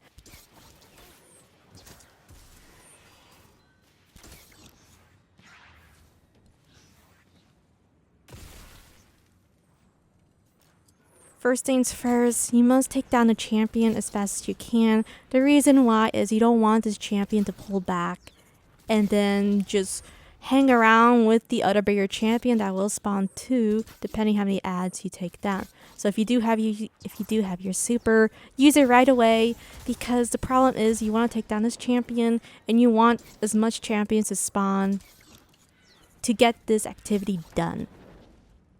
What you need to do for platinum rank, maybe this is a bug, I'm not 100% sure. You know, I don't think this was play tested, to be honest. You have to not push towards this statue here, or basically don't go down the stairs, because if you make the Lucent Hive to spawn, the one that is called the Sentinel Lucent Hive mini boss, then you won't be able to get the platinum rank. I'm not sure if it's a bug. I'm not really sure if it is a bug, but you want to lure these champions and try your best to take them down from far distance from the right side, and if they are walking on the path on the right side, then take them down as much as you can. So depending how fast you can take them down, it can take rough about 8 minutes, maybe less, or it'll take you 8 to 15 minutes depending of your loadout. I decided to take my time here. Maybe if I was using a hand cannon, I could stagger the champions much more faster, or maybe if I was using a linear fusion rifle, I could take down the champions much faster. I have used a linear fusion rifle, but my problem was just dealing with the boss fight and the ad clear, and I just didn't have enough patience, and I just decided to go for a rocket instead of a linear fusion. Everyone's playstyle is different. If you do want to go for a linear fusion using Taipon or a arc linear fusion rifle, then go ahead, you can use that. But you want to make sure you lure these champions, and the objective does say the crash the Lucent Hive forces, so that includes the champions. So make sure you clear as much ads as you can and take down as much champions so the ads can respawn over and over, and for some reason this strat will work and you'll be able to get platinum rank. Also, I would like to mention is always use your super as much as you can so you can deal with the champions and the arc knights and the thralls from far distance. I was thinking of using a different super. Maybe that could have worked as well, but it's just the boss fight I was thinking about, and I didn't think it was gonna work 100%. So yeah, this is basically what we're going to be doing for the past 5 minutes of now. And let me just say, this is extremely frustrating, and I don't like Battlegrounds. I hate it. I hate it. Why did they put Battlegrounds? What were they thinking? This is basically a rehash Battlegrounds. And you're probably wondering, oh, Blitz, what does that mean? Well, actually, it means they're putting all ideas or materials into a new form without any significant change or improvement. The only thing I see for this Battlegrounds is they add more champions, and then they nerf the mini safe spot at the boss fight. That's about it. I don't think this was play tested. And you're probably wondering, why don't you just do DPS above the stairs? Well, here's the problem. You need to clear as much as you can so the ship can despawn. And this ship over here can track you, and they can 2-shot you. Or 3-shot you if you're lucky. So there's really no other way to deal with this situation where this ship keeps spamming this arc blast at you. And you have to clear all these ads so the ship can despawn, and then you can have these champions to spawn and push, or they'll be backing away, hanging around all the way for the back with the barrier champion that should spawn very soon. Or you can bait the barrier champion to go from the right side so you can do DPS.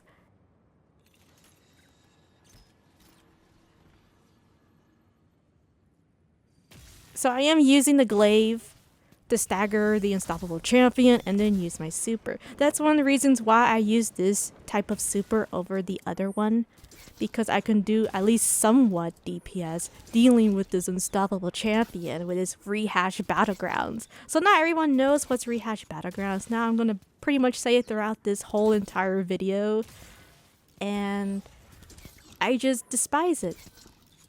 I'm spending 5 minutes of my life doing this. I don't really think this is really enjoyable. And the reason why I say this is because I don't think this was play tested. I feel like this was just copy and paste to a GM playlist. And I do agree, I do believe that all Battlegrounds, even Mars, and probably Europa next season is going to be coming up, because I don't think they're going to change it. I don't think Battlegrounds belongs on Grandmaster playlists. I don't like it. I hate it. This is horrible. I can't believe there are players that actually like this. They actually think this is a good idea. This is a horrible idea. And now we're going to have this bear champion harassing me because I'm trying to make a rant here, but I can't. So once you do have this bear champion to push by and then start shooting this arc at you, arc blast at you, or Kai blast at you, Dragon Ball Z reference, then you can just simply use Wish Ender and then use your rocket if you can. I do recommend, if you do have the chain reaction rocket, use your rockets to clear the ads more than doing DPS on the champions, and then switch to your Wish Ender so you can have a higher chance of having heavy bricks. But it seems to work, so I'm just gonna go for the flow.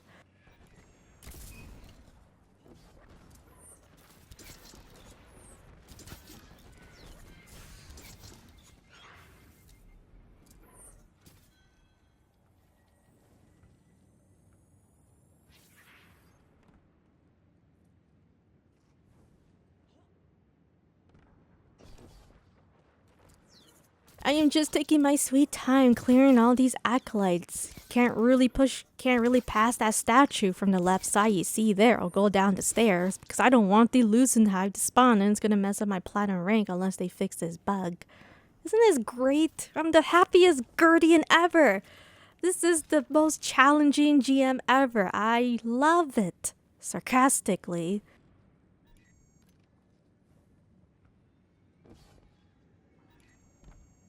I am using Final Wisdom so I can get a little bit more boost up of the intellect I have for my hunter. It seems to be working pretty great.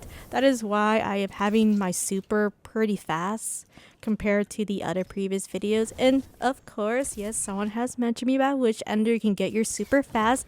I know about that, alright? I know about that. I just forgot to mention my commentaries, but yes, if you're using Wish Ender, you can get your super pretty fast. You can see over here from the left bottom where I'm getting my super pretty quickly. So that's one benefit of using Wish Ender, and I do recommend using Wish Ender. And if you do have a Graviton forfeit with the 10 tier strength of the resilience and a hint of mobility, then I recommend going for that build in 6 Coyote. 6 Coyote is a plan B loadout, or a plan B build if you don't have the Graviton forfeit of the right stats for your hunter. And that's basically why I'm using 6 Coyote, because I didn't have tier 10 strength and it wasn't going to work out. So I said, alright, and my mobility was 10, by the way, and you already know that's not good. So I had to switch to 6 Coyote and then boost up a little bit of my strength for the smoke bomb. So now I'm just trying to bait these thralls to push, because I can't go past that statue over here. It's already trolling me. It's like, ask me right now, do you feel the suffering, Blitz? Actually, no, this rehashed Battlegrounds, I don't feel anything. I feel so much anger. I don't want a Battlegrounds. I want a new strike. Alright? I want these sunset strikes, or the old strikes from Destiny 1. Why are we having these battlegrounds into a GM playlist? It just doesn't make any sense. I don't like it. I hate it. Once again, I'm going to say this. I don't understand why players like it. I don't think it's fun and challenging. I mean, don't you want something fun and enjoyable? You know, like a Garden World. Will of a Thousands. Did you know there was no champions at Will of a Thousands? They never even made it into champions or anything. So imagine if they brought back Will of a Thousands. Or imagine Sapphithin's Song. I thought this season we were going to have Titan back and Sapphithin's Song as a Nightfall for this season. But no, they decided to put Moon Battleground. Woo, it's challenging, guys. No. I would rather play Sapphithon with a reworked version than this. So make sure you do push the champion, and it's going to harass you with this archive.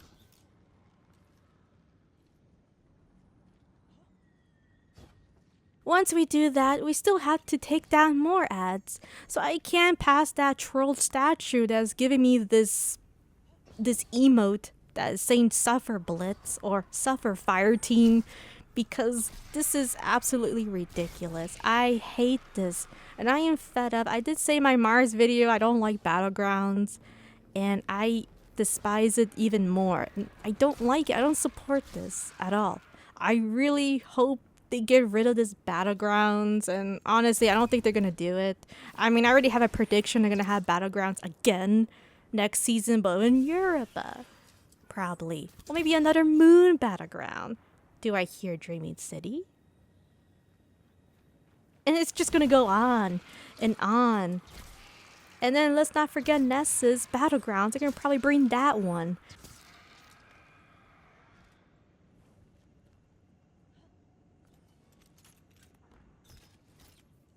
I really hope people will agree with me, and I hope my mini rant that Battlegrounds just doesn't belong on GM playlists. It's not fun anymore. I don't enjoy GMs anymore this season and last season.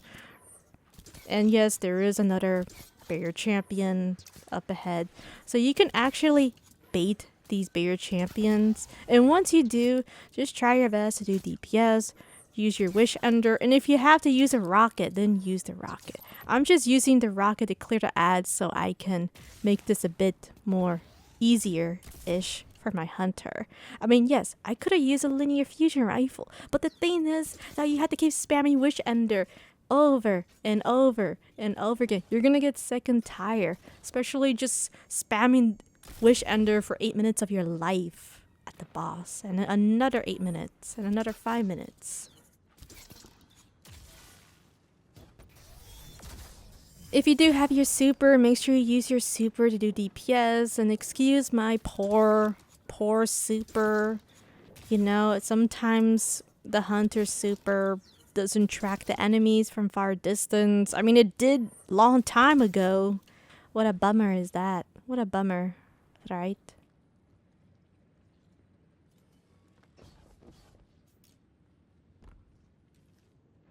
So now we had to deal with these arc knights, and I don't have any more rockets. So the best thing I had to do, and also for the fire team, is just spam Wish Ender or Lemon Arc. If you're in the fire team, maybe one person can have Lemon Arc, another person can, 2 people can have Wish Ender. Maybe that will work out great too.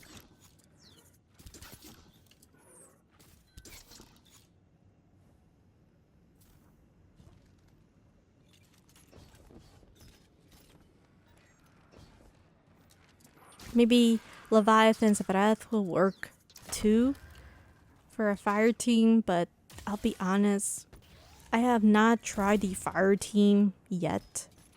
Because since Tuesday, all I've been doing was just testing out the solo run. Because I had a really good idea for the other Moon Battleground just to get it done and over it. Then I found out it was this Moon version, and I wasted 3 hours of my life doing test runs, and then I didn't do any test runs for this at all, so I had to do testing while trying to get the run done. And yes, this guy doesn't like me. See, now do you see what I mean?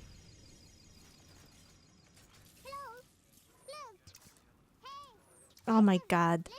Navi the fairy. Hey, listen, look. Listen to me. Well, you know what? I already know what you're trying to do. You're trying to one-shot me and it ain't gonna work. So once we complete an objective, then you can go push forward, have the loosen hide to spawn, and then despawn being a scaredy cat. Once you clear the ads, then you can move forward, have the Cabal despawn, have the loosened hide spawn, don't touch it, and then it will despawn and you should be able to get the platinum rank.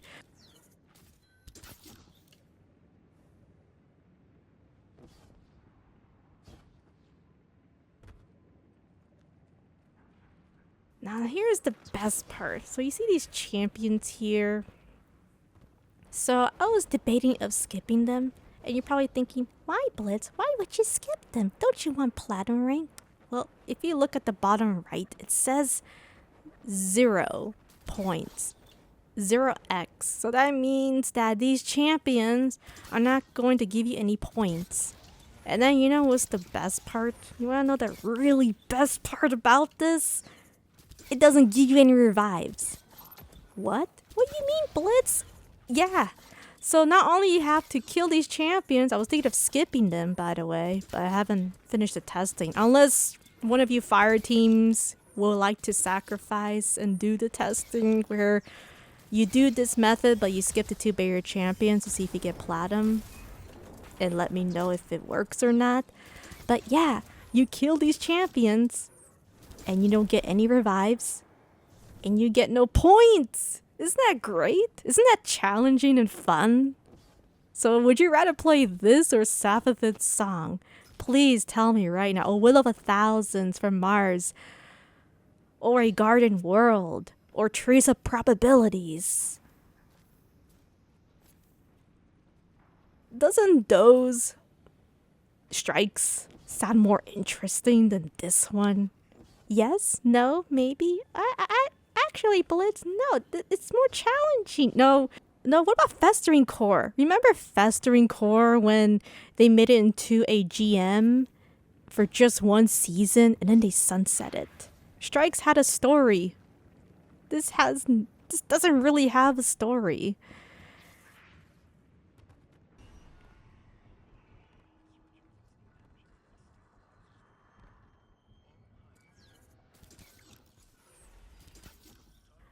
And now we're gonna go to the best part ever.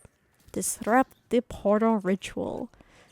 So let's talk about solo and fire team. So first objective is you must collect these motes. I'm gonna call them motes, basically like Gambit, and then dunk them. So once we dunk 1, I'm gonna pull back because we're actually gonna have 4 champions. But when you dunk the first one, the motes, right?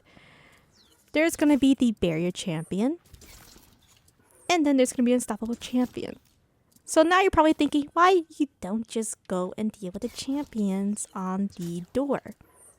Well, I'll tell you why.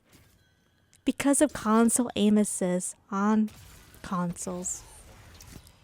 Now, the problem is that unstoppable champion, the barrier champions, you have to take them down quickly, and they're gonna jump from the left. Hop to the left, hop to the right. And if you're playing on Xbox or on PlayStation 5, you're gonna have this auto aim assisting messing up your DPS, and you have to take them down quickly and now. You're gonna do all your rockets, all your linear, and then if you mess up, then you start all over again. And then you're gonna have this shrieker shooting at you, and then the left one and the right one. So it's not gonna work out. So the only thing I can think of is just going to back here. The good news for this mini phase is that the loosened hives, the hunter loosened hives, don't spawn on this phase. So do make sure you take down these barrier champions. Well, one of them, and then one of the unstoppable champions. Now, be aware when doing this DPS, especially on solo, you must take down the barrier champion. You might have to move around a bit. If you do have your super, I highly recommend you just use your super right away if you do have it over your fire team, because this barrier champion likes to troll you. And when I say troll you, I mean it likes to go behind that wall behind there or to that bush that you're gonna despise, and then you'd start all over your DPS. So once we clear all the champions, then I do recommend you just take down the Shrieker or the Wizard, my bad. Sorry, it's just that there's going to be 2 Shriekers that will spawn in this mini area, so I apologize for that. And now we're going to be farming the moats. Now, the one thing you may ask is, can't you just stay in this little area and then not grab it? Well, it's basically like Gambit. See, the problem for this is that you need to collect them quickly or they're going to disappear. I know it's horrible. So are you sure this was play tested? Can anyone tell me, was this play tested? Because I don't think it was. So the only thing you can do is collect only 3. But if you are in a fire team, I don't know if this is true or not. I have not tested on fire team, but I think each character can carry 3. Or count as in all characters. But if it is true that each of the guardians can carry 3, then it'll probably be much easier than solo version. So what I'm going to do right here is I'm going to dunk 3 of them. And then once I do that, I'm going to slide for my life and run away, because now we're going to have Lucent Hive Hunters, by the way. Blade Barrage Hunters. They're going to spawn. And then we're going to have this Shrieker that will spawn. Highly recommend you use your rocket or your linear to do DPS at the Shrieker. So make sure you take down the Shrieker, and then you have to collect the orbs or the motes. Sorry. It's just that in Mars we had to carry these orbs, and then they have like a less than 20-second timer.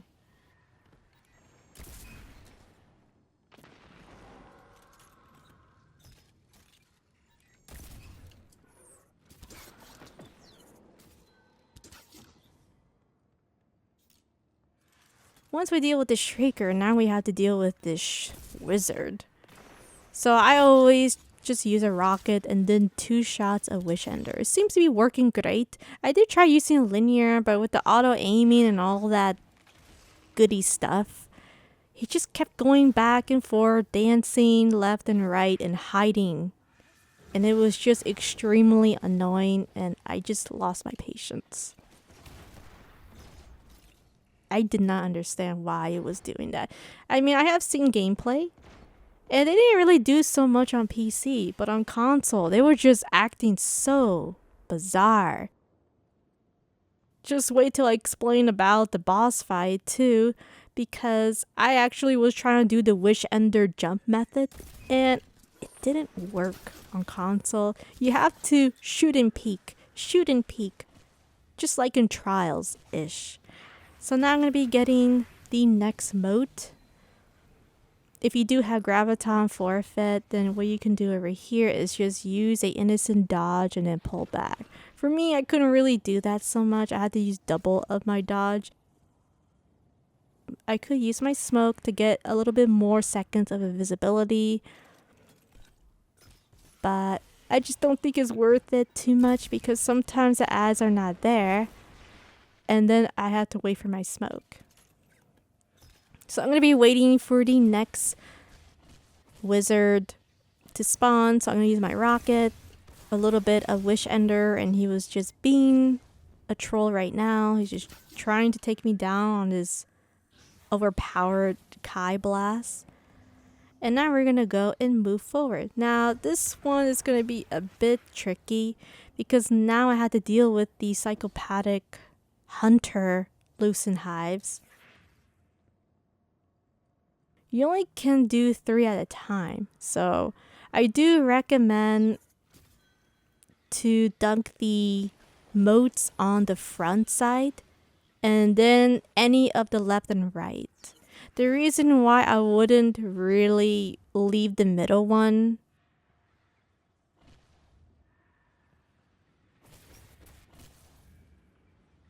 because I noticed the loosened hive will stay in the middle.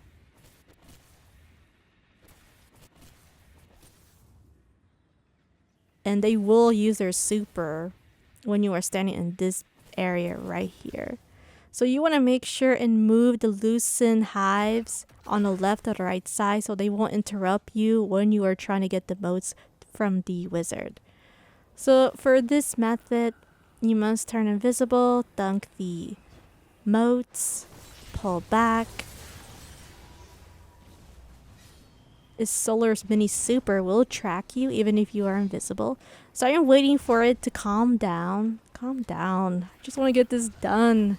So I'm just waiting patiently until he realizes there is no ghosts. And then he's going to go back to normal. Then I can run away and slide for my life.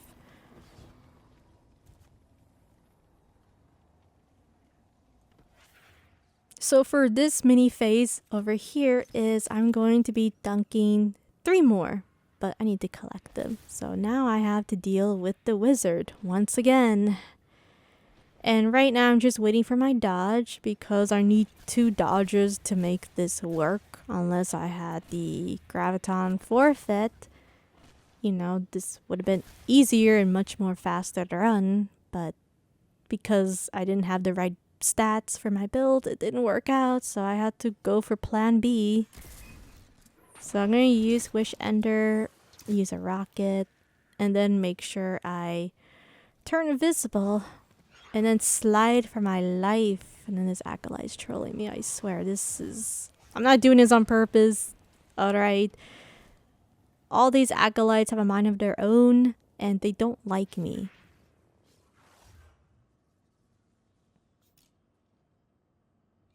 So now I'm going to be using another rocket. I'm going to wait patiently once again. The waiting game.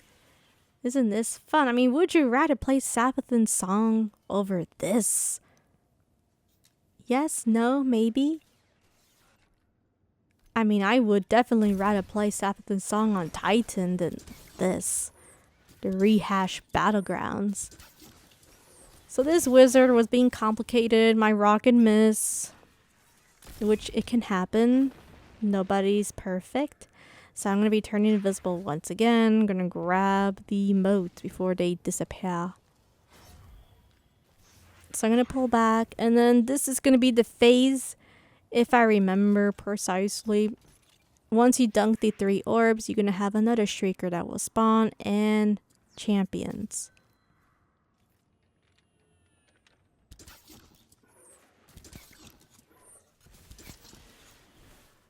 So remember, overall, there's going to be 4 champions in this room, 2 unstoppables,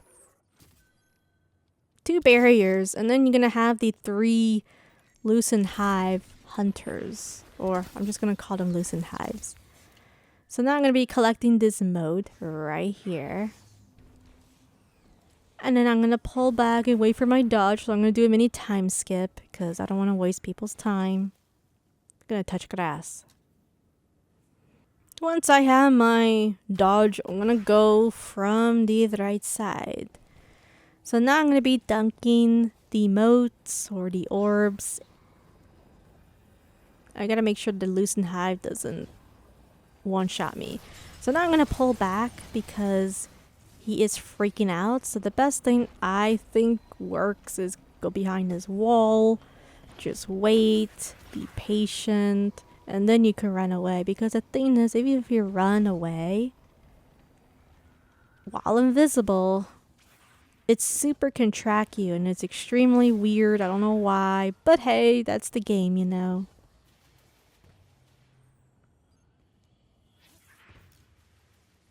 Funny things always happens.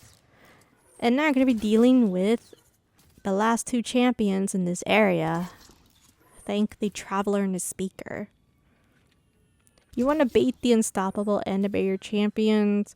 I do recommend to use your super when you are dealing with the champions. So I'm trying to make this Barrier champion to cooperate with me. Because he's in a really awkward spot. And he used his barricade. I mean his bubble barrier shield. And I forgot to mention this there will also be a spawn of a mini boss ogre. So not only you have to deal with Unstoppable Champion and the bigger champion, you also have to deal with this mini ogre that's not a champion. Great. What else can go wrong in this Nightfall? It is challenging. It's challenging, Blitz. It's challenging. Yeah, it's really challenging. So I'm going to be dealing with this Unstoppable Champion because it decided to go a little bit too aggressive. It was way too close because I wanted to use my super on the bigger champion. But because this Unstoppable Champion was not cooperating with me and it wanted to one-shot me, which I don't want that to happen, then I had no choice but to use my super because I didn't want it to send me back to orbit, alright? I mean, look how much 32 minutes or in 30 minutes and we're not even at the boss fight. It just gets better and better. Stop doing ballerina twirls. No one wants to see your ballerina twirl skills, alright? We just want to take you down and then just get platinum rank barrier champion. I am fed up of this barrier champion doing ballerina twirls again. I hate it. Stop doing that. I just want to get this done.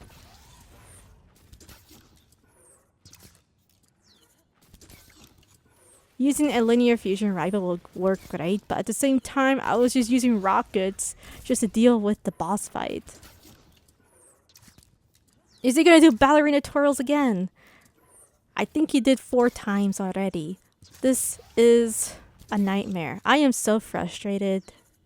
This is ridiculous. Another ballerina twirl? Are you kidding me? This guy is worse than the Lightblade at the boss fight.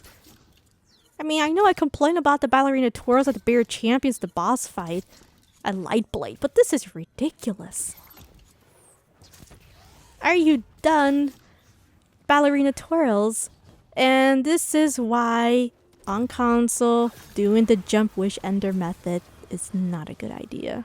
You saw there for proof that doing that method doesn't work. It doesn't work out on PS5. It doesn't work out on Xbox. Not efficiently. Not accurately. And then this Hunter Lucent Hive almost sent me back to orbit. Great. So now I'm going to be going back to the door, to the entrance, so I can deal with the Shrieker because I sensed there was a Shrieker that spawned and I need to deal with him. I need to use a rocket, I need to do DPS, and yes, I did pull back, and the reason why was because the heavy bricks, I need to get more heavy for my rocket so I can deal with the remaining wizards. So here's one thing that people make mistakes that I should mention. So when going for the solo, you only can pick up 1 emote. Do not pick up 3. When you are 10 out of 12, only pick 1. And then dunk the emote. The reason why is even if you have times 3, it's still going to be 11 out of 12. It's not going to be 2. So unless you're in a fire team where your teammate has 1 mode and you have 1 mode, then one of you can go right, one of you can go left. But for this one, you can't do that. So now we have to do the most frustrating way where we have to deal with a Shrieker. And we only can dunk the motes 1 at a time. Instead of just having 3 and then you can dunk 1 and you can go to the left or the right and then done and then next area. Nope, we can't do that for this one unless we're in the fire team maybe. Not entirely sure because I've never done the fire team version yet. So now I'm just dealing with the Shrieker. Isn't it fun? This is the best day ever. Happiest guardian of my life. I'm having the best experience ever. This is really challenging. This is fun. Enjoyable. Rehash Grandmaster. Rehash Battlegrounds. So now we're going to be dealing with this wizard. I don't know why, but every time I kill this wizard, it pops this poison smoke. It is extremely annoying, especially if you are not on Hunter. If you're going on a Warlock or Titan, you have to wait for the smoke to disappear to grab the motes. I'm going to do a mini time skip here. I'm going to wait for my dodge. so I can dunk the moat. I'm going to go pop a smoke, and then I'm gonna go from the right side. Just be aware of the loosened hive that can freak out and get scared when you dunk the moats for some reason. Be aware that sometimes you'll be having 2 of the loosened hives, sometimes 1. So always use your wish ender to see which one seems the safest for now so you can dunk the orb. And then wait and hide behind the wall for your life. And then once he stops freaking out the loosened hive, then you slide for your life and then go back to the entrance. So now we're going to be dealing with one more moat. One more moat, and then we're just done with this horrendous rehash battlegrounds for now. So I'm going to be getting the moat once again. Just double checking, by the way. And then I'm going to be grabbing the moat and then pulling back and then waiting for my dodge. So I'm going to do another mini time skip because now I have to wait for my dodge so I can make sure I don't mess up. Because here's the thing, guys. The problem is that once you dunk the last orb or the moat, it will take a couple of seconds for the ads and the loosened hive to despawn. I'm going to do a mini time skip right now. Once I get my smoke and my dodges, I'm gonna go turn invisible. We're gonna dunk the last orb, and then we got loosen hive on the right.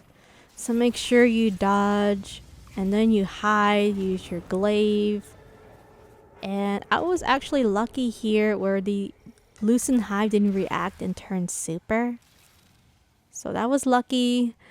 And now I'm gonna wait until these acolytes they spawn. Please go away. I'm gonna do a mini time skip here. I was looking for heavy.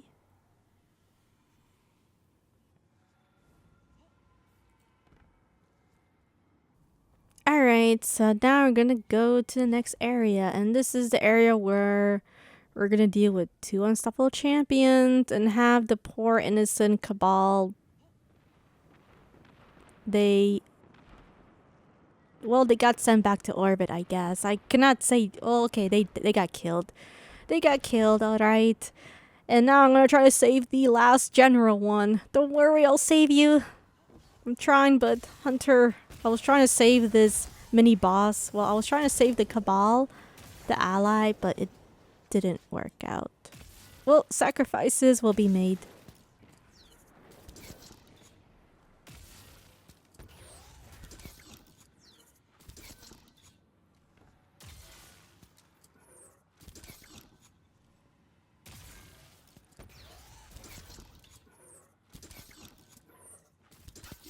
So I do recommend just using your glaive, or you can use your hand cannon to deal with these champions to stagger them. And then now the best part is we're going to deal with the boss. But the good news is by the power of editing, I'm going to time skip of the DPS of me just standing in one place for 5 minutes of my life dealing with the boss.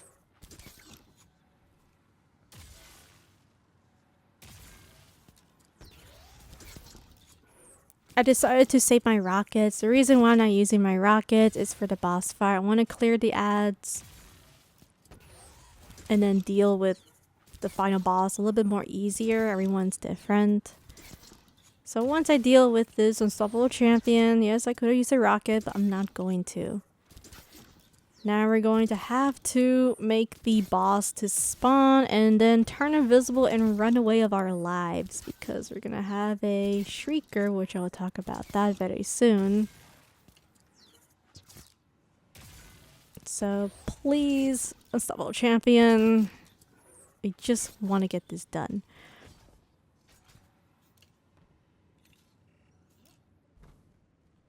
So we're gonna go move forward, and now the best part is we're gonna make this boss spawn.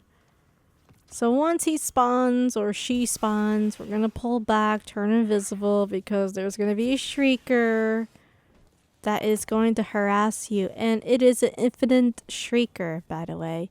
So this shrieker is infinite. So even if you kill the Shrieker, it will spawn over and over and over again. Now someone may say that that's a good thing because they can farm points and they can farm heavy bricks. For me, it just seems unfair and it doesn't make sense. I don't get it. Now do you see why I prefer Sapphivin's Song of the Old Strikes over Battlegrounds? I don't think this was play tested at all. So now we're going to be dealing with the boss. I'm going to go on top of this little mini platform and I'm just going to spam Wish Ender. And you're probably wondering what's going on there. Well, sometimes when you're doing DPS at the boss, the Shrieker will spawn. The Shrieker will notice it and then start shooting void at you. So I'm going to do a mini time skip here until the Shrieker starts to try to mess up my DPS when I'm just standing here. Yeah, this is really challenging. Isn't this fun? This is so fun. After spending 5 minutes of my life doing this really boring DPS, the Shrieker noticed me, I pulled back, and then now I have to use a rocket to do DPS or a Wish Ender. But you know what's the best part? Even if you kill it, it respawns again.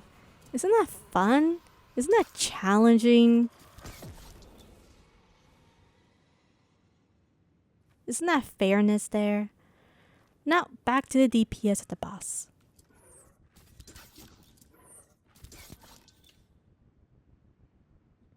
Don't worry about the boss. It loves to hover left and right and then pop his healing drift a bit. It's just going on the left and the right, doing the cha-cha dance. Right and left. Right and left. Now, hopefully we'll do enough DPS so we can just go to the boss fight. And you know what's the best part? All that damage you did, spend 5 minutes or 8 minutes of your life, doesn't really matter. Because now her health's gonna be all full and then you have to do DPS again.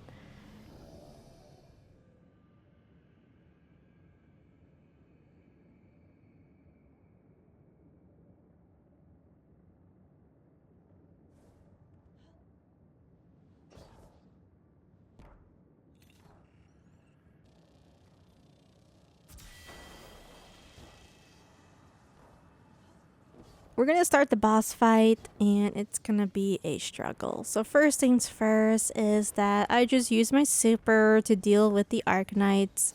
They do spawn infinitely. They have a little timer. It's really awkward. And the one thing I despise is the acolytes. They shoot fire at you. For the fire team, it wouldn't really be so bad at this phase because the boss will be distracted on your fire team and it wouldn't really be that bad. See, the problem over here is since the boss can see me, I have to peek and shoot for this boss to not spam his arc grenades. But then there are times where it decides to just throw arc grenades at me and it also likes to shoot arc at me at the same time. So do make sure you peek and shoot. I did try the jump method on this phase, the second phase, the third phase. It didn't work out. It didn't work, alright? It doesn't work. Maybe it works on PC. I guess it does work on PC, but it doesn't work on PS5. It doesn't really work so well on console overall. So this is the DPS, guys. So I'm not going to time skip here. If I'm gonna suffer, you're gonna suffer with me. I will time skip at the second phase because I found a really nice safe spot, which I was actually really surprised. I didn't think it was gonna work, but it did, so I will time skip the DPS there. The only problem with the DPS is it's gonna take time and the boss likes to hide and then float around again and over again.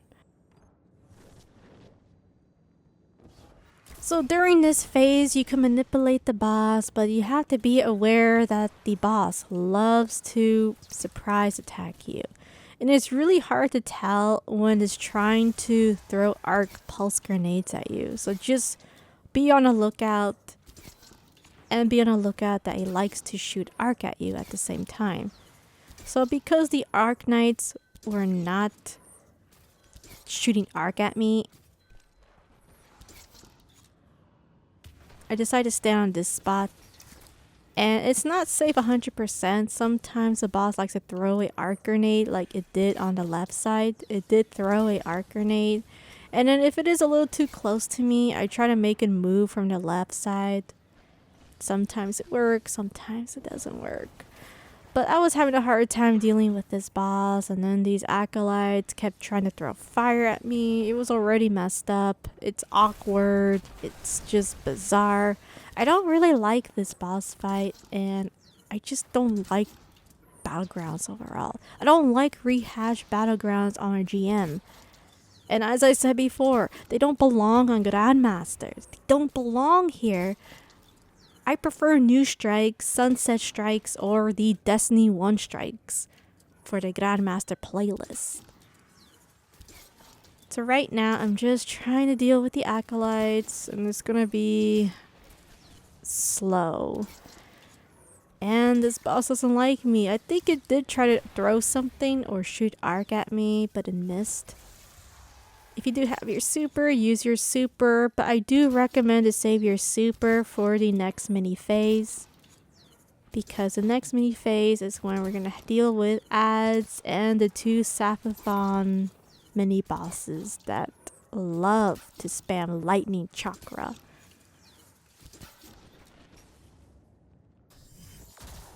And when I say they like to spam lightning chakra, well, excuse me, wizard. Excuse me, boss, with your pulse grenades. Do you see what I mean of this boss being extremely unpredictable?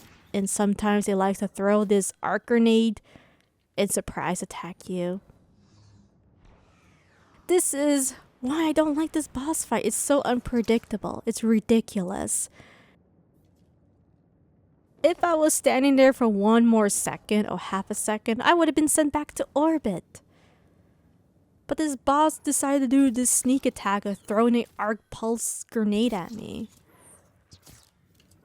It was already frustrating as it is of hiding behind the statues left and right, and using his super.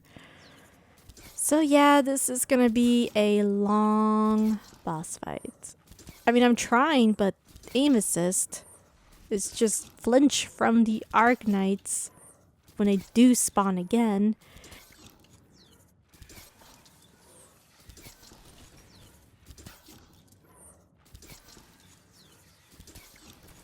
You know what's the best part? We're getting 25% damage on the Wish Ender because we're on Void subclass, and it feels like it's not doing any damage at all at the boss. It's just so tanky. And this is why I said that this is a rehashed Battlegrounds. I don't think they playtested. I don't think they did some testing with the health.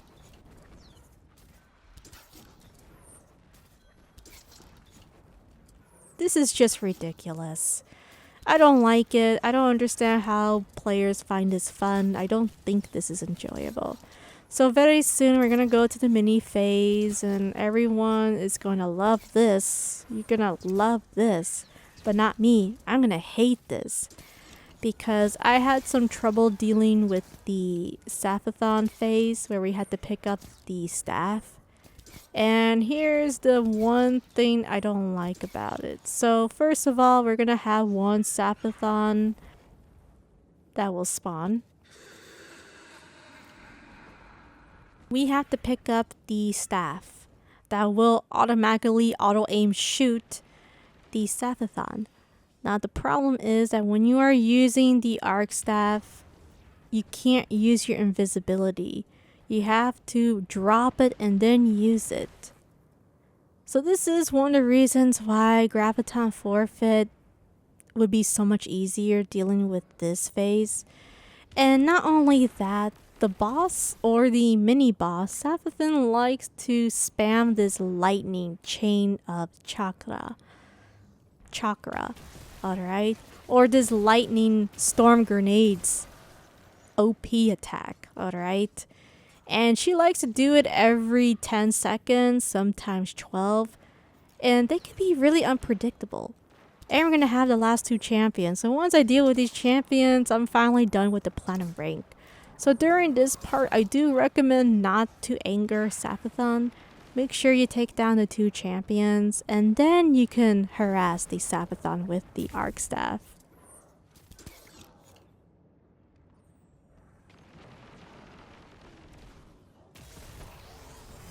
When doing DPS, I do recommend to use your super dealing with unstoppable champion. This is one of the reasons why you need to use your super or save your super for this phase. Because the thing is, the boss, well, the champion will push, and then this arc champion will spam his arc attack, and you will be sent back to orbit if both of them shoot you at the same time. Highly recommend to use your heavy as well, and then you're gonna have these acolytes just popping out of nowhere and then spamming this void attack at you, and sometimes it will throw fire at you, so just be aware of that. Be aware of your surroundings.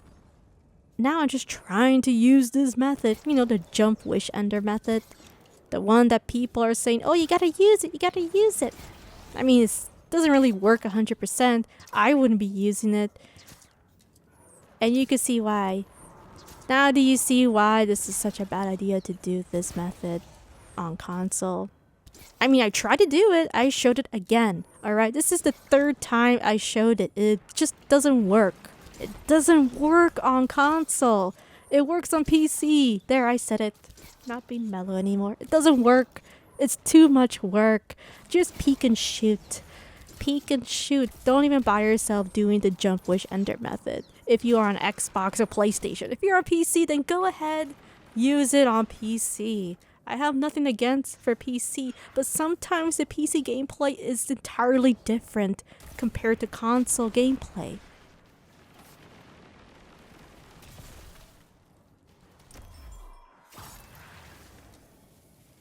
Alright, so once we deal with the acolytes and everything is good to go, now we're going to be dealing with Sapathon. So remember about the lightning storm grenades attack or the lightning chakra. So there are 2 methods you can do here.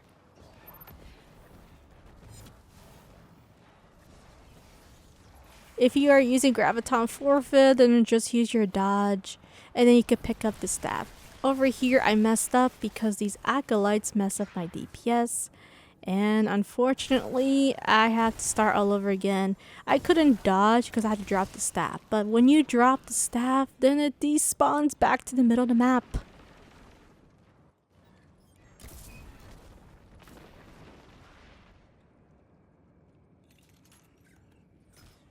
So Sapathon likes to unleash his lightning every 10 to 12 seconds. Sometimes it's very unpredictable, and sometimes I have a hard time hearing the sound, and it's much more complicated when 2 of them are roaming around like a psychopath, spamming this lightning chakra all over the map.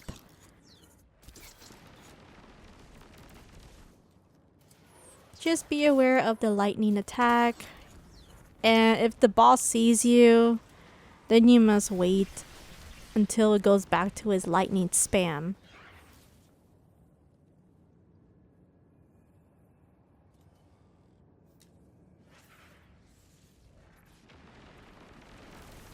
So during this phase, it's best to try to do as much damage until Sapathon decides to go on the right side. So depending how much damage you do, I'm going to guess that it is 1 bar of the 3rd health. If not, it is half. You must do as much DPS as you can with the staff, so the boss will move on this side. See this side where I'm standing? It's going to move around that spot eventually once you do DPS at the boss. But the problem for this is that I'm having issues of getting the staff because my invisibility is not that strong, not that long compared to Graviton Forfeit. So now I'm going to pull back. I'm going to try my best to do as much DPS as I can. So right now I'm just trying to see if I can do DPS. I apologize of my horrible aim. So later on I figure out you could just stand still on these stairs and then shoot with the arc staff to do DPS at the Saphathon mini boss. So now I'm just waiting for the boss to not follow me. Joke aside, I'm just waiting for my smoke. Once I waited for my smoke, now I'm gonna wait for the lightning. It likes to spam its lightning every 10 to 12 seconds. It's very unpredictable, to be honest. If you actually wait for 2 minutes or more, the boss will actually stop spamming his lightning attack and just float around. That is the method I did on the second phase, and I had a water break. I had a 10-minute break and then later a water break because it was giving me a headache.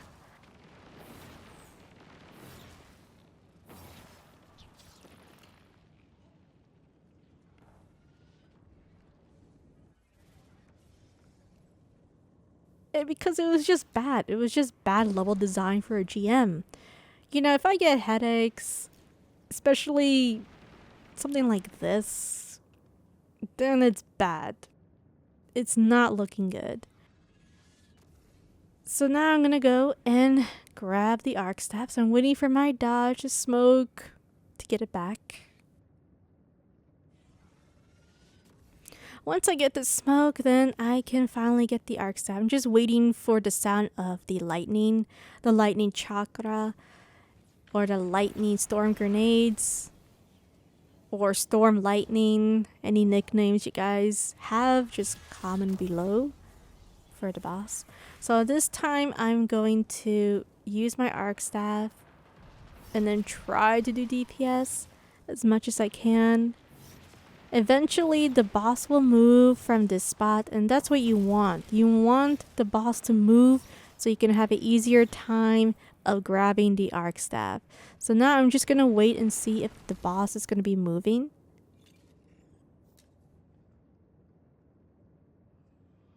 That's why I was standing here, because I'm trying to figure out if the boss moved or he's still on the left side.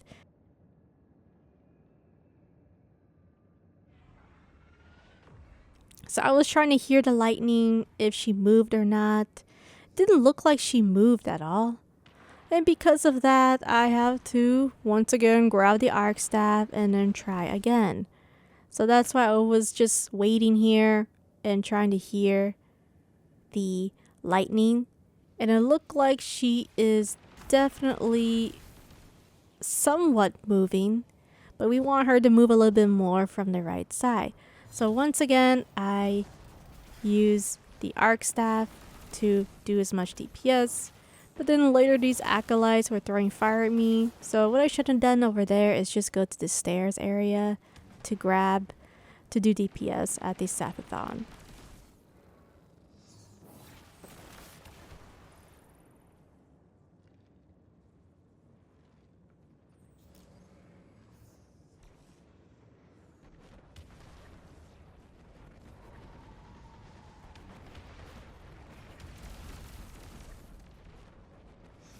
So when I was doing DPS at the boss, then finally the boss moved to this side. So when you do see the boss doing this attack, you must immediately go from the left side. The reason why is sometimes the boss can kill you in this tunnel. It has happened to me many times, so I highly recommend when you do see that, that is a signal of you to go from the opposite side. You can't stand here forever, so make sure you go on the left side and then you can grab the staff and you'll have an easier time doing DPS. So always remember that cue, that sign when you do see the lightning chakra or lightning storm. When you are in the tunnel, you must move from this side. So this is the next area that will be the mini safe spot for now. Sometimes the Arcanites like to push and shoot arc at you, so make sure you use a rocket if you see them, or you can double jump and use your wish ender.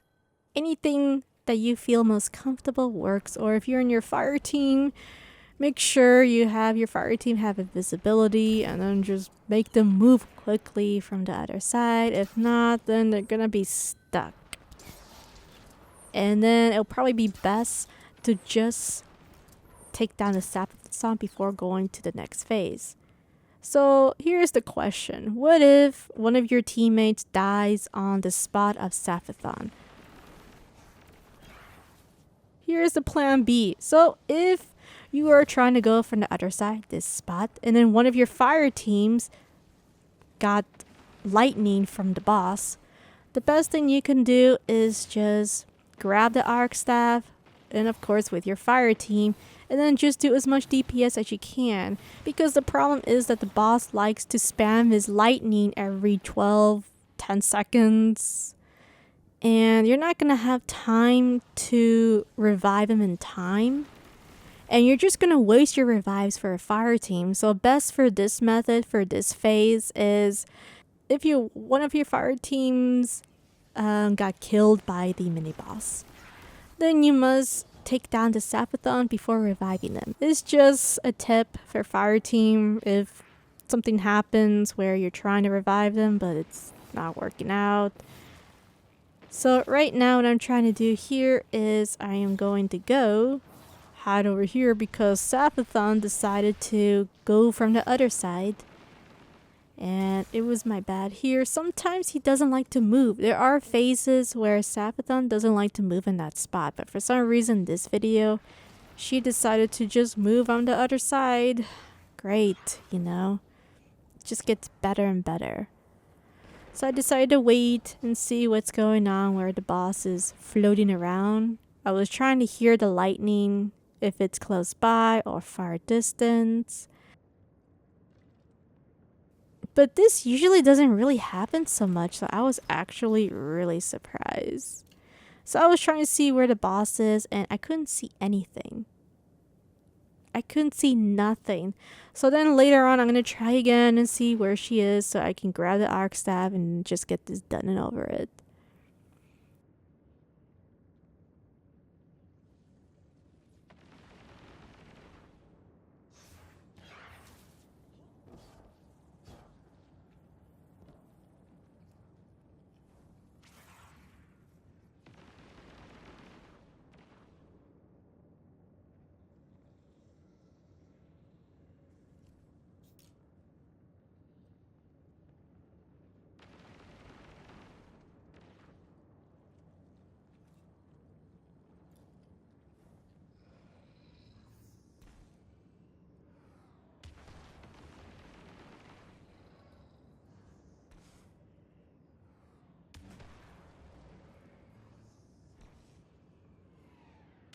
So now I'm gonna go grab the arc staff. And I was trying to figure out where the boss is. Because usually she doesn't really like to move around on this phase, but for some reason she seems to move around. So then later on I found out that she's all the way from this side. So sometimes this boss likes to move around at this first phase or the second mini phase. So once I found out where the boss is, best thing is not to interrupt her, not to make her see you, and then just turn invisible, grab the arc staff, and then do DPS. So once we defeat the Sapphire, the first one, we're gonna go from the opposite direction to do DPS for the second phase of the boss. So I am gonna wait for my smoke, and then we're finally going to defeat this horrendous, awful Sapphire mini boss. Even though it's not really the final boss, but for some reason this felt more nerve-wracking.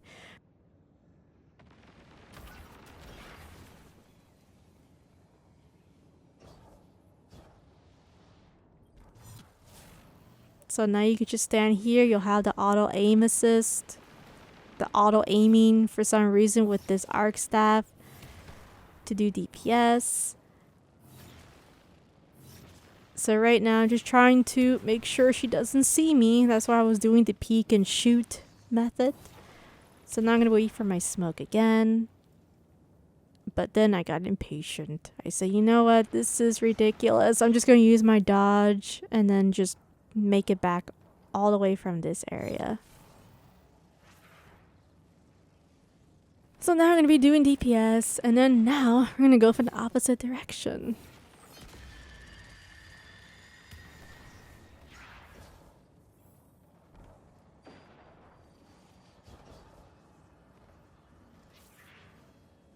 So for this mini method I like to use is, first of all, you need to make sure the boss is on top of that mini platform. And make sure you clear the ads from the right side so they won't throw fire at you. So right now I'm just trying to shoot these acolytes because they're hiding, playing hide and seek. And then once I take them down, then I'm gonna go up and then deal with the boss. But first things first, the Arc Knights.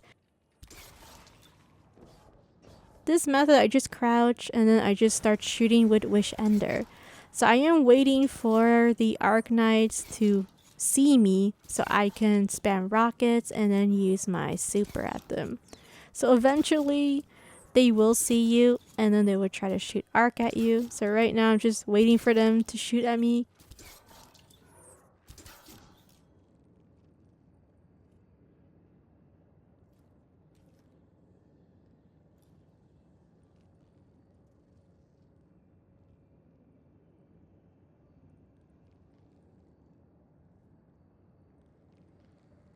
If you guys are wondering what I'm doing here, I'm waiting patiently. And this is probably the best method to deal with the boss. So now I see the Arc Knights they found me. So once the boss's super is gone, I'm gonna go deal with him because he's messing up my safe spot for DPS. So I'm gonna use my super, make sure he gets taken down. And I'm going to spam my rocket. So I was looking, browsing, and so far they stopped harassing me. But then all the way from the right side, we see a Arc Knight. So make sure you take them down here. I was just being reckless. I was trying to rush because I was just impatient. I lost my patience after this phase and I just want to get this done and over it. So make sure you take down the Arc Knights because they will mess up your DPS when you are going on that spot. So right now I was trying to figure out which one was it and I found him. So I'm going to jump and then use a rocket. And once I take him down, then it should be much easier to deal with him. And for some reason my rocket missed. I don't know why, but I guess I got bungeed. I'm not really sure what happened there. Once I take down the Arc Knight, now you can stand on this platform, make sure you crouch, and then you could just do DPS. The bad thing about this is that the boss likes to hide, and then you have to wait for 10 to 15 seconds for it to come out again, over and over again. So I'm going to do a mini time skip here until we get to the next phase. Make sure you have your super. Make sure you have enough rockets because this is going to be a pain in the bungee. This is going to be fun for you guys, but not for me. So let me introduce you to two Saphathons from left and right where they're going to be spamming Lightning Chakra or the Lightning Storms. This is going to be the level of patience. So first things first is you don't want the Saphathon to detect you from the backside. You want to make sure you take down the ads on the top and then the ogre from the bottom of the right. That's the first objective. Forget about the Saphathon too many bosses. Just make sure they don't shoot arc at you and make sure they don't detect you. Because the one thing you don't want is you're trying to take down the Arc Knights, you're trying to take down the ads, acolytes, the ogre, and then all of a sudden they just throw a Nova Bomb at you. Or they just spam their arc blast, just like Lightblade. I am waiting for the lightning to go away and then I'm going to be shooting a rocket. So I'm going to be using my super very soon. Later on I did took a water break. 10-minute break because I had a headache. So use your super or use your rockets and then pull back. The reason why I did this is because I don't want the psychopathic Saphathon to spam the chakra lightning of death at me. And if you see these acolytes, make sure you take them out quickly. I was too slow here, so I apologize for that. That was a bad move I did. I should have took down the acolyte, but then the ogre was shooting. And then if you look over here, the Arc Knights are shooting as well. So now I am going to be, once again, waiting for the lightning to go away. Waiting for the Arc Knights to stop shooting his arc. Alright, so now I'm going to go and use a rocket. But then I missed. Jesus Christ. I can't believe my rocket miss. That is embarrassing. Extremely embarrassing. So once again, I'm going to wait for my dodge and try again to clear the ads on the top. Alright, so once I get my dodge and have these Saphathon to not bother me, using a rocket, and then the knight all of a sudden either teleported or just jumped on here, which it was perfect. I was really happy because I really need to take down this knight. So once we take down all the ads from the roof, you can also use Wish Ender to see if any of them are there. Make sure you aim. Now I get to deal with the ogre. So the ogre, that is not a champion by the way, but I do recommend you take him down because he's going to be the one that's going to mess up your DPS. He's going to mess up when you grab the arc staff. So make sure you take down the ogre and then a couple of the acolytes that are trying to throw fire at you, or the arc knights that are shooting arc at you from the far distance. Right now, I'm just turning invisible because I want them to not detect me anymore. That's why I was waiting here patiently. Isn't it fun? And I didn't want the Saphathon to see me because there's times where I was being reckless and then guess what? A surprise attack and then it shoots a Nova Bomb and I almost die. Or the Saphathon from the opposite direction saw me randomly and then shoot this arc at me.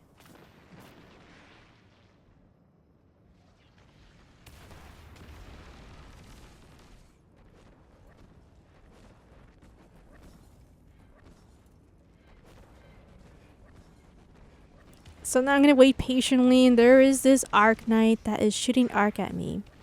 And I'm trying to figure out for this part of where is he coming from. Later on I figure out he was from the opposite direction, hiding behind this wall and being a troll.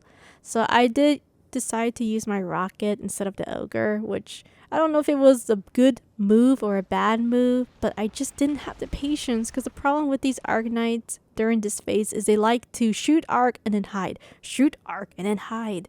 So I didn't have patience, so I just decided to just use my rocket.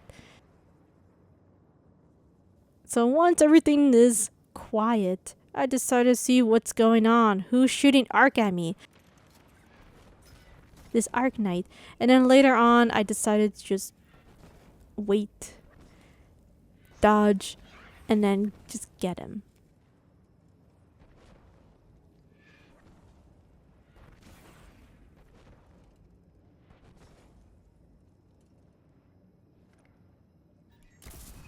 Okay, so once I take down this Arc Knight, which he was extremely annoying, I did not have a good time dealing with that Arc Knight. Now we're gonna deal with the ogre. So I'm just pulling back because I want the chain reaction to clear as much acolytes as I can, and now we're gonna be dealing with the ogre. So make sure you use your super if you can. I was trying to make the ogre to peek and to see if it's gonna shoot void at me. So right now I'm just waiting for my smoke. So now I was just thinking, that's why I was standing there. I was trying to figure out how am I gonna deal with this ogre when he's just spamming this void blast at me. And then we got more acolytes and Navi the fairy from Zelda trying to one-shot me.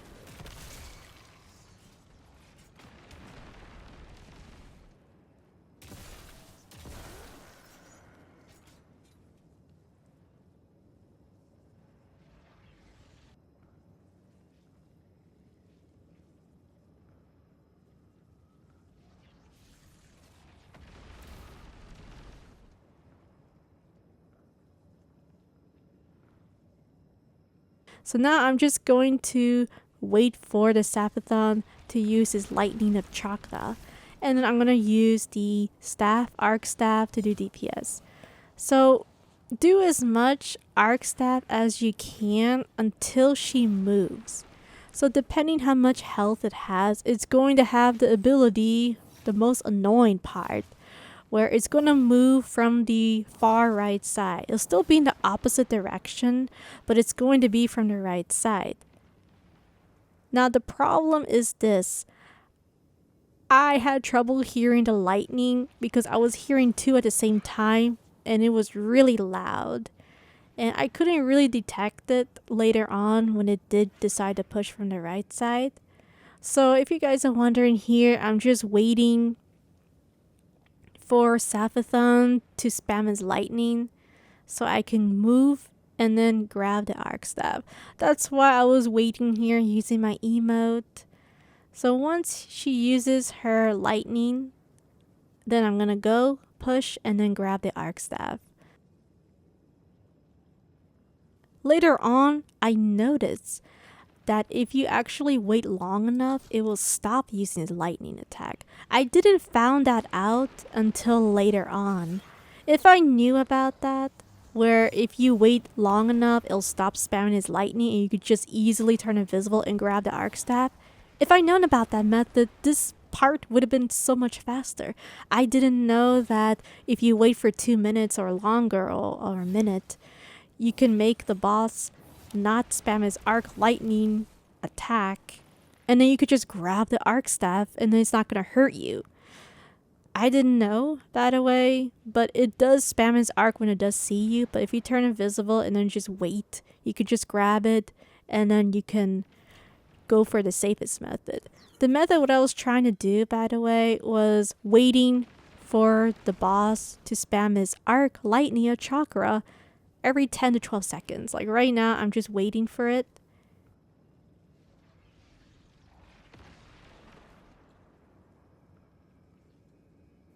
I was waiting for the boss to spam his lightning attack, and then usually it's 10 to 12 seconds, and then I found out if I shoot a bow, then it spams his lightning. It was really weird, but later on I did found out that you can wait long enough for the boss to not spam his arc every 10 seconds, and then you can just easily just turn invisible and then just grab the arc staff. So I quickly grab it, but try not to rush too much. You can also slide to gain momentum, which I didn't know. Later on this footage, I found that you can gain momentum if you slide. So if you do grab the arc staff, slide for your life. I wouldn't really bother myself jumping because you don't get the forward jump momentum compared with the slide. So if you do grab the arc staff, once again, just slide. It's better.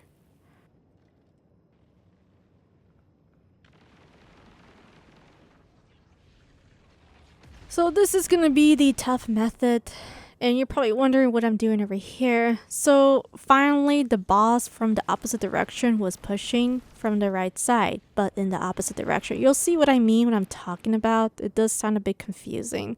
So now you see Sabathon on that spot.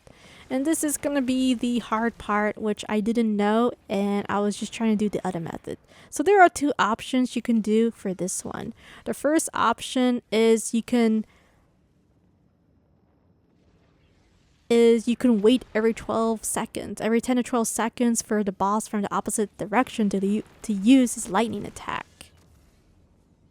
But the problem for me in this footage was I was hearing both of them really loud on my headphones, and I just didn't bother myself adjusting my headphones. So I just cannot bother myself, guys, to pause the game, go into settings, and then just adjust it. Or it was just really annoying that both of them were loud at the same time. Usually you have one faded from the left side and one loud on the right side.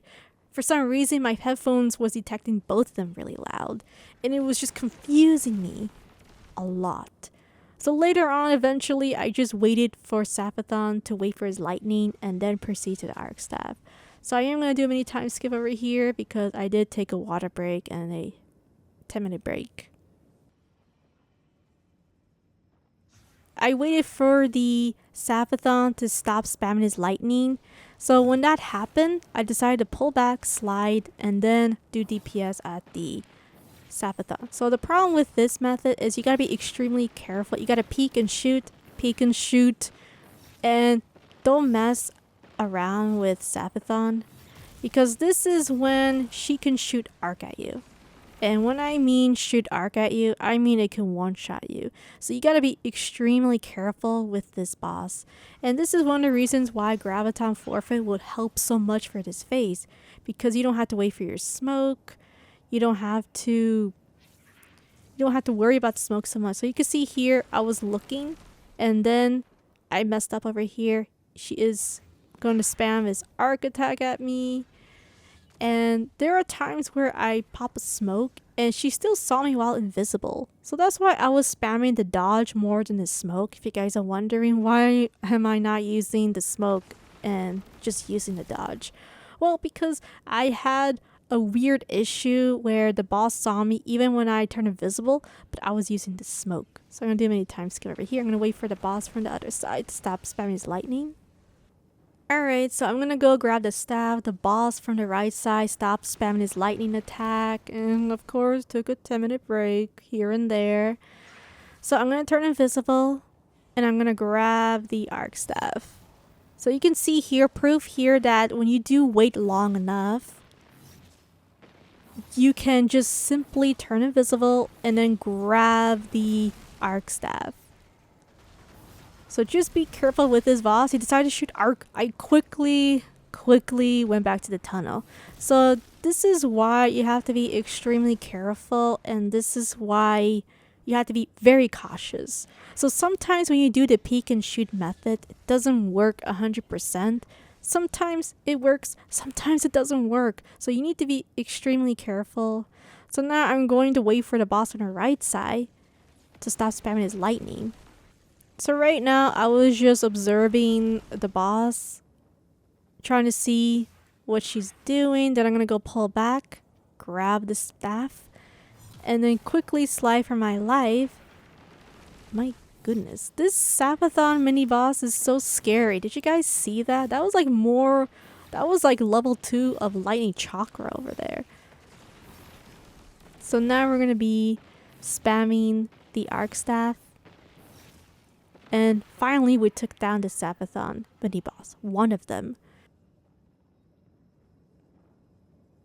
So now we're going to have an easy break, because now we're going to deal with the Sabathon from the spot where we are right now. We're going to go from the opposite direction, and we're going to grab the arc staff from the other side. And this is going to be so much easier than the first Sabathon. So first things first, clear down the ads, make sure Sabathon doesn't see you. So hide behind this wall in the middle. Highly recommend. Sometimes these Arcanites can sneak up behind you. You can see right here. Also pull back from the back if the boss sees you. So right now I'm going to do the peek and shoot method. And if she starts to spam arc, pull back. It's not worth it. It's not worth of trying to do the peek and shoot while spamming his arc attack, because it can track you. So you can see here, I'm trying to do the peek and shoot method. I'm trying to grab the arc staff and then jump and then try my best not for her to detect me. I don't think it's a good idea to try to jump and shoot, because I feel like it can see you and then it'll spam his arc attack. Later in the beginning of the boss fight, that's the method where I should have done in the beginning, but hey, it's new, and honestly, I just think this Battlegrounds, this rehashed version I don't think it's a good idea. I still prefer the new strikes or the sunset strikes to be a GM instead of this.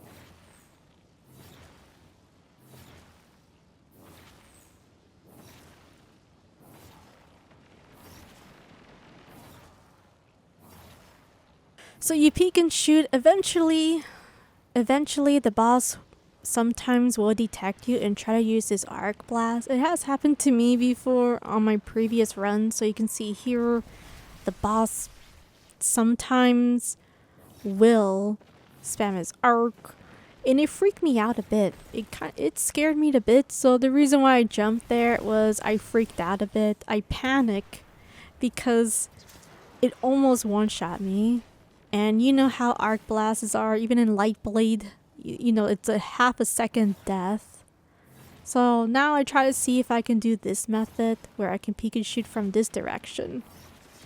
Later on it worked out, and now we're gonna go from the opposite direction to deal with the final boss. Finally. So I'm gonna pull back here, and then we're going to go and deal with the final boss, the last phase. So right now I was trying to figure out if any ads will push during this phase, because this was actually the first time at this phase. Isn't that funny? Because most of my attempts was during the Sabathon phase, where I was trying to grab the arc staff, but then the lightning kept killing me over and over and over again. And later on I found out that you can wait for the boss from behind you to stop his lightning attack. If it doesn't see you, if you just stand still and then just do emoji or anything you want, as long as you're not shooting, then you could just grab the arc staff, harmless as a fly, and then you could just keep doing that over and over again if you don't want to count the 10 to 12 seconds. Because I tried to do that method, but it didn't work out. I was hearing the opposite lightning and it just wasn't working.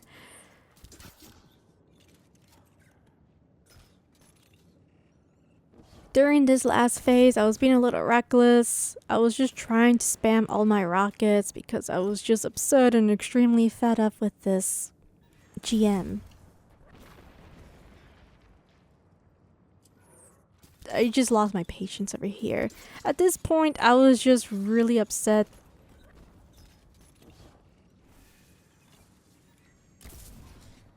I was going to mute my mic, but then at the same time I was like, wait, no, I'll just leave it on. So make sure you do the peek and shoot method. I did try the jumping wish ender method. Doesn't really work on console. I mean, if you're on PC, then just do that method then. For me, it didn't work out, alright? I tried it, doesn't work. It lead me to a death. It lead me to arc pulse death. It lead me to arc knights shooting me. So this is when things can be a bit complicated. Arc knights were shooting at me and I couldn't see the boss so much. She was hiding in this awkward wall and I was trying to do DPS, but it wasn't really working out. So maybe I should have went to the opposite direction and then try to see if I can make the boss go from that side so I could have an easier time doing DPS at this part. Always, and remember, when you do have your Saber, just use it at the boss. Use as much as you can. And I was just having a lot of trouble with this boss. She was just very unpredictable and I couldn't really see her so well. And the best thing I could do was just peek and shoot. I couldn't jump and shoot with Wish Ender. It didn't work out.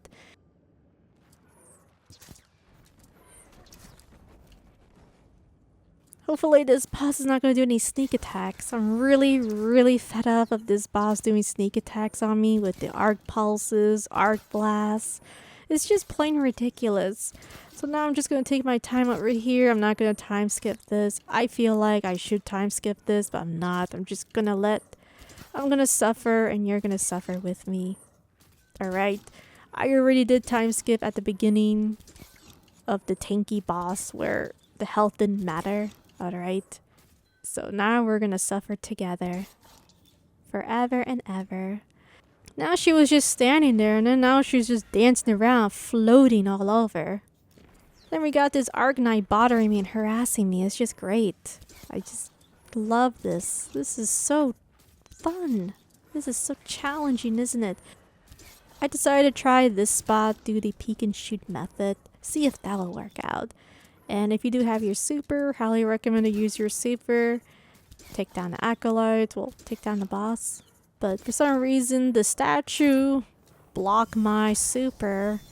And now the boss is hiding. Come out. Hurry up. I want to get this done and over it. I'm sorry, guys. This boss is just being so shy. I apologize. I'm not sure why she was being like that. I don't think she wants me to get platinum rank. I think that's the reason. So I'm doing a peek and shoot method. The statue is in the way. I wish it wasn't there. It would have been easier to do DPS.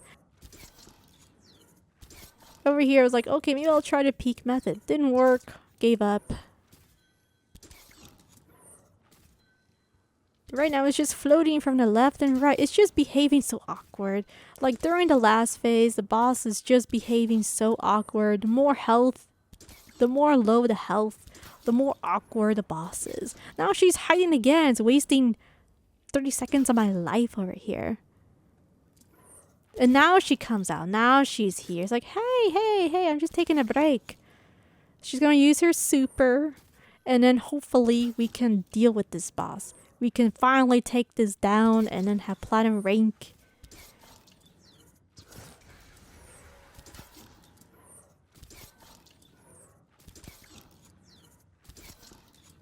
So now I'm just doing DPS as much as I can. Then guess what? I forgot that you had to crush the ghost. So then I was freaking out. It's like, oh my goodness, I forgot. So I quickly crushed the ghost as fast as I can. And then I dodge and pull back. So finally we defeated the most rehashed Battlegrounds ever. And I'm gonna touch grass. I can't take it anymore. This is the worst idea layout ever. Battlegrounds, rehashed Battlegrounds doesn't belong on Grandmaster playlists. I stand by from it. They're not fun. I don't like it. The only reason why I got this done is because next week is going to be my birthday. That's the only reason why. Alright? Hint, hint. After reset. Thank you so much for watching. I'll see you guys next time. Bye.